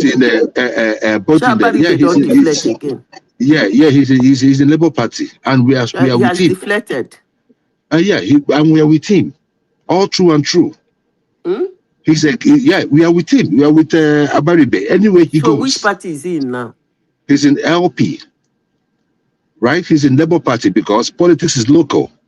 When you go to Abia State today, Labour Party is the party to beat because it's the party of Alex Oti. Now, as it stands. So that is the point I'm trying to make you understand. But my question was this. Hold on, madam, please. Let me land this point. I wanted to ask you this question, then you can put everything together. Mr. Fafunda, and I think if Baba is here too, please, Baba, and every Yoruba guy that's on the show, all this question is to you because I want to know people we are dealing with on a daily. Mr. Fafunda said And madam, I want to get a clear answer from you. I don't want try to give me history. No. Mr. Fanfoda said if Obi beats Tinubu in the next election, that there could be war between Yorubas and Igbos. That is my question. What do you think, or what do you say to that? Thank you.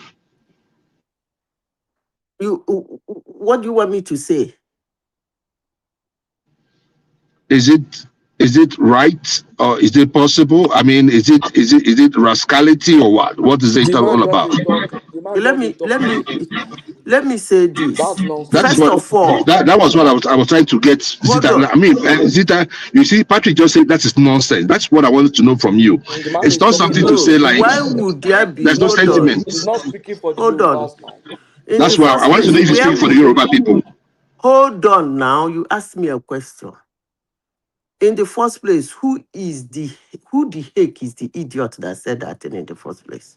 He's a member of Afenifere, so it's not like a small dude. Excuse me. He's a top guy. He's a top guy. The last time a member of Afenifere supported Obi, now a member of Afenifere, I don't believe in all those things, but actually it's a ridiculous statement to make. No, there's a video to it, or it's an interview on Symphony. I don't.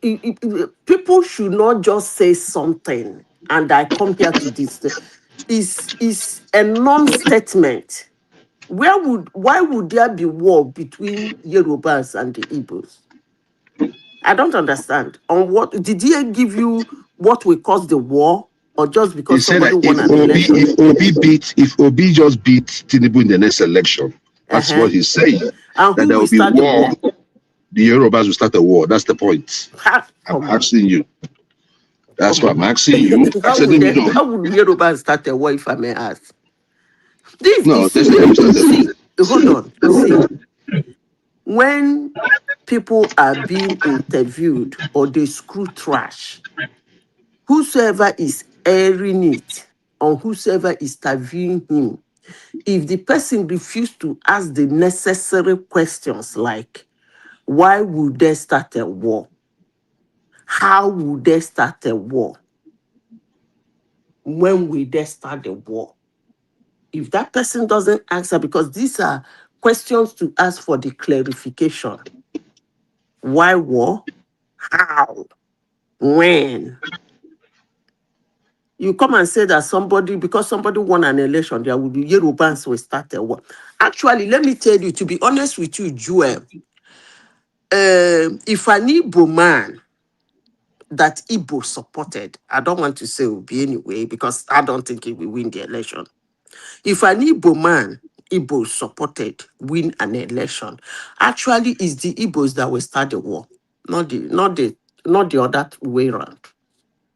Their noise, their abuse, their arrogancy, their impetus will spark a war. Trust me. The people that won, you know what they have? There's what they call angry winner. The people that won will be watching them. That will be the one to go and poke hand into their nose. So for somebody to say Yorubas will start a war, I don't think so. But if the person has said, if a Yoruba, an Igbo man win a Yoruba man, Igbos will start a war. It might make sense to me. So that thing is not to be discussed. I mean, both of them does not make sense to me. Even the one you stated, I don't know how Igbos will start a war. From what is happening in Lagos, listen to me. From the scenario in Lagos over the years. What did Igbos do in Lagos to warrant a war? Listen. Igbos are always on the other side. If Yorubas are moving this way in Lagos, Igbos decide to go the other side in Lagos. And there will always be clashes, more especially during election. During the time of Abaje, I know what the Oba of Lagos watched the drama. He could no longer take it. He did, whether he said they will throw them in the lagoon, something like that. that if they don't vote so for. it was the Igbo that So, caused. Did you follow? the Did you follow noise that was election? too much. Listen to me. No. First of all, Did you follow that election? Did you follow that election? The Jimmy I think, yeah, the Jimmy Abaja election. Did you follow it? Tell me whether they Jewel, follow election for Jewel, Nigeria. hold on. Jewel, just let her finish and then you can ask her question.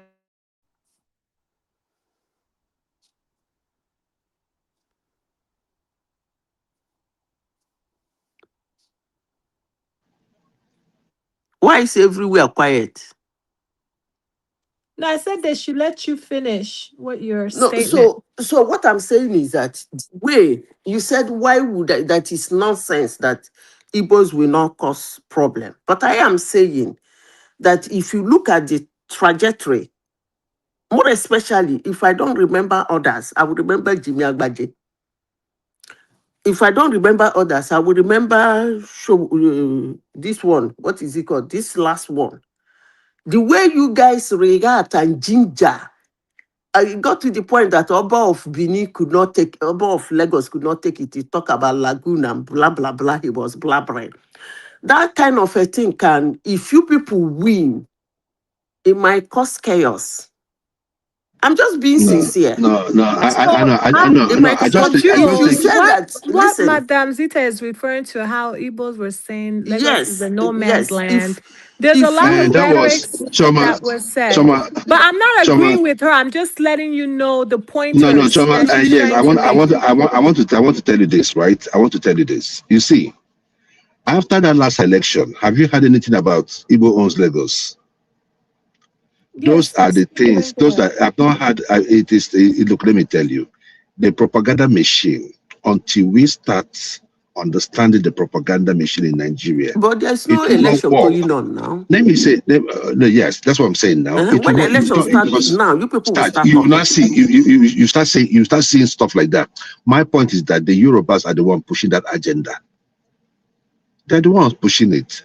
If I ask you now, which Igbo man? Hold on, please. Wait, Madam Zita, wait. Hold on, let me land. Most times, most of these things, some people even put up Igbo names to say certain things.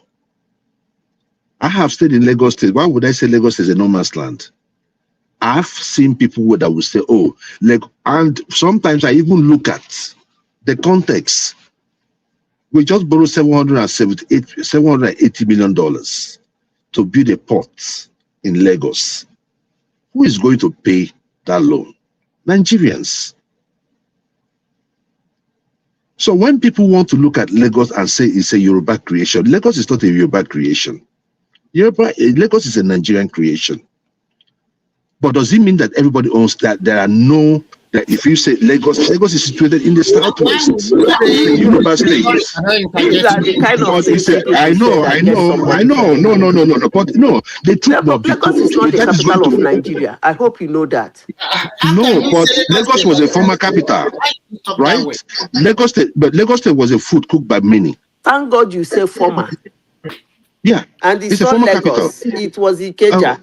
And thank God you say former. No. It was Lagos. We know it was Lagos. Lagos was the former capital.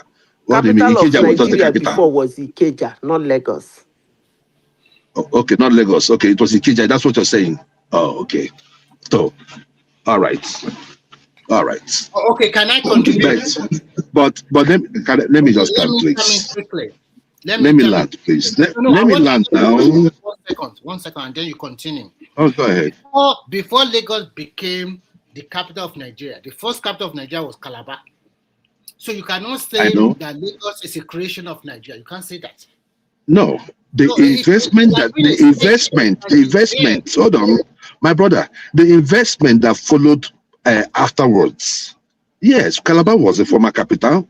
Yes. But the investment that followed after. So why is it not Lagos was Calabar not for everybody? Hold on now, because people don't have investment in Calabar.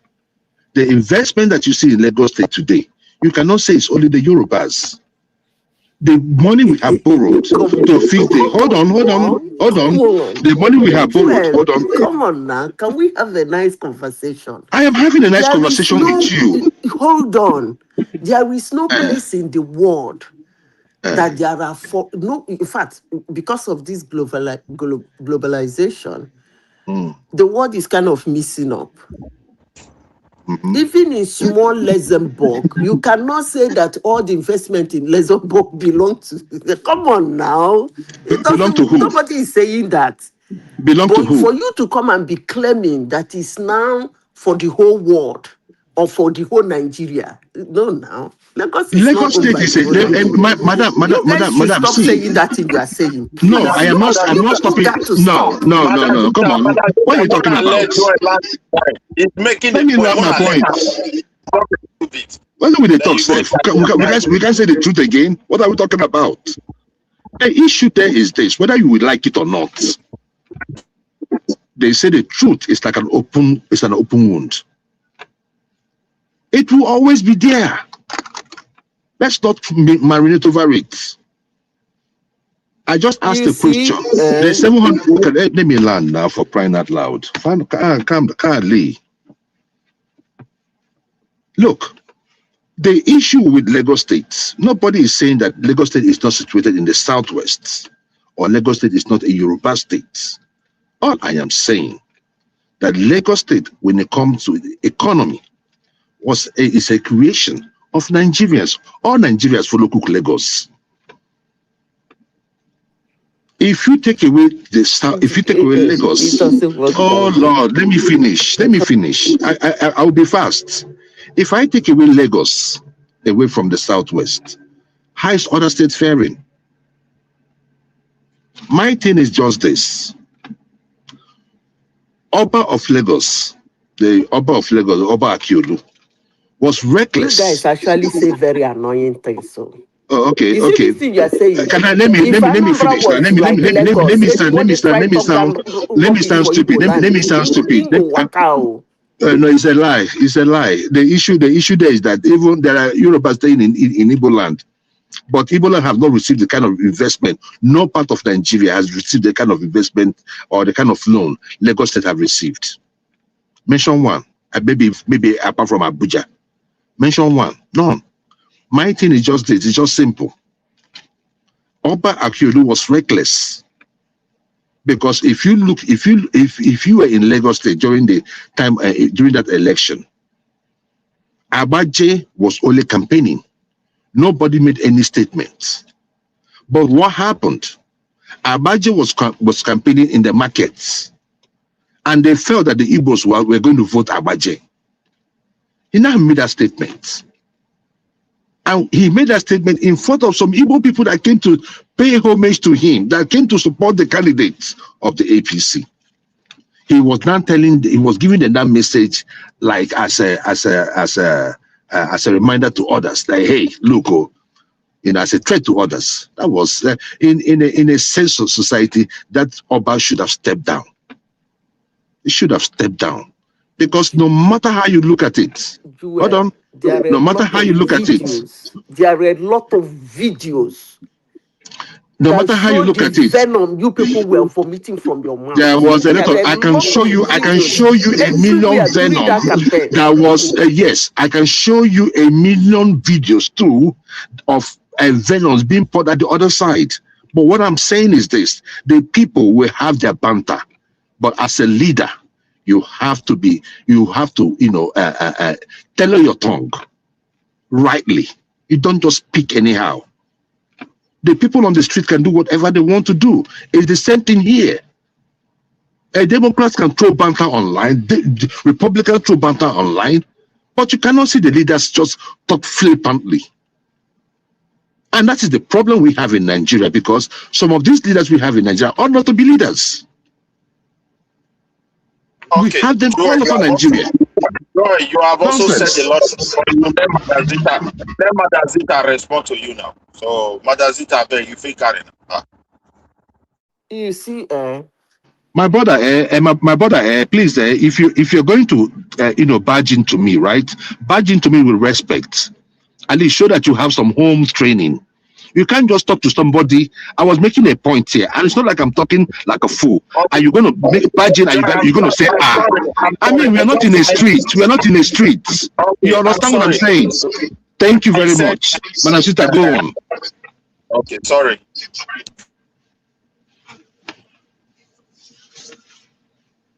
Okay. A land that have indigens should not be disrespected.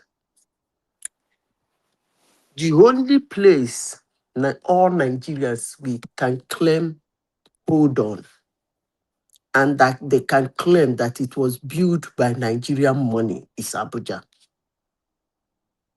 Legally, not permutation. Legally. River State fit jump into Abuja today saying, now wow, this is part of our money. Ogun State to go come, Kano go come, even Lagos go come. They say, see this place, now we get them. That is the only place. And the people who designed Abuja is because of this kind of rubbish that, what is his name? Babangida has to move the capital. That was one of the smartest things he did. And people thought, more especially the Yorubas, they thought it will not fly. That's why when you go to Abuja, most of the lands are being owned by Igbos, Edo, and other tribes. It's not Yoruba concentrated. Because they were busy fighting me to come back to Lagos. The man said no. A capital should not be owned by somebody. It should be owned by all Nigerians. He moved the people, gathered. If you look at the map of Nigeria, you see where they draw it. It's almost looking like a smaller Nigeria, the map of Abuja, inside Nigeria. That's the one everybody will own. Okay, my brother. Any other thing outside that have indigenous. Laying all on Lagos and giving excuses why Lagos is owned, but nobody force you to go and do investment. Lagos is not the only coastal city in Nigeria, trust me. All these things people are saying, hey, look at it, oh, it's proximity to whatever, proximity to this, proximity to that. Let me even tell you people, for those who know not very well, apart from the sea, if you see what is leaving Nigeria from the north, for those of you who use Earth Camp, is it Kano State or Kaduna? I think it's Kano. They have a route.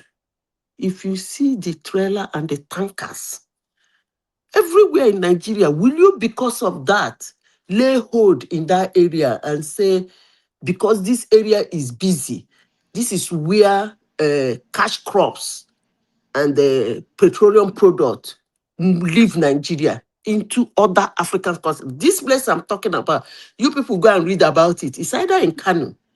They feed 5 African countries.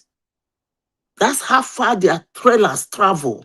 So because of that, Nigerians will come and lay hold on that place and say, this place, we do business here, we pay tax here, and therefore, this land belongs to all of us. Nobody do a thing like that now. Come on.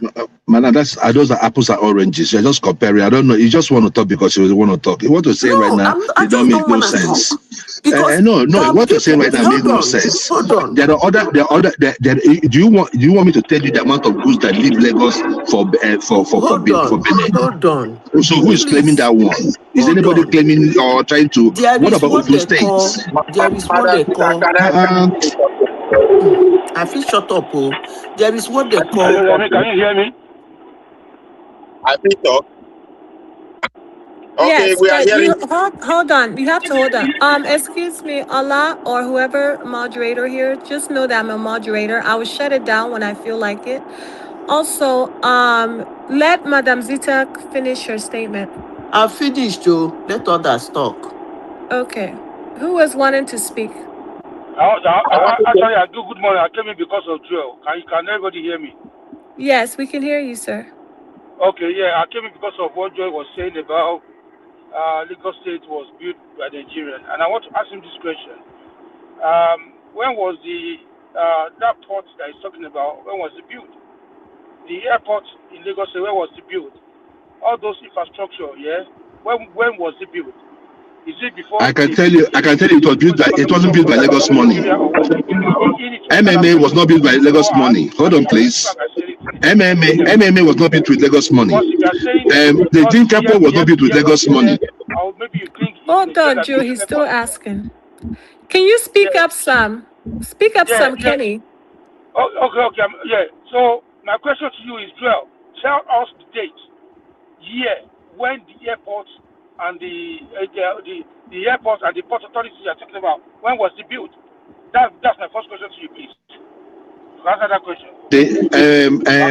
I might not be right with the years, but I know that it was in the 70s, if I'm not mistaken. Nobody can hear me? I can hear you. Okay. So I know probably it was in the 70s, right? But what I'm telling you is this. After the 70s, after that airport, the money with which they built that airport was not Lagos money. I can tell you because it's a federal project.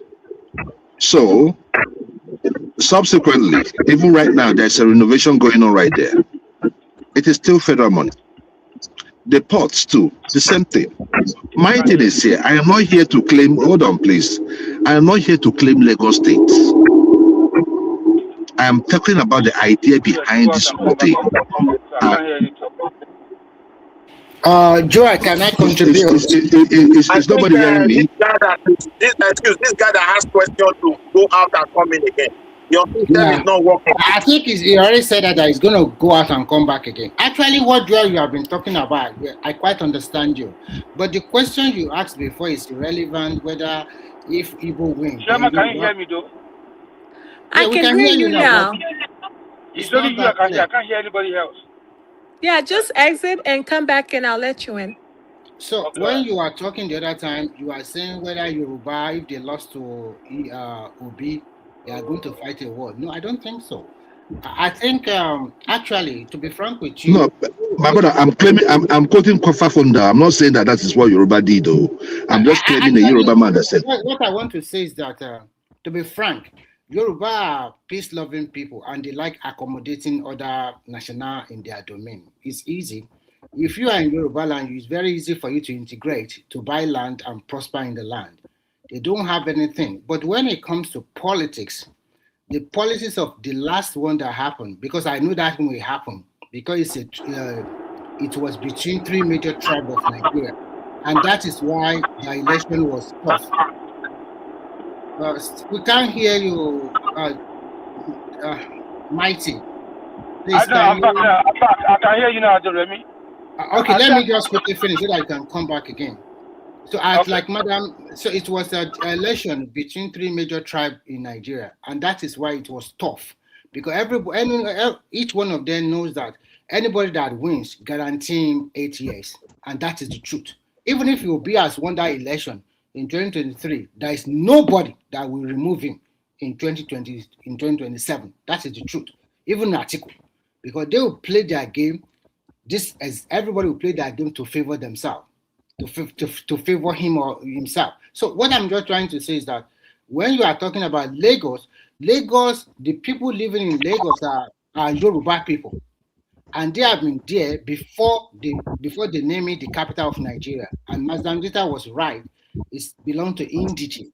So you cannot say Nigeria creates Lagos. If you say Nigeria creates Lagos, that means Nigeria created all of the state, and they are the one who make the state develop. When we are in the regional government, the southwestern region, they put all their resources together and build Lagos, Ibadan, and other states. So you cannot say, but in conclusion, I think moving the capital of Nigeria to the central part of Nigeria, to Abuja, which belongs to all Nigeria, because when you look at it, surrounded by the north central, everybody, you can get to Abuja easily from Enugu, Benue, and Benue access. So that is creation of Nigeria. Abuja was created by Nigeria, but Lagos was developed by the Yoruba people. Moving the capital there can also enhance more development. You can argue on that. I totally agree with you. So I will rest here so that other people can talk. Thank you.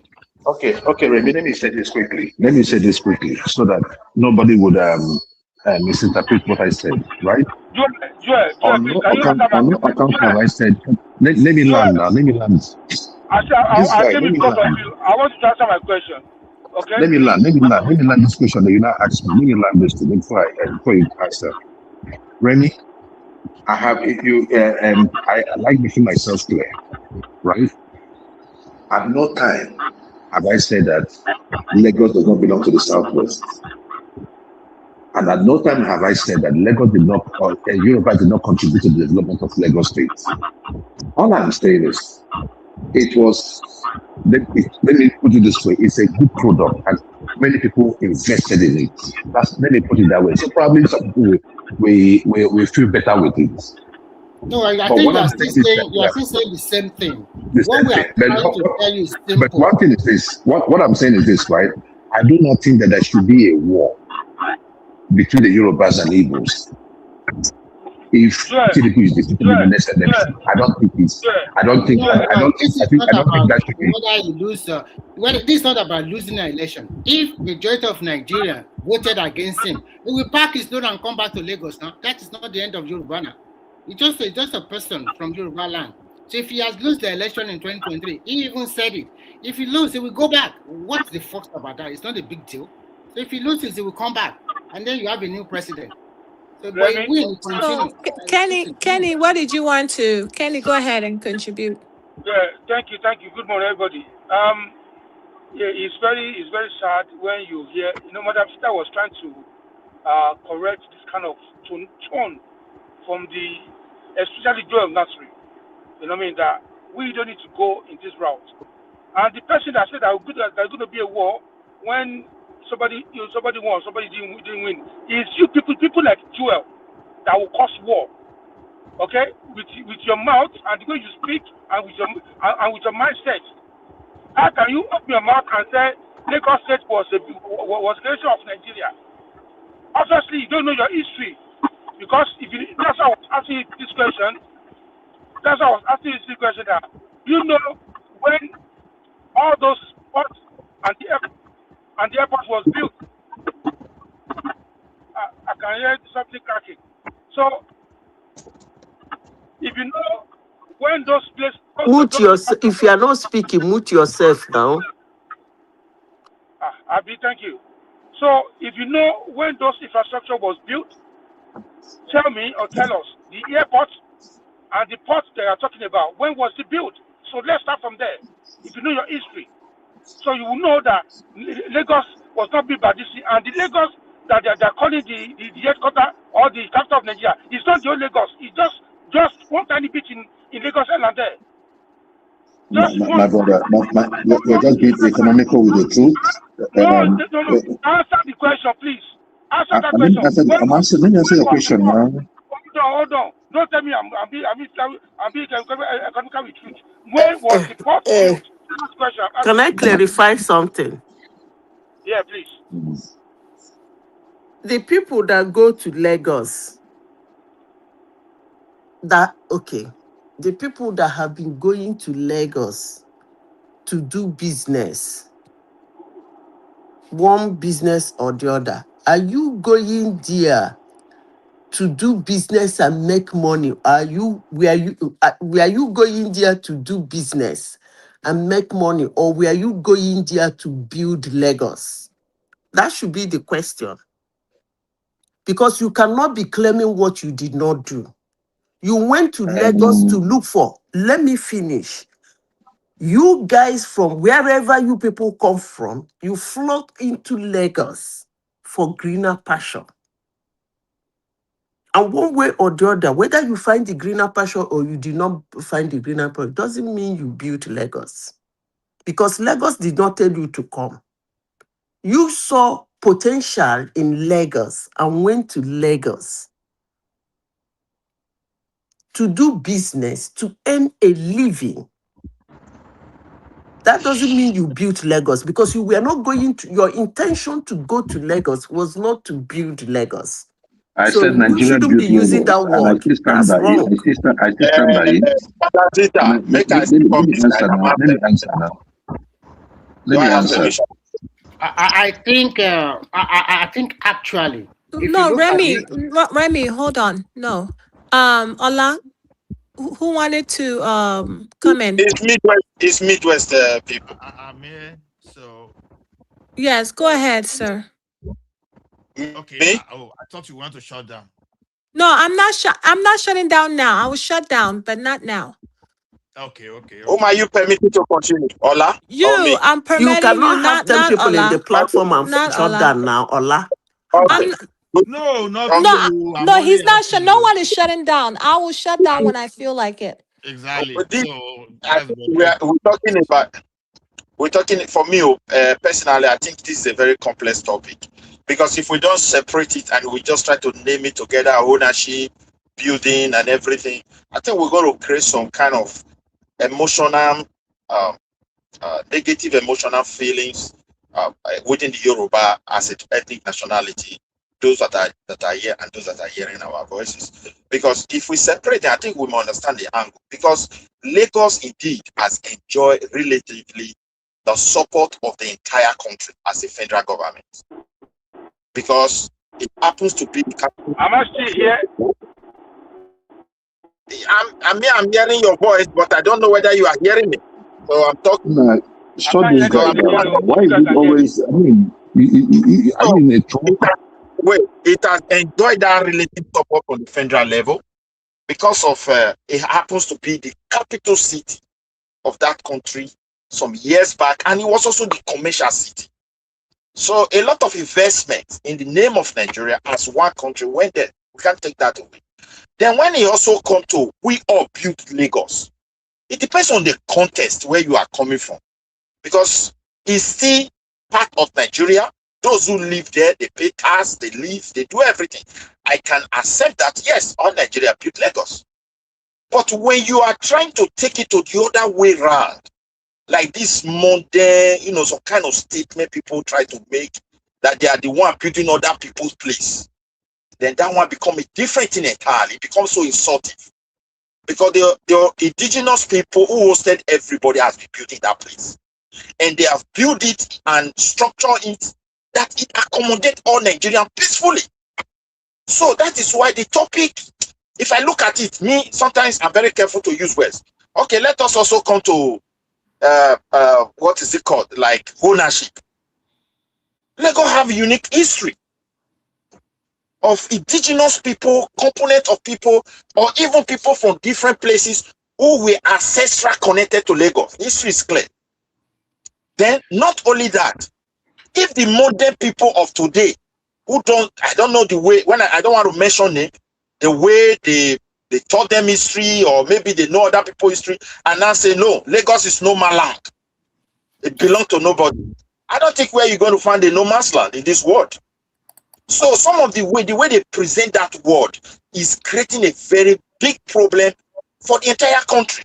Because if I look at the kind of division I am seeing today among Southern Nigeria based on ethnic and tribal,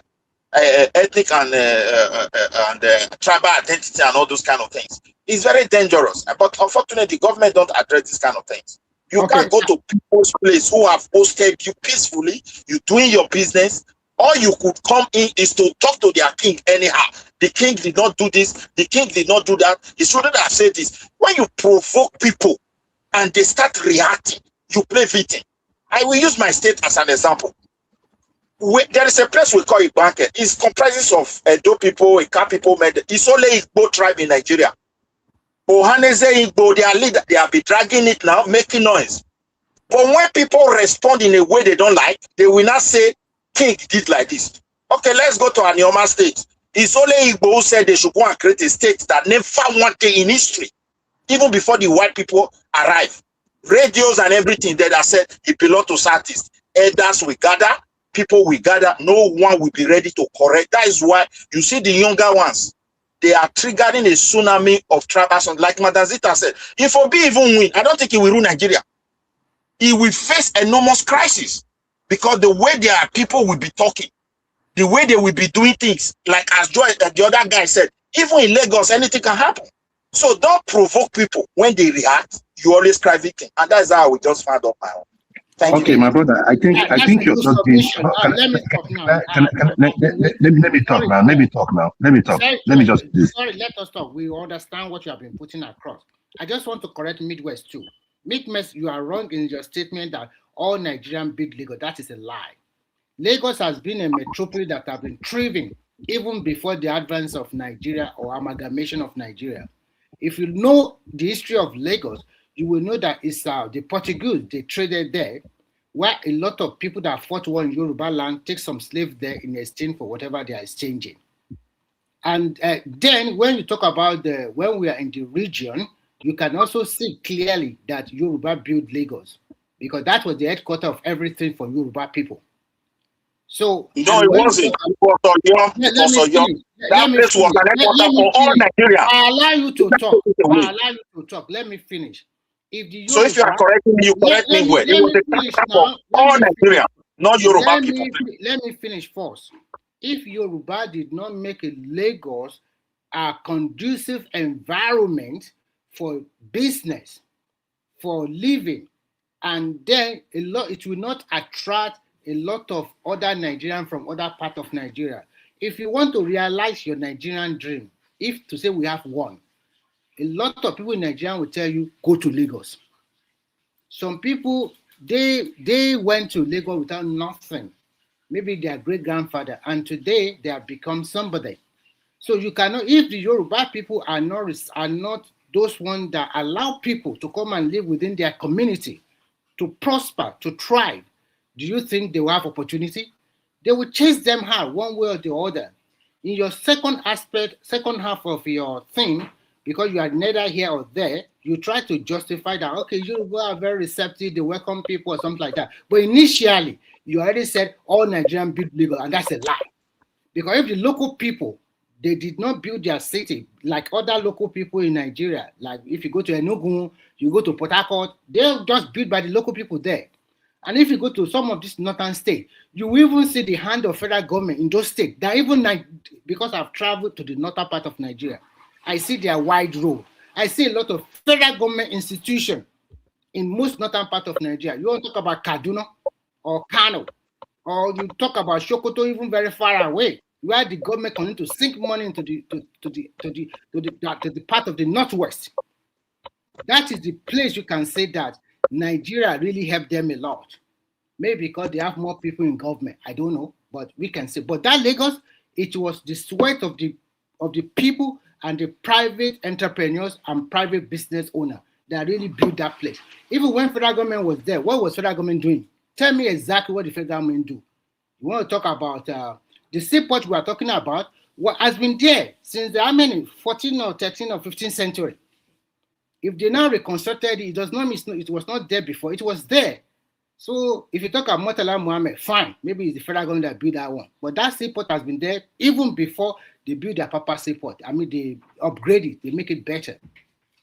So sometimes let's give kudos to these people. They tried. It doesn't mean that you as a Nigerian cannot go there and thrive or have a house or have a land there. So if all Nigerians are like Yoruba people, maybe Nigeria will be a better country today. Who knows? So that if I go to Kaduna, the people there can accept me, buy a land and build a house. If I go to like Abakaliki, they can accept me, buy a land and build a house. But it's not like that. So I understand what you are saying. But in conclusion, whether Tinubu win or loses, Yoruba is not going to fight with anybody. It's just a game. It's just politics. Why take so hard like that? Okay. Remy, you spoke well. And you see, we learn every day. But I think my point was not to generate or try to insult any tribe. Every part of Nigeria, for most part of Nigeria, I think we live peacefully. And if you have not traveled to any part of every other part of Nigeria, does not mean that they are not peaceful. Even within those areas that we say that there are Boko Haram and all that, there are peaceful areas too. They are nice people. Now, nobody can take away the hospitality of the Yorubas, especially as regards to Lagos. Nobody can do that. Do we normally have, tribal squabbles here and there? Yeah. But I believe that most of our problems are political. Because when you come on the street, I've never seen a Yoruba go fight any Igbo man in the shop and say, oh, because you're an Igbo man. No, I've never seen that happen. But the thing there is this. If we have to tell ourselves the truth, we know that there are some states that are favored by the federal government more than any other state in Nigeria or some other states in Nigeria. And that's a fact. Now, if you talk about also, maybe you made mention of the kind of money that have gone to the Northeast. I agree. You're right. You're right. But the issue there is this. You see, when it comes to it's just the same case I was making for electricity. If you go and you build a power plant in, say, like Benue or KB or Gombe, right? I am not saying that they cannot afford it. But when you look at that investment, if you're an investor and I tell you, hey, go to Gombe and invest a power plant, you might look at me 2 times. My point being that there are states that are viable, there are states that can absorb a state going for a power plant, which made me say that we need a national infrastructure when it comes to certain things. If you had left that international airport to Lagos State government, they may not have built it themselves or this big. So please, let us appreciate the contributions of the visitors in our lands and the hosts. And I think Nigeria will be a better place. But I am happy because I said I was going to throw this statement made by Mr. Fafonda on this show to see the reaction of my fellow panelists. And I was not disappointed. Thank you very much. Thank you, Mr. Jewel. So you guys, I've sent the link to come into the studio. It's the 5 hours. So I'm gonna shut it down in 5 minutes. So who wants to make a comment?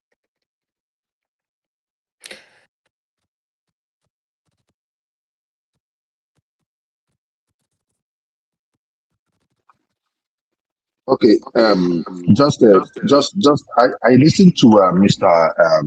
I don't know if anyone listened to Mr. Ponkuso on Arise TV today with Mr. Charles Anyabolu. It was fascinating to watch. You see, some of those things that there are certain sentiment that was shared by some people on this show as regards to the relationship between the Southeast and the North. And for some of us who try to blame Obi for going for presidency and all that. You see, having listened to him, I am more hopeful, very, very hopeful. Because at the end of the day, we want to see a unified Nigeria. So even if Obi does not win next year, the idea that the North and the Southeast is having problem, that they don't like them, they're not going to vote for them, all those things are becoming more or less like a beer apologist. We must congratulate ourselves. The relationship have improved. And I think that is the biggest win in all of this. I see in all of this, because definitely tomorrow, if Kwankwaso is coming for 2031, he has a base. He has a base in the South. So I am more hopeful. I am more hopeful. And for next election, I know it's going to be tough, but I think Obi will carry the day. And I know it will piss some people off. But when I go through the map, I've gone through my mapping and I've looked at it. There's no pathway for Tinubu in the next election. Thank you very much, and God bless you all.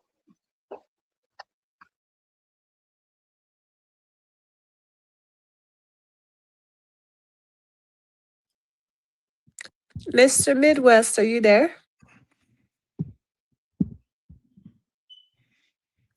Penny, are you there? So I feel like everybody don't sleep. Oh. Why is Click on everyone the quiet? like No, I button. don't Make think sure they you sleep. subscribe. I think they are waiting for the. Okay. So you guys make sure you. Yeah, it's backstage. Yeah. So you guys make sure you click the like button and also subscribe if you haven't already done that. So we're going to be backstage. I've already sent the link. So go ahead and click on the link and join us. And have a good morning. Have a good day. Ta-ta.